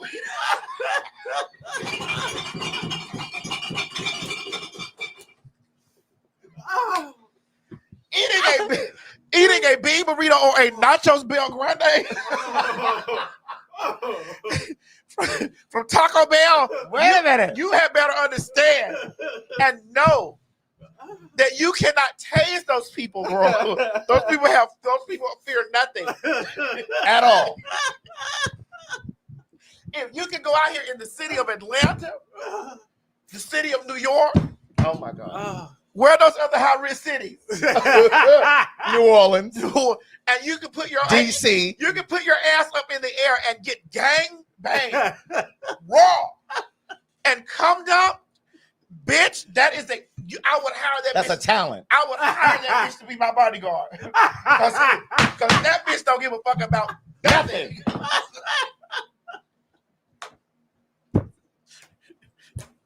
Do you hear me? That bitch don't give a fuck about anything. Y'all say Chicago, Baltimore. Girl. Let's not forget Houston and Dallas. Those fearless men, those are fearless men. The only thing they fear is being exposed. That's why they do it with a mask. No limits, no boundaries, no walls. And for them to think that their anus is going to go back like a balloon knot after all of that frivolous activity. And to go home and climb in the bed like nothing happened. Those people fear nothing. Nothing but death can keep us from. I cannot. Nothing but death. Listen, I'm willing to make my life savings. That any one of those bitches that we don't see do shit like that bitch that said she fucked 100 men in a day, bitch, I guarantee you that bitch could be a bodyguard. She could take it all. Literally and figuratively. Bitch. Right. Anybody that can do that shit all day long. Raw. Craig, we gotta say it again. Raw. In the city of New York. DC. Miami. Chicago. New Orleans. Atlanta. Chicago. Houston, Dallas. What are those other high risk? Girl. Memphis. They said Baltimore, Craig. Baltimore. If you can go down there to those sex parties and cut the lights off and don't give a fuck who you touching, who you sucking, who you licking, and your ass is in the air saying breed me, the door sign says breed me. Whoever comes out of there, that bitch will not die from a taser. So, Maddie, when I was saying that I can't do glory holes. I gotta see who. No. I'm talking about Mo. It's different when you get your dick sucked. We're talking about your anal cavity being ripped open. Bitch, let me tell you something. That glory hole is still scary, bitch. You don't know somebody on the other side gonna slice your shit off. Yeah, you don't know that either, but Craig, we're taking a risk. Yes, God. Oh, they might fuck around and bite your dick. Shit. Craig, we're talking about your anus being up in the air and waiting. Do you know some of the things I've read about the people at these parties? Yeah. And they said, honey, girl, they're gonna say we're sex shaming. We're not sex shaming, but these are things that I've heard. You're gonna say we're sex shaming, honey. girl. I heard one of the girl, it is the girl I know. Do I know her? Probably. Honey, one of the girls was at the sex party, girl, pussy up in the air, girl, it was a line, beating her up. Her man came in there, girl. Ooh. The man came to the sex party. Came to the thing. Oh. And girl, and started whooping her ass, girl. while her cakes were up in the air, honey. No. No. Girl started whooping her ass because she was up in there, girl, getting breeded. Oh. It was a lot. Well, sir, you were there too. No, they came because, honey, because one of the girls had alerted her. Oh, so he only came because he found out. But the gag is, girl, that they were in line to breed her, to hit her wife. No. Girl, so they started, and it was everybody was in there, yeah, bro, and then it was like, girl, get off me, girl, back up, girl, get back, girl. I'm get off of me. Girl, the code switch was crazy. Are you serious? They said the girl said, girl, get back, girl. Someone said he was right. Get off me, bitch. Let me go, Miss Thing. Not let me go, Miss Thing. Let me go, Miss Thing. That's a mess. That's a mess. So do you think the relationship ended? Girl, I don't know. Yeah. Now, can you come back from that? You can come back. Because the girls come back from listen. Speaking of that, we were talking earlier, and I asked Mo, would he date somebody that was HIV positive? And Mo said that he don't know, and I said, well, we're in the century now that we possibly already have. You said that, but you also said that, girl, you got a two-hand different. And you also said, and you got, what I'm saying, you just got a two-hand different. And you also said, what did I say? Well, we're fags, not him, but you were like, we're fags. So I mean, it's possibly already happened. So when I hear girls that I wouldn't date nobody positive, I'm like, girl, why wouldn't you? Bitch, we're in a community of like, why wouldn't you? Now I don't, or why would you even shame that? Like, why would you even like make that something that you shame? Now I don't understand the shame part. I do think though, it is an individual case by case thing. Not everybody can handle it. Right.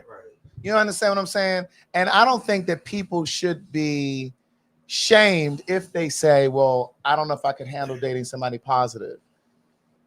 You have to know what you can. Yeah, you got it. But imagine like you've been in a community. Correct. And it's prevalent in the community. Correct. And then you're over here saying you don't know you possibly could have. Correct. It's a possibility. Correct. And so you just, and so I mean, even bigger than the community, it's in the world. It's in the world, but we're faggots to the people. And so it's and just, let them tell it. We all have it. Right. So it's like, how could you? And that's why like sick reads aren't even like a thing anymore. Like there was a time when it was like, girl, but then once things got so prevalent, it's like, girl, you gotta fall back with the sick stuff. Right. Because, girl, honey, you'll go out to a bath party and then on Friday. Go out to a what? A bathhouse party, girl, on Friday. A bathhouse party? And then you'll go get your results on Friday. And then by Monday, honey, it's over. It's done. You done got swept up? You done got swept up, at girl. the bathhouse. And the thing about it is you can't kill me with the same bullet, girl. So, girl, you can't kill me with the same fucking bullet. I've had people ask me, well, do you think I should date somebody positive? And I never give that kind of advice because I think that you have to decide what you can handle. But the way that the healthcare system and the way that people who know their status and who have been, diligently taking care of themselves, I don't see what's the difference. And that's the thing. You gotta when people are taking care of themselves, that's one thing. But then it's just like you just can't take people at face value because a lot of times people will say, oh, well, I'm undetectable, and they don't even know if they're undetectable. Girl, somebody said, are you worth the risk is the question. Oh. I don't know, but in this day and time, the way that things have gotten like quick. You have to understand, and this is why when we talked about the administration coming in, Right. and how imperative it was for us to, make sure that we are very vocal about the dangers of allowing this regime to come in, Correct, and do things because they're tampering with medication. And see, when we think about medication, we think about, well, let me go back. I think a lot of people were thinking when we were talking about medication that we were just talking about people who are seniors, like our grandparents who may have high blood pressure, right, whatever kind of medication you need. Mm-hmm. But it was also PrEP for people who are HIV negative. Correct. But it's also HIV drugs for people who are living with the virus. So they're cutting programs where those medications are free. Yeah. So it may not be free much longer. You understand? But then some of these Supreme Court justices are pushing back on some of this shit that your president has put in place. Is most president? What are you talking about? Your president. I'm African. Okay. Some of the things that he's put into place, like firing all of these federal workers, right? Mm-hmm. There are judges that are now saying, listen, you can't do that. You cannot do that. You have to reinstate these people. You can't just take their job. So a lot of this shit he's doing, like this nigga, child, something wrong with him. Yeah. But this is who some of you voted for. Yes, and and so we had that conversation, and what was so great about us having that conversation, none of us laughed or keyed. No. It was very much so like, well, shit. Right. And I think that all of us in the room said, yeah, of course. Like it all depends on, how what the situation is. It is. So, and I just think that in this day and time where there's such advancements have happened, like none of that stuff is no longer a death sentence, but that still does not mean you take risk and not protect yourself. And what is that? That doesn't mean that you go out and lay out on the pole.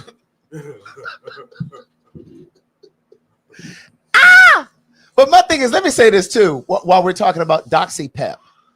When we're talking about this, I want to introduce or talk about DoxyPep. DoxyPep, for those who don't know, it prevents STIs, sexually transmitted infection, or STDs, sexually transmitted diseases. Some STDs and STIs. And so you have a lot of kids. When I say kids, I mean gay. That's just a lingo. Who go out here and fuck raw and do all of the things. They're on PrEP and they're on DoxyPep, and they think that because you're on those two medications that it gives you license to go out and just let anybody just fuck you raw or you fuck raw. My thing is, what happens if your body becomes immune to that shit, to the medication, and it no longer works? So just like with antibiotics, for example, like you shouldn't just pop antibiotics every single time. You understand what I'm saying? Like some people, they just pop antibiotics. Over time, your body can become resistant to it and it doesn't even work. So what happens if that happens in this case? Right. And you out here, bouncing around and carrying on. And I mean, you still, everything that you do still has to be precautionary. Like you got to take precautions in the stuff or whatever. And I know everybody enjoys a raw set.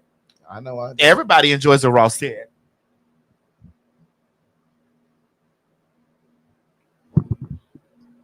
I know I do. It ain't in if you can't feel skin. I want to feel the skin. Yeah.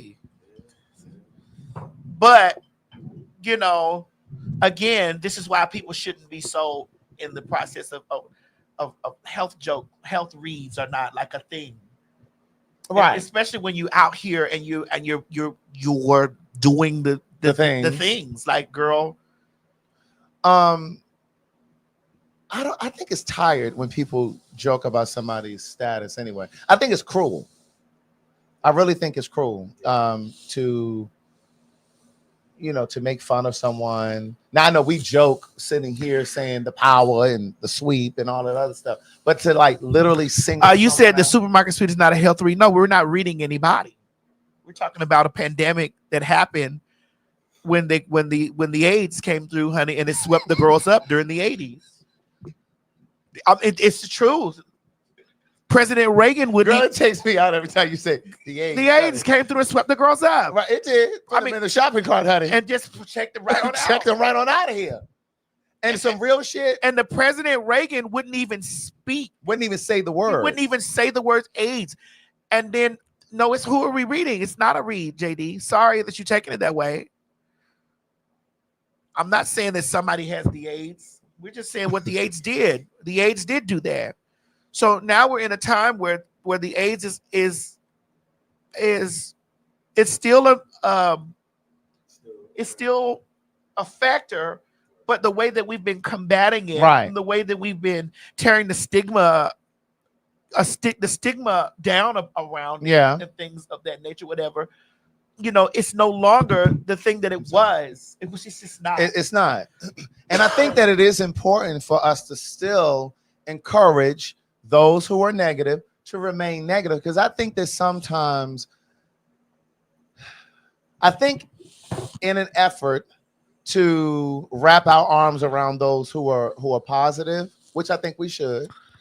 I think in an effort to wrap our arms around those who are positive and not stigmatize them in the virus, I think sometimes, especially with younger folk who are negative, I think they sometimes have this perception that, well, it really doesn't matter if I get it, people are living, people are thriving. And yes, there are people who are living and thriving with the virus, but there are also people who still pass away.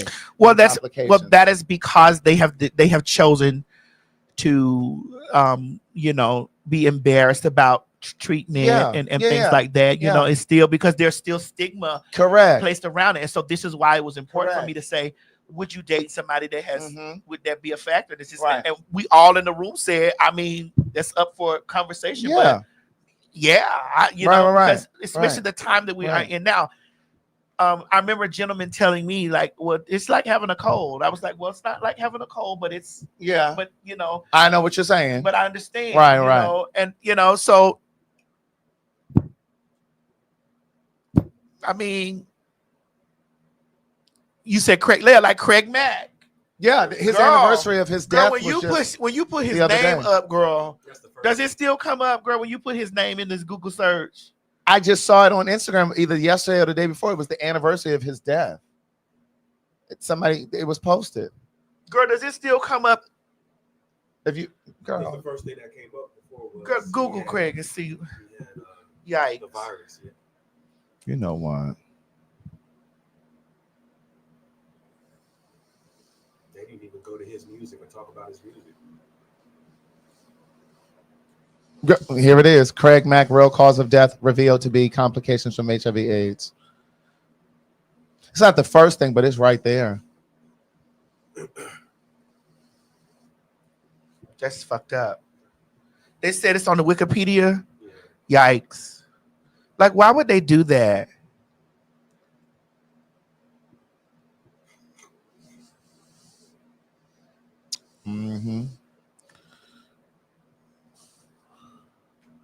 He did. They say he denied the treatment. Yeah, he wouldn't take treatment. That was his problem. What the fuck? Yeah, he refused. I don't know if he was Jehovah's Witness, and I don't really remember or know why he refused. They said because it's religious beliefs. Okay, yeah. See, that's the thing. That's where that religious shit comes. Listen, I believe in God. I believe in spirituality. That religion stuff, that's something else. And my thing is, why wouldn't you accept treatment? You know what I just learned the other day, and I didn't know this? Jehovah's Witnesses don't vote. They don't believe in voting. But Jehovah's Witnesses also will not accept blood. Like if you were in a car accident and you needed a blood transfusion, they won't accept blood. Now they'll do a blood substitute, but they will not accept blood. So what they got because of their religion. So they have True Blood in the stores now? What is it? Does they have True Blood? I mean, what's going on here? They got True Blood? You're a mess. What? You're a mess. They don't vote, but they want to come to your door first thing in the morning on a Saturday. Ma'am, go to the voting polls. Do you get know off my about porch. your Lord and Savior Jesus Christ? Ma'am, get off my porch and go vote. No, I'm like, ma'am, I need a blood transfusion. Come in the house. Put it right on in. Help me. Help. Oh my God. Well, girl, we done did 4 hours and 34 minutes. Oh, so we need to do one gotta go? Is that what I hear you saying? I'd like to do that.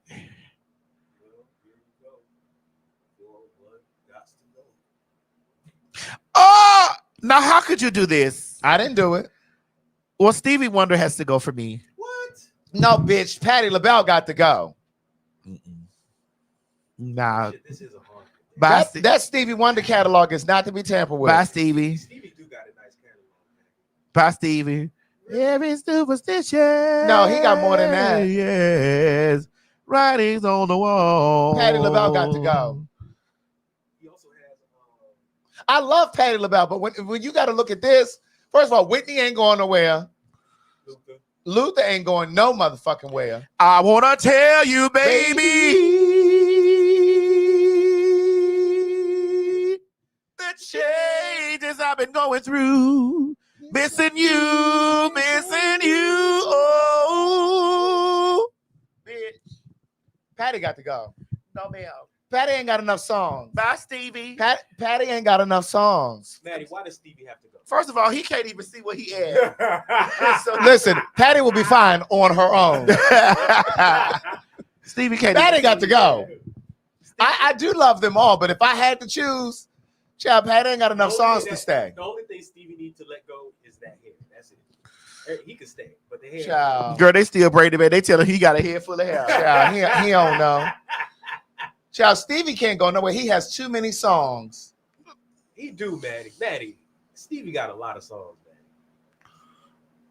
Girl, Patti ain't got but a handful. Goodbye, Stevie. People are saying, Mail me a postcard from where you going, girl. Isn't she lovely? Yeah. isn't she Wonderful. I don't know about her. I know the song. I don't know about her. I can tell you what she did. Signed, sealed, delivered. I'm yours. Okay. Maddie? I just called To say. Hang the phone up, girl. Now, that wasn't one of my favorites. A ribbon in the sky for our love. Okay. This is not. If you've noticed, I really enjoy women singers. Oh, I know. That's why Patti, Luther, and motherfucking Whitney can stay. First of all, Luther's not a woman. He was not a woman. Mo, take that down really quick and then put it back up. Okay. I know he was a faggy. Okay, he was a woman. Okay, God damn it.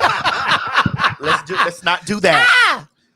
Don't do Luther like that. First of all, Patti ain't got enough songs to stay.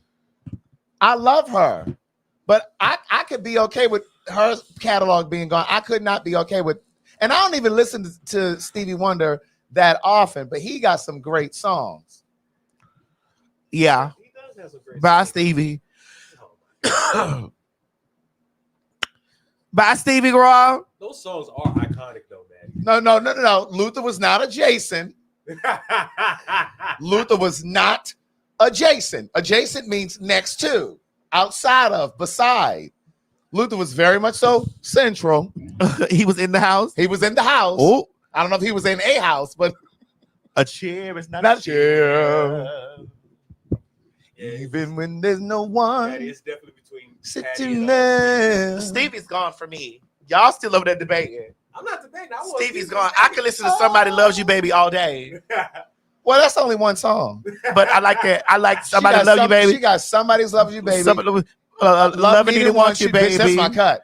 If only you knew. If only you knew. When you've been blessed. When you've been blessed. On my own. On my own. Feels like another one. Feels like another one. A new day is my I shit, do like bitch. it's a new day. It's a new day. Wind beneath my wings. Wind beneath my wings.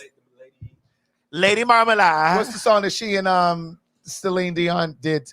They both did, but If you asked me to. but Celine's was a hit and Patty's wasn't. Yeah. Celine's was a hit, but Patty's wasn't. Girl, New attitude. first of all, honey, let's need it. Running hot, running cold. And the Beverly Hills Cop song.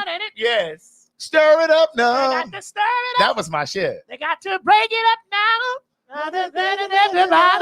Oh, I can't take this anymore. Come on, man. Listen, we've named like 12 songs already. Okay, but we haven't gone over the Stevie's catalog. You are my friend. You are yes. my friend. Uh-huh. I never knew it till then. Right kind of lover was my Bitch. shit. Patty's not going anywhere, girl.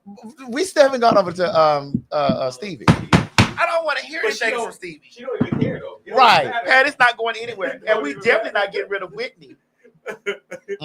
Yeah, Whitney ain't going. Yo, mister, how's your daughter? You really ought to know. Yeah. Yeah. Yes. Bitch. You know, Prince wrote that for her. Did you know that? Prince could go. Bitch. Really, Maddie? Prince can go from where? Girl, He's not even up here. Well, But I'm with you though. Really? Because Prince only got a handful of songs. girl, that I really like. if they told me Michael or Prince for the rest of my yeah, life, it's Michael. by- It's Michael. by Michael Prince. staying. Michael Yeah, staying. yeah. Prince, it was nice. It was, Listen, I I love like your Prince. shoes. You had a nice pair of shoes, girl. Your shoes are nice, and that eye makeup was eating it. Girl, them little curls bumped in his head, bitch. Girl, with that one thing that go right here. Bitch, that Girl, little see- snatch back. See you on the other side, girl. Good night. Good night, niece. Oh my goodness. Y'all call him daddy. I call him daughter. But they say night, Prince used daughter. to, they said Prince used to get all the women though. Okay. But he was also gender nonconforming. Oh, Girl. I mean, I don't know. That's what gender nonconforming looks like. That doesn't mean that's a sexual identity. That's the gender nonconforming. He didn't conform to the gender norms of Gender roles. gender roles. Yeah, yeah. It was like, bitch, if I want to put on a pair of heels, girl, here we go. And a pair of chaps with my ass out. Here we go.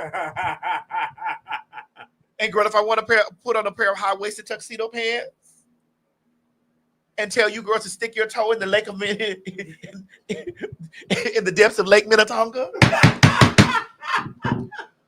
And I want to wear a pair of motherfucking lace gloves. Oh The Prince did have some cuts though, because bitch, Adore was my motherfucking song. And Insatiable, They said Michael would collect Prince in the name. Collect, gather it up. yes, indeed. He would. I'm sorry. I know y'all love Prince, but Prince was not a bigger star than Michael Jackson. No, He- no, he wasn't. I prefer Michael's catalog over Prince. I think Michael had a bigger catalog too, also, didn't he? Girl, Michael Jackson stood up at the Super Bowl, bitch, for what was it, 3 minutes? Well, honey, And and y'all, those people screamed and screamed. He didn't even move. Prince didn't have that kind of power. How about No. when he was having? How about when he was having people faint? That part. Like No, that was girl. wild. Yeah, Prince was more musical. I'll give you that. Because Prince, you know, he played guitar. He played all of those instruments. Mike didn't play all those instruments. No, but Michael had a musical ear. Yes, he did. And like when I went back and watched that stuff and found out why he hated Pepsi. What was that show? What was that documentary? And I was watching. I was like, it was about Thriller. And I was watching where he hated Pepsi. Why? What happened? They're the ones that burned him. He hated. Yeah, that's Pepsi. when he got burned. But he didn't even want to do. He hated Pepsi, and he told Pepsi, bitch, that he didn't want to motherfucking even be in the commercial more than 3 seconds. Oh. That's why they had that little boy. Mm-hmm. They had that little boy, and then Michael turned around. He never even held it in his hand. He wouldn't even touch the can. Really? No, Oh, wow. girl. What it was on. Star. Well, why did he do it? I think did Don King get him that? One of those people got him that endorsement, Uh-huh. and that's when that shit sparked and it caught his hair on Yeah, fire. it caught onto that Jerry curl. Girl, And that is when they said he got addicted to those prescription drugs. He was taking pain medication. girl, what I gathered too, bitch, what I didn't know, What? which was a little bit of Black history, What's that?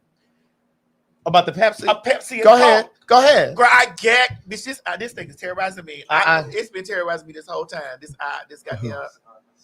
But go ahead. What But happened? girl, the way that at first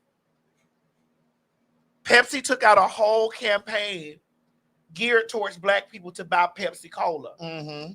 and Pepsi made a ton of money. Mm-hmm. Well, Coca-Cola was like, girl, they looked down on the girls. Because I don't think Coke would sell to Black people at the No, time. they wouldn't. They wouldn't sell to Black people at the time.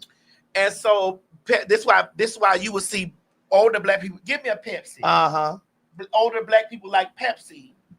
Then after they rolled back their DEI, because that's what it was. Coca-Cola jumped on the bandwagon, honey, and this is why we got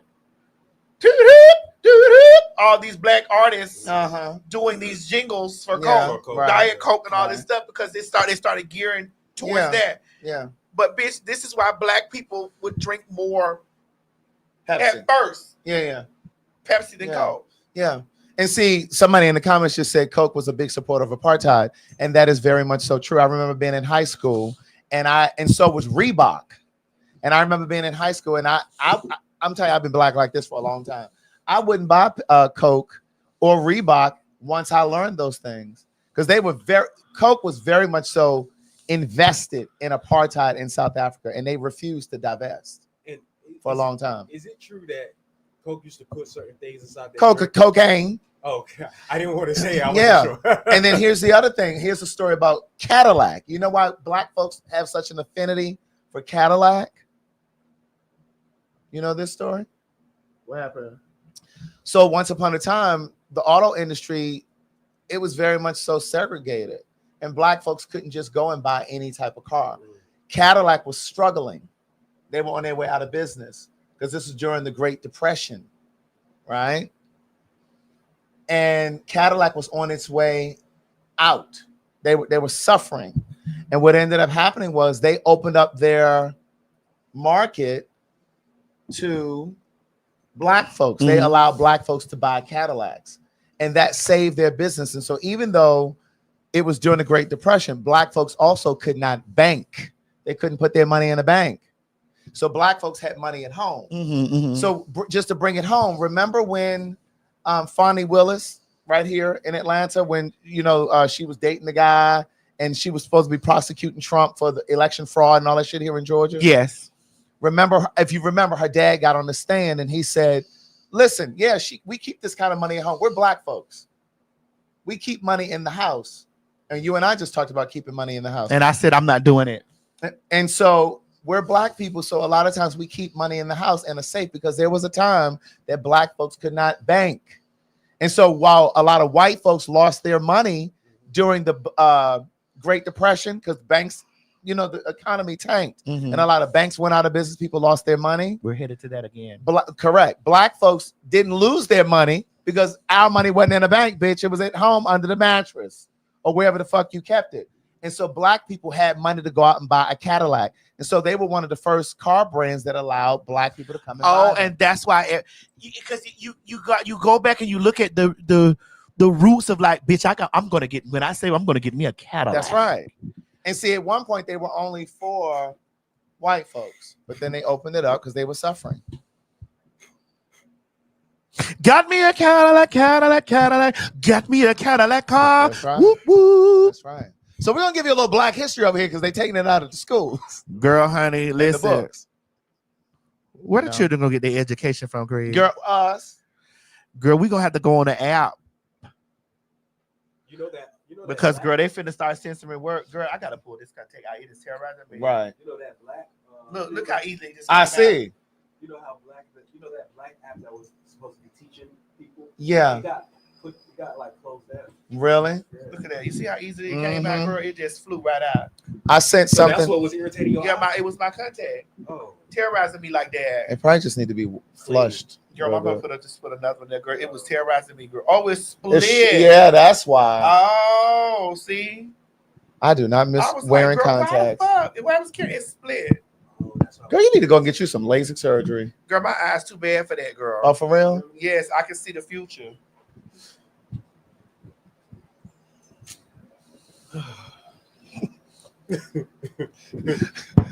When are we coming back? I don't know. I can't see that far into the future. All right, listen, you guys have an amazing night. Don't forget, we're coming to Baltimore May 25th and Washington, D.C. on May 30th. Those tickets are already on sale. Both of those? Do we got videos for those? Mm-hmm. Well, no, we have videos. Oh, I didn't send them to you? No, yeah, we got. For the Howard Theater. Oh, let me. Yeah, we got video. Yeah, we got video. Let me send them to you. Yeah. I thought I sent them to you. And we're also coming to Florida May 2nd. Uh-huh. Oh, okay. Okay. And then we also like May 2nd. Oh, May, That's May 2nd, we're coming to Florida. Now, put this down because I need to say this before you leave. Okay. I know some of you girls are not going to like me. I don't give a fuck. And if you'd like to just come out and see Craig, we're all here. Some some want to come see Craig.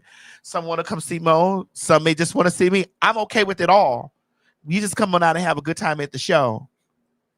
I just wanted to get it off my chest so that nobody no slide up in my face talking no trash in person, because I will cuss you out in your face. That's all. Okay, I just send them both to you, Mom. Okay. Hello. Yes, I just brought this back to me. We are working on Texas. Please don't think that we're overlooking you. We're not. We are really trying to figure out venues for Dallas and Houston. And I know you guys message us all the time. I see the messages. I really do. It's just we just haven't found the right venue. Oh my God! Somebody wrote in the comments: blacks couldn't buy butter pecan ice cream. No, bitch, I mean, not no vanilla ice cream. That's why because we trying to figure like, why do black people like butter pecan so much? That just said it. I didn't know that. They said that black people. You said, Maddie, don't please don't. No, I'm just letting it be known because I'm sure the comments are gonna pile up, and I might read one or two of them if I'm not busy. But I'm just letting you know. If you have any derogatory things that you need to tell me, tell Craig on Craig's page. Don't come on my page with this shit because I'm blocking you. Boston, we moved. Yes, to April the 25th. So Boston, we're coming April 25th. So if you already purchased your ticket, it will be valid for April 25th. If you're not able to make it April 25th for whatever reason, you can get a refund. Detroit, we're coming in June. We still need to figure out what the actual date is going to be. Yeah, I thought I'll talk to Trent. But Detroit, we're coming in June. Yeah. All right. All hearts and minds clear? Bitch, my hearts and minds. I'm going to say what I was thinking. I was thinking that. I wanted the children to know. You may not say that because you're very classy and demure and you're poised. I'm not. Bitch, I'm floor trash if I need to be.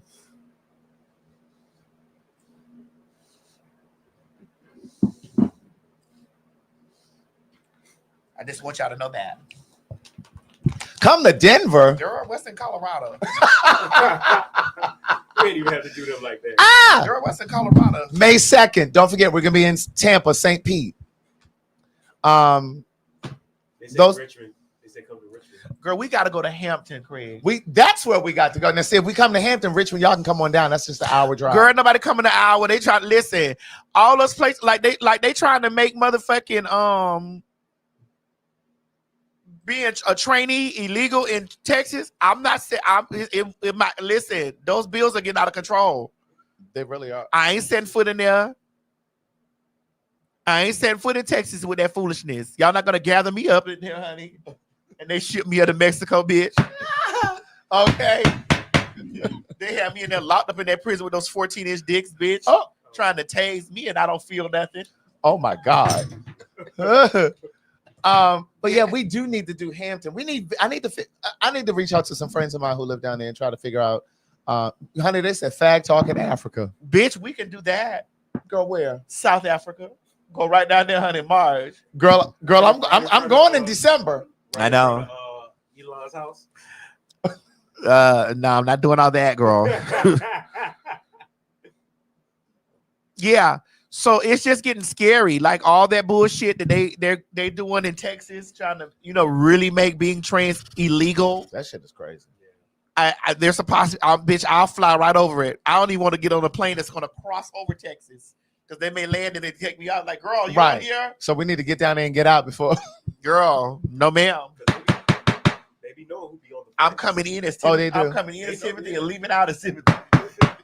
They know who be on those flights. Because I still have that ID.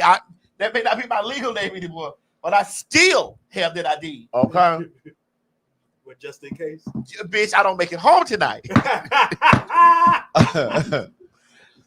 Yes, I am. I'm going to South Africa, but I'm also going to go to Cape Town, and the plan is to also go to Tanzania because I want to go to the Serengeti and Zanzibar. I want to go to Nigeria. I want to go there too. They're so far apart though. Like that's a separate trip. I have to do that. Actually, I want to go to Liberia. We know I know. I want to go to And I also Senegal. want to go to Nigeria too. I want to see. I heard Cape Town is beautiful. I want to see if the dirt's still the same color like in Georgia. Why you being messed I just want to know: is the dirt the same? Did they import the dirt from over there and bring it to Georgia? First of all, dirt is the same. Oh, okay. No, I've never. This is when I moved up here. No, I don't travel to solo. Atlanta. I used to This go is the with, like, first time I ever friends. seen Georgia dirt. And what color was Georgia? It was orange. Mm-hmm. Orange dirt in I know. I know. Mm. So when you got here, you like home. No, first of all, Home. because I was born here. Oh, home. Home. Thank you. Don't do Nigeria. Sweet and simple. Girl, what's that tone? It's so pure. These 3 words. It's so pure. That's Stevie Wonder.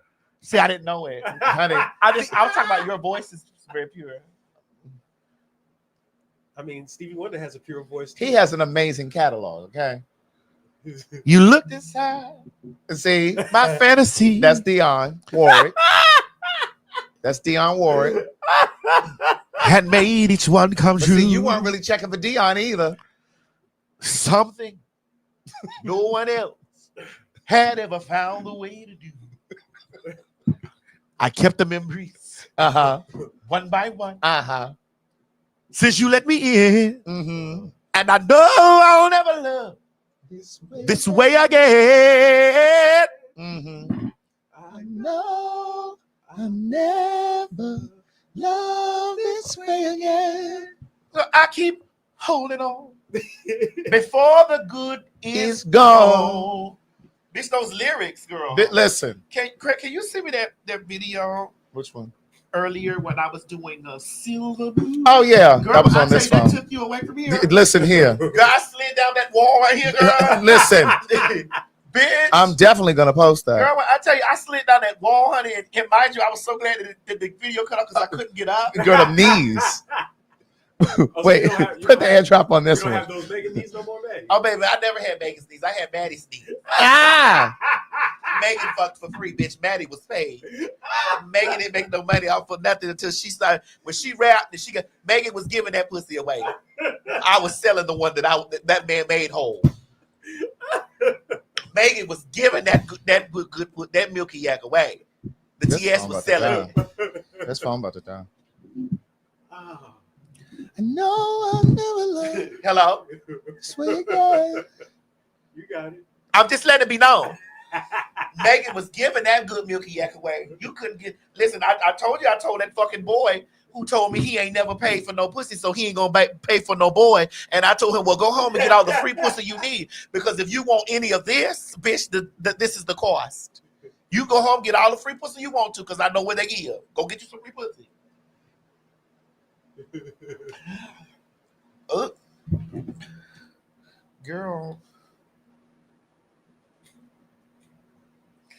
Girl, no, Craig. Girl, you didn't tell me I gave all this, girl. Mm-hmm. And girl, I looked over my shoulder. Girl. Oh, yes. Girl, and me in the Uh-huh. Girl, wait, I gotta see me slide down this wall, girl. Girl, I gotta see me slide down this wall. Girl, what was that little two-step right there? I don't know. Girl, yeah, look at that. Pregnant and all, bitch. Pregnant. Yes, man. Girl, this took you out, girl. I was like, make love to the camera, This bitch. took you out. This took you out. This took you away. You had banners right here. Girl, right here. Girl, what that one you had earlier? The one we was doing earlier, we was doing Let me see. Man, they say PhagTawlk should come to Pakistan. bitch, respect to the law. Respect to the line. I know where we ain't going. Dubai. We not going to Dubai. This one. You talking about this? Yes, bitch. My lipstick was on point, girl. They saying they want to see the video, man. Girl, Craig gonna post it. I ain't thinking about it. I'll put it on my story. In my Instagram story. Bitch, my lipstick was on point, bitch. Mm. You was like lipstick whore. You said lip sync drag queen. Dragon. Bitch, you said lip sync drag queen. I was like, and that just amped me to do it more. Okay. You said lip drag queen. Lip. Dragon. Dragon lip. Look. Oh, bitch, I'm singing that song. Okay. Yeah, that's what you just said right there. You said lip sync drag queen. Look. Look, Greg, hold on. You said lip, girl, look, what you say? Lip sync drag queen?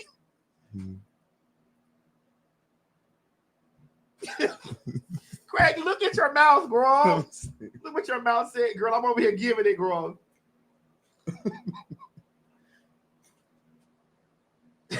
Drag queen? You said lip drag queen?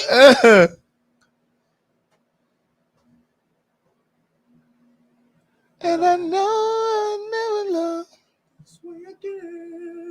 You know, Mo, for you to be so young, you sure know all of these old ass songs. That's right. Well, it's because my mom, I used to, when I was a kid, my mom was like, We need "You're a not staying commercial at break. home." We don't need to hear that today. At all. No, I just used to drive around in the car with my mom. And y'all used to mop the floor in the house? Timmy go mop. First of all, no. I just used to go to work with my mom. That's it. Okay. All right. Where the Baltimore and DC in there, Mom? So you blaming this Yeah, on your mama? You said what? So you blaming this on your mama like Milli Vanilli didn't blame it on the rain? You making this? I'm not blaming anything. On the rain. I'm just saying she's the cause of a lot of my knowledge of some new songs. Okay. What do you blame on me? Your messiness. Ah! Baltimore, Maryland. Baltimore, Maryland.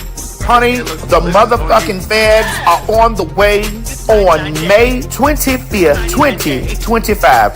Yes, God, honey, we are back at the La Familia. We heard y'all were looking for the fags. Well, guess what? The fags are coming back, baby. That's right. May 25th, Baltimore, Maryland. My hometown, so y'all know y'all got to show out for the people. Now, girl, listen. Y'all know how packed it be. So, bitch, when by the sound of my voice, I need you to be running over there to www.PhagTawlk.com. Once again, by the sound of my voice, I need you to be running your ass down there to www.PhagTawlk.com and get your tickets for the extravaganza of foolery that we bring to Baltimore. Washington, D.C., the fags are coming back to the Howard Theater on May 30th. Yeah, that's right. We're coming back. You don't believe it? Madison, tell these people that we're coming back to the Howard Theater on May 30th. Washington, D.C. Honey, they said y'all couldn't get enough of the fags, and guess what? Y'all called us back. Oh, my God. May 30th, 2025, the fags will be back in the building at the Howard Theater. Honey, the Howard Theater said, honey, we brought the black folks and all the other kin folks out, child, and come on back. So guess what? Welcome back, welcome back, welcome back, welcome back. Come on, get your seats, honey. Visit www.PhagTawlk.com to get your tickets for the 5:30 show. That is May the 30th, 2025. Hey everybody, this is T.S. Madison, and if you are trying to grow your business, brand, or product, why not advertise with me? Email me at booktsmadison@gmail.com so that you can get in on our comprehensive advertisement packages. Unique visits, unique subscribers, honey, a broad demographic. Advertise with me today. Quit talking and listen. Get over to my Patreon right now so that you can receive some exclusive content from the TS herself. Who you said? The TS. Patreon is filled with one-on-ones, exclusive content, behind the scenes. You can even chat with me in there, me and you. It's just me and you. So get to www.patreon.com/TS Madison Hinton, and you'll be glad you did. I promise. You ain't gonna have no other choice but to see me because I'm in everything. There it is, you ain't right gonna have there. no other choice but to see me because I'm in everything and everywhere. I'm in film, television, streaming, music, bitch, and pornography. Bye.